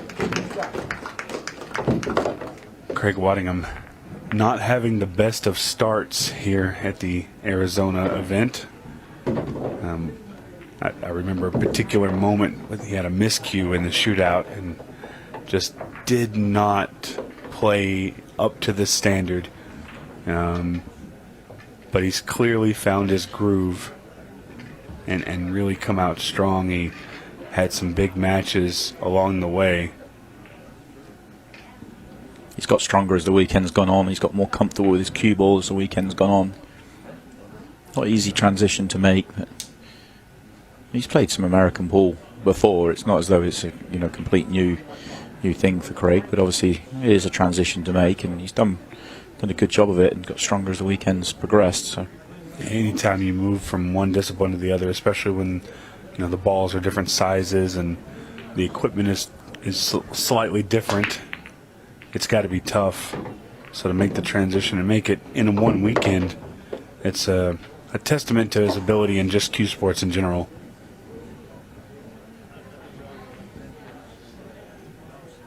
Joe Prince with another good break. His break, I would say, across all of the 4 events that he's played, I think his break has been the most consistent. Unconventional as well, I think. He's not squaring up that front ball intentionally. It's a very unconventional break, but it's working. He's almost cut breaking across the face of the head ball. Yeah. So I attempted it. I tried it because it looked like it worked. And I'm throwing the cue ball off the table, or I'm scratching the bottom. So whatever control he has there, I don't know how to do it. It's worth experimenting with if you get layouts like this. This is just wide open. I think at one point he was attempting the 3rd ball break. Yeah. Again, very unconventional. But when you find something that works so well, I mean, this is literally the break that he used to beat Tom Cousins twice. Yeah. He's actually beaten him 3 times, hasn't he, now? He's played Tom 4 times with Ultimate Pool USA, and he has 3 victories. Yeah, lost to him in the shootout in Louisville. And Tom went on to win that event.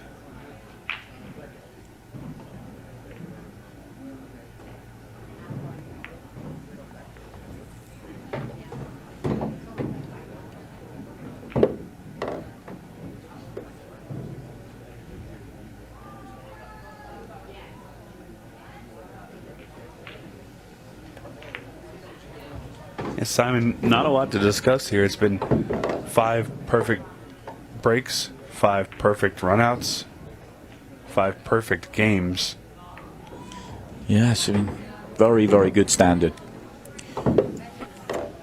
And if we continued this, it would be Joe Prince winning 8-7. So he's got to feel good about that, winning the lag. This just shows you how important the lag can be in a situation like this, because it is very possible that these guys continue this. It is, but you always see a mistake somewhere. You always see a moment in a match like this. It's rare. I mean, I've commentated on thousands of pool matches, and I can't remember one. I've played in a couple. I've seen a couple, but I don't remember one commentary match where it was flawless throughout. There's always a moment. Especially playing alternate break. Yeah. It can be very difficult to get a rhythm when you break, you win the game, and you got to go sit down and watch your opponent get up there and break. Obviously there's been some perfect winner break matches across the years. Yeah, I mean, Bustamante played a perfect match against Chris Melling, 6-1 in the shootout with, all 7 off the break. It does happen, but in terms of trading break runs, very difficult. It's very rare to see them go all the way through. There's going to be a moment in this match, and this could be it. This could be the one. If the standard continues, this should be a 2-frame advantage for Joe Prince, straight in for Craig Waddingham. That's brutal. I feel like we read the script and knew what was going to happen. Yeah, look at that, straight in.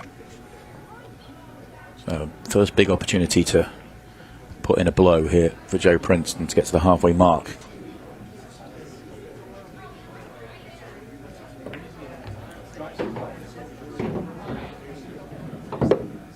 Everything's kind of spread out. All the stripes are within, there's not another stripe close to them, so they're very spread out. There's 2 sitting in the pocket. This is about as clean of a setup as you're going to get. The only real question is, do you get good on the 13 to go to the 8? And it's not super difficult.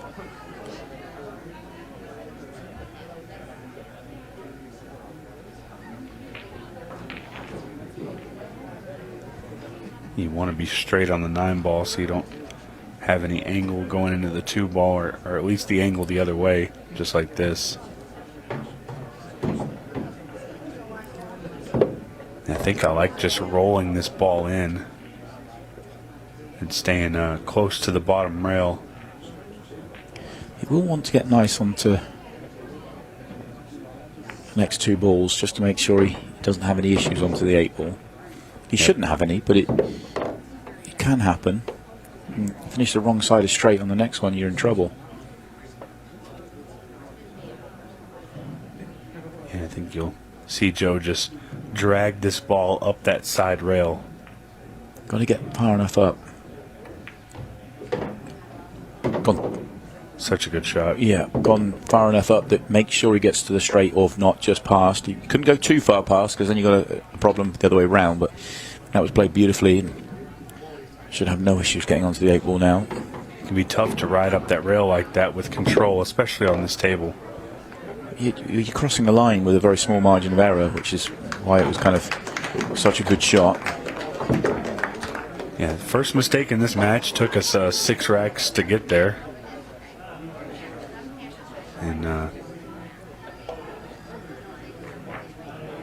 now Joe gets a chance to hold the serve and take a 5-2 lead if his perfect play continues.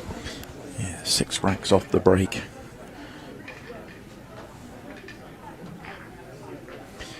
And from Craig's perspective, it's just a case of hanging there, and there'll be a turning point. He has to tell himself that at some point as well. I mean, if Joe goes perfect from here and break and runs every break, he wins. There's nothing you can do, but I say still feel like there's always going to be something somewhere somehow. Yeah, it's tough, right? You gotta wish, if you're Craig, you gotta wish that something tough happens here, a scratch, an empty break, something weird. He changed his break. He did not go across the face there, which confuses me because it's been going so well. He's had success. Yeah. I believe referee's going to let him know that the 8 ball is touching. It's not going to really matter here. Looks like he's going to play the solid. Good control.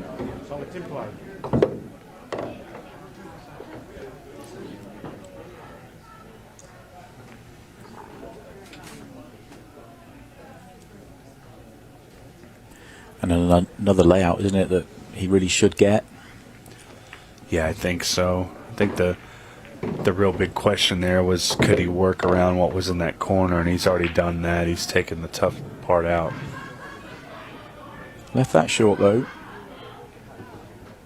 Yeah, I think luckily with the 3 ball where it is, that 3 ball is kind of a, if I get out of position, I can see it from just about anywhere. Still tries to hold on the 1. He's done a decent job of that. What do you like here? You like just rolling forward for the 7, or coming back? He wanted to be past this, the other side of straight on the 1, so he could drift down, and then 7 would have made sense. But he's the wrong side here, so it'd be interesting to see how he plays it. He almost ended up on the 50-yard line there.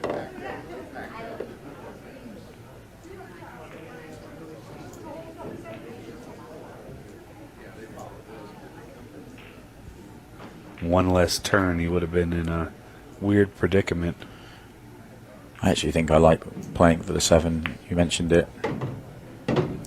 But he decided to come across the table and play for the 3. But if he plays for the 7, the gap was massive, and you're guaranteed to give yourself the right angle to make it really, really simple.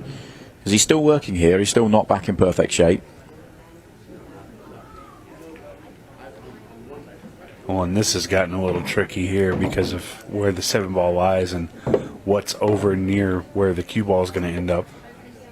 Because he's going to have to go to the side rail. As long as he's missing the stripe, he's fine. Yeah, and it's just pace control, and I think he is. Splitting the gap there is always a little scary. Yeah, just avoids it, and no problems whatsoever. So Joe Prince is going to get over the line in this rack. Make it a 3-frame game.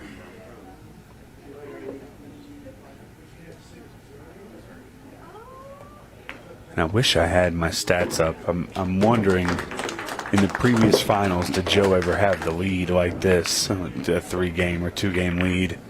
I don't remember off the top of my head if he has. I don't know if he had the lead. I think it was close throughout, wasn't it? He was never blown away. He was always in touch, and it ended up being 8-5. And it was just, a couple of shots here and there at the back end of matches.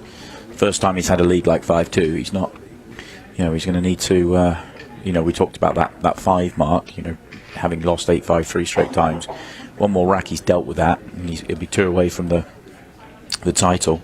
And I feel like mentally at that point, he's in his head, he feels like he's probably won it. But because of that, let's say Craig break and run here, and then there's a dry break from Joe, then maybe he sits in his chair just thinking about that 5 mark a few times. He wants to get off it quickly, is what I'm thinking. You don't want to wallow in what's happened in the past, but I can understand how things go in this situation because Joe's been in this situation so many times, it's almost like it's bound to happen.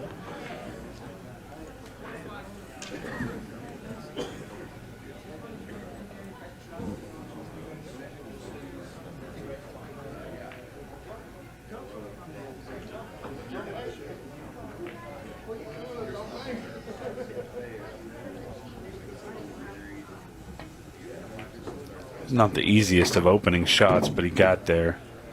I think he needs to figure out this 15 ball pretty quickly because I don't like it in the side pocket. It's very thin.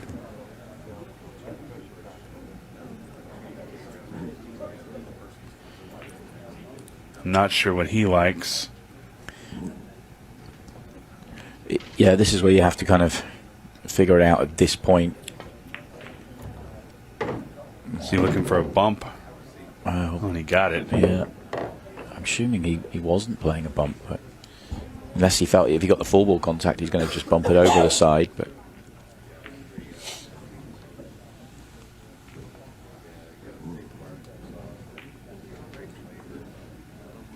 You got to feel like you got a little fortunate there, but I think that's just kind of the good rolls happening.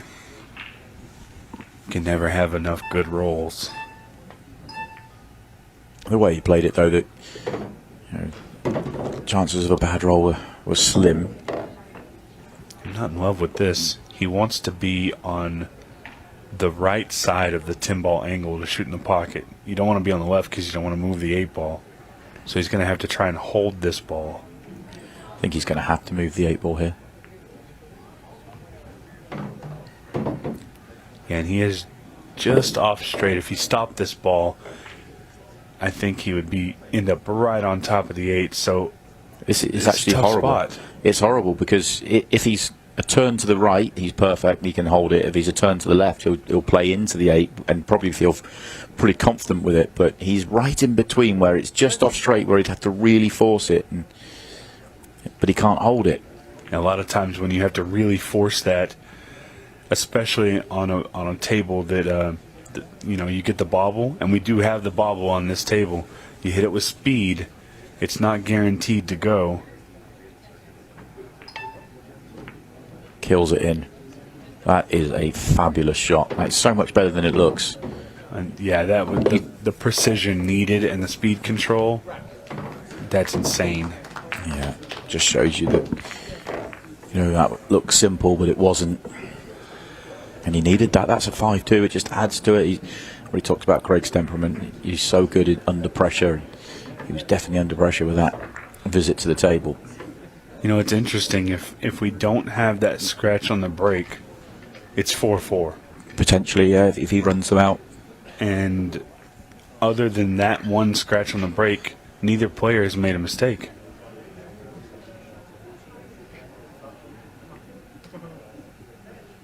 And that's a testament to Joe. He's played flawless so far.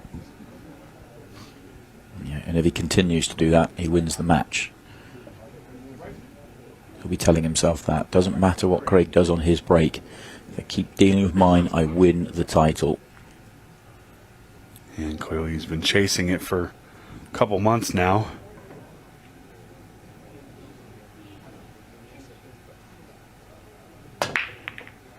Back to the out-and-out cut break. That's he's chopping and changing out there with the break, isn't he? I don't understand why he changed his break. He was going across the face. He was making balls. He was putting himself in a spot to win this match with his break. It's been absolutely brilliant all weekend long. And I'm not sure what made him change it. But this is a big moment in this match. This is a huge moment.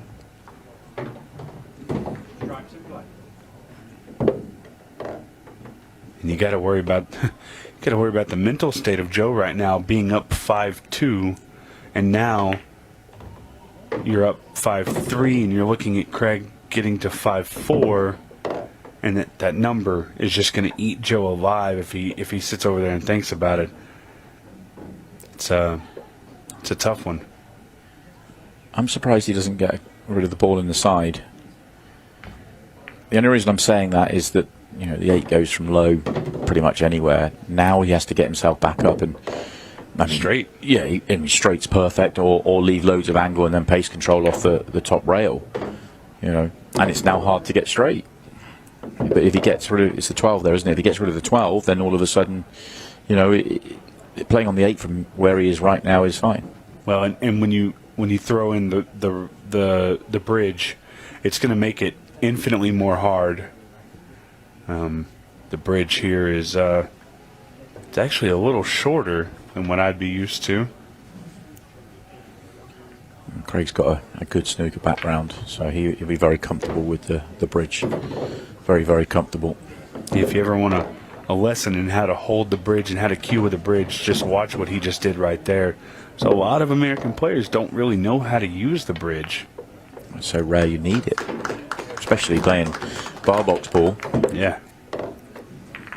Well, Craig did well. He did manage to get up to the straight. So I think that that's just the subtleties of the game. I think if you're playing English pool, you'd leave that as your connection to the 8-ball every single time. But playing American, it's like an extra hurdle you don't really need, because getting on the 8-ball, would have been so comfortable from down the table. But when you're playing English pool, as he's obviously predominantly playing, you leave that there to get right behind the 8-ball, because the ball down the cushion isn't a guarantee.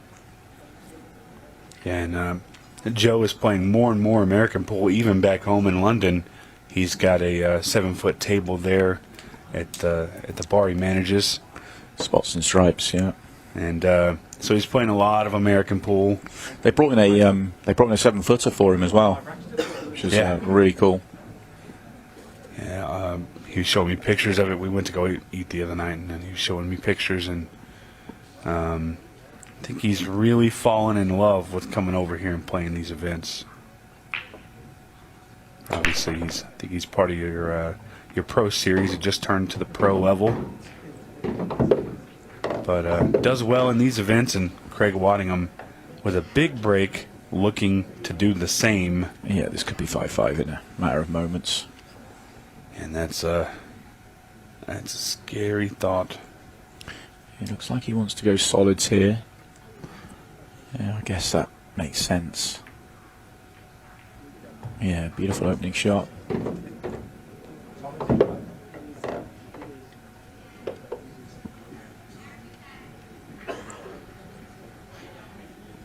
Just the 2-ball, just a little funny for me.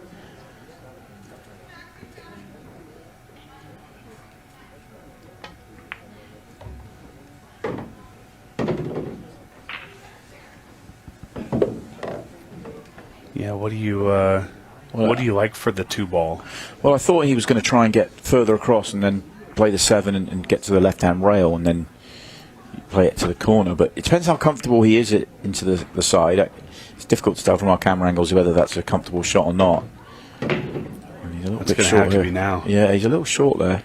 I think it might be slightly awkward cueing. Is he just far enough so that the 9's not an issue? If it gets an extra turn, you feel more positive about what he's got. Yeah, the 9 is just an issue. Yeah, it looks like he's going to run towards the 12 ball. Yeah, that's a big mistake.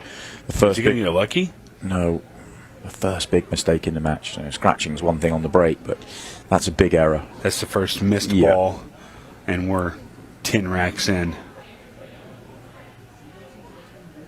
Yeah, that one's going to eat him up a little bit. So Joe does get his chance to get to 6, which will, well, for everything we've just talked about, will be a big moment for him. Yeah, I said it in the beginning. I don't have a favorite in the match, but I think if he gets to 6, I think he takes the title down. And it's definitely going to be in his grasp.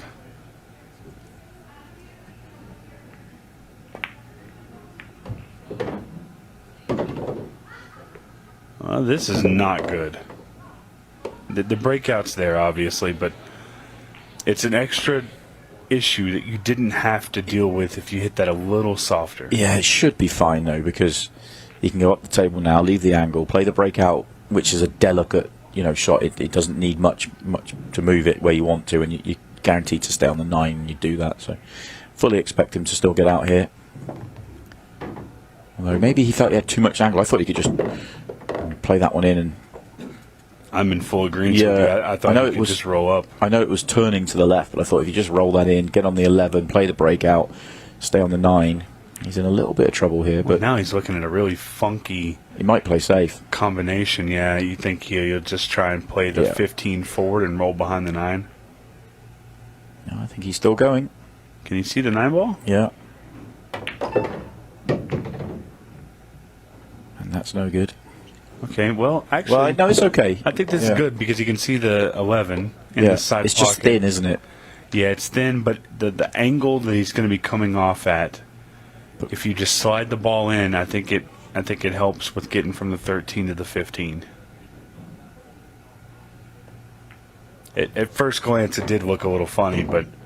Has he got too much angle, or he can... No, he's okay. I think he's going to work out. Just roll forward. He can be anywhere around that second diamond or lower and be fine.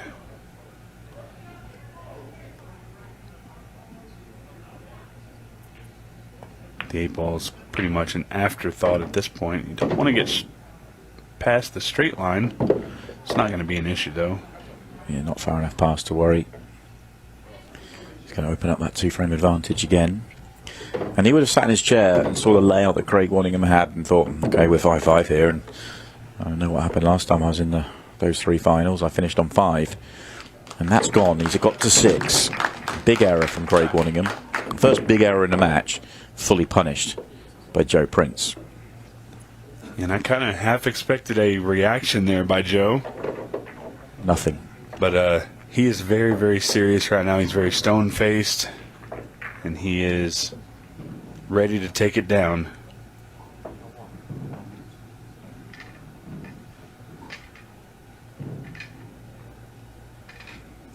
The very first interview I ever did with Joe, he talked about his family, his kids, and how hard it is to be away from them. And that's kind of what he's playing for. And that was kind of a heart-tug moment. You know, it's always nice to see somebody playing with the passion for their kids and their family. And Joe's worked hard to get where he is. He's just 2 racks away. Can't afford another mistake. Let's see if he's going to change his break. I think he needs to go back to that across the face break, but he's not going to. He's cut breaking again.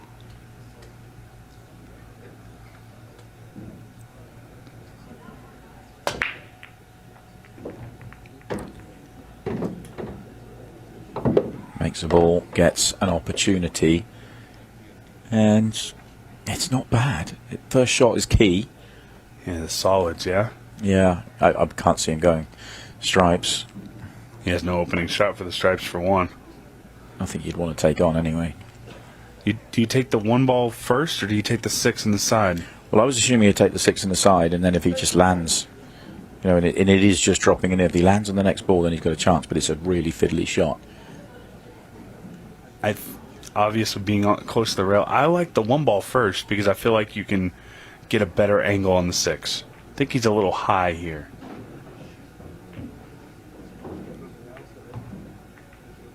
He came out okay. That's good. I mean, straighter would have been better.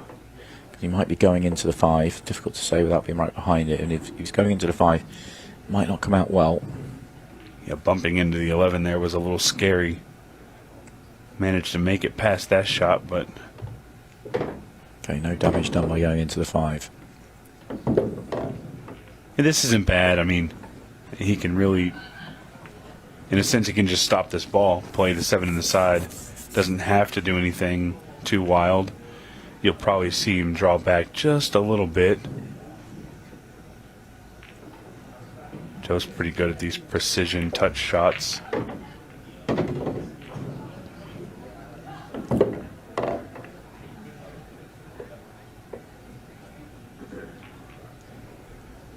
Won't be able to call him Joe Prince II anymore if he manages to get through this rack and win just 1 more. And it looks pretty good for Joe. Yeah, he's in absolutely perfect shape here. What do you like for the 8 ball? You like shooting the 1 here, playing the 4, and just coming down table? Yeah, I mean, that's what he's just looked at. I thought he would just try and get underneath the 8 and take it up the table. Oh, I didn't see him. No, he hasn't bumped into it. I thought he might be trying to bump into it the way he played that. Yeah, I didn't even realize this. The match clock just went off, so we are at a 15-second shot clock now. There's no way Joe was trying to bump there. He was absolutely just trying to slide by, and he's done well, and he's going to just get above it now and take it down the table nice and simple. Very nice shot, very nice layout and pattern that he's just picked out.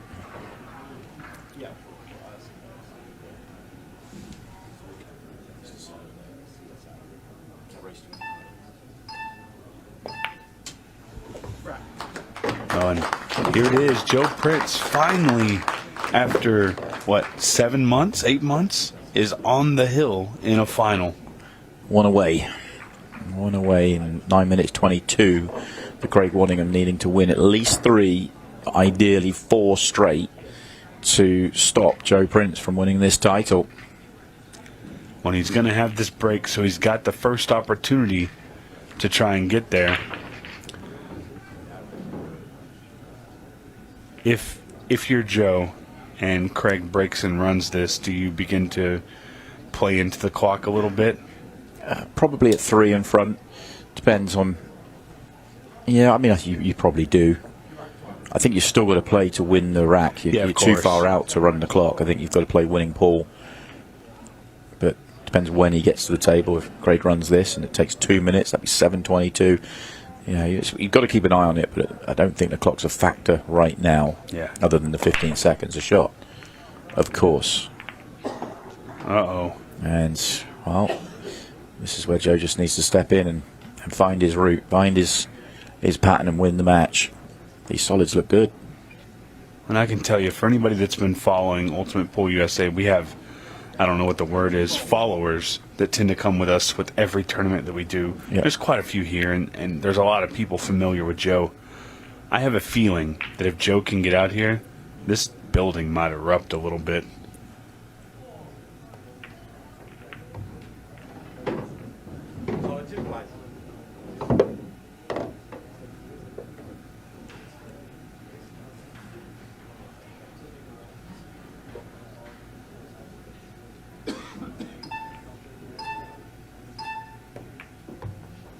That's a little short. Well, unless he's coming down the table, isn't he? Yeah, I think he must have been playing. Must have been playing for that because he wouldn't be that far short. I actually thought there was an argument for taking the 4 first ball, dealing 4-3. He had the natural angle to go from 4 to 3. Then he had 2 or 3 options up the table. Yeah, that was my first thought as well. Yeah, and then it's so much easier just to clean them up at the top of the table and play on the 8. But it's nothing that's a major problem. Going to deal with a 3 now. Oh, don't hook yourself. That's okay. He still gets to the centre of the cue ball. Doesn't really need to do too much with it. Yeah, Joe Prince is going to need a new nickname here in just a few minutes.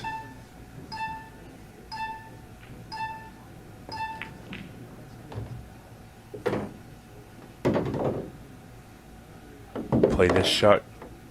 And just play it good. You don't have to be perfect. Just play it good. And you're going to set yourself up to win the finals. Has he just come too far? This is thin now. Can you really I kill think it in? he can kill it off the rail. As good as he's hitting it and with so much finesse, I think he's going to kill it off the rail and leave himself straight in. I think he just had a quick look down the table.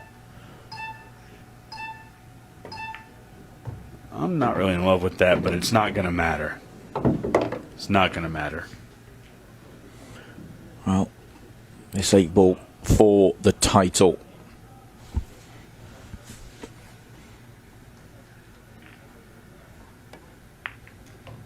Fourth time of asking, and Joe Prince takes down an Ultimate Pool USA Open event. A brilliant performance from Joe, it really was. Barely put a foot wrong in the latter stages, and 4 straight finals. He finally gets his hand on the trophy. Joe Prince is the Arizona Open champion, and we'll hand him that trophy next.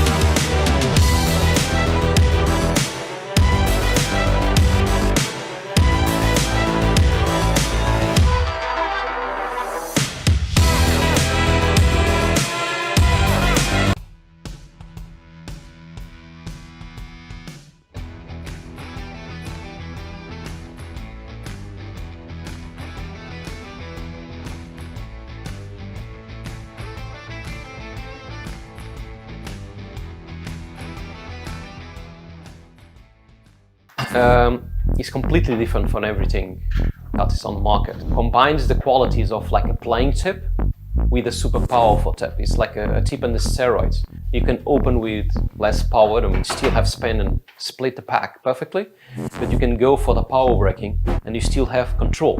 You just need to know how to do it. A lot of players, that they told me that because they use so less power on braking, they can focus on accuracy.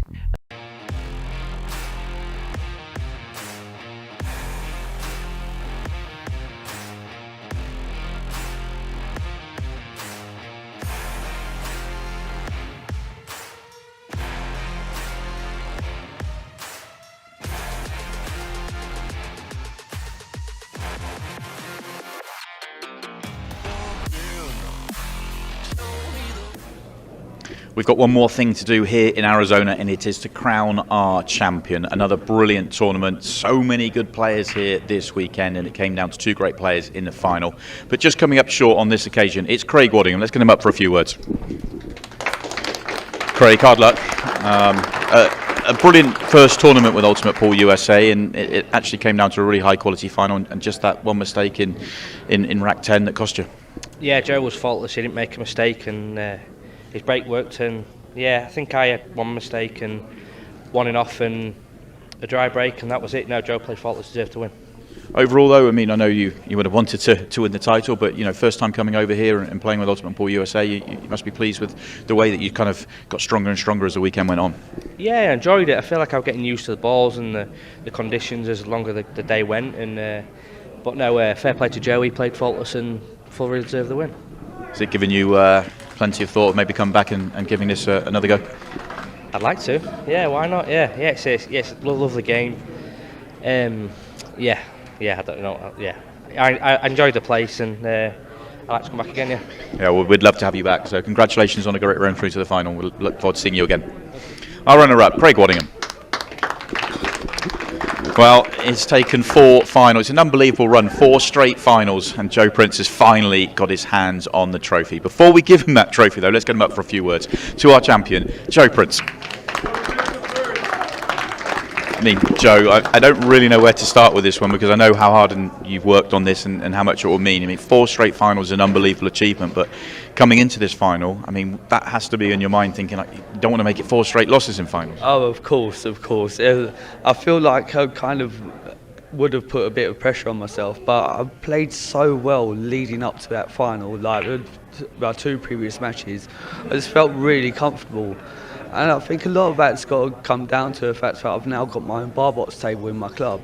So I've been able to practice on it a little bit leading up to the event, which it's paid dividends clearly. So I'm really grateful for my sponsor for being able to get a table in for me. But yeah, I finally won one. You have finally won one. I mean, it really is an incredible achievement. We actually thought on commentary that you might actually start celebrating when you got to 6, because obviously the previous 3 finals being 8-5, but you resisted the temptation and you never put a foot wrong in that final. Even Craig came back at you strong, and didn't quite get back to 5-5, and you just pulled away again. Yeah, I mean, the only mistake, if you can call it, that I made was I potted the white at 5-3 up off the break. I didn't miss a single ball.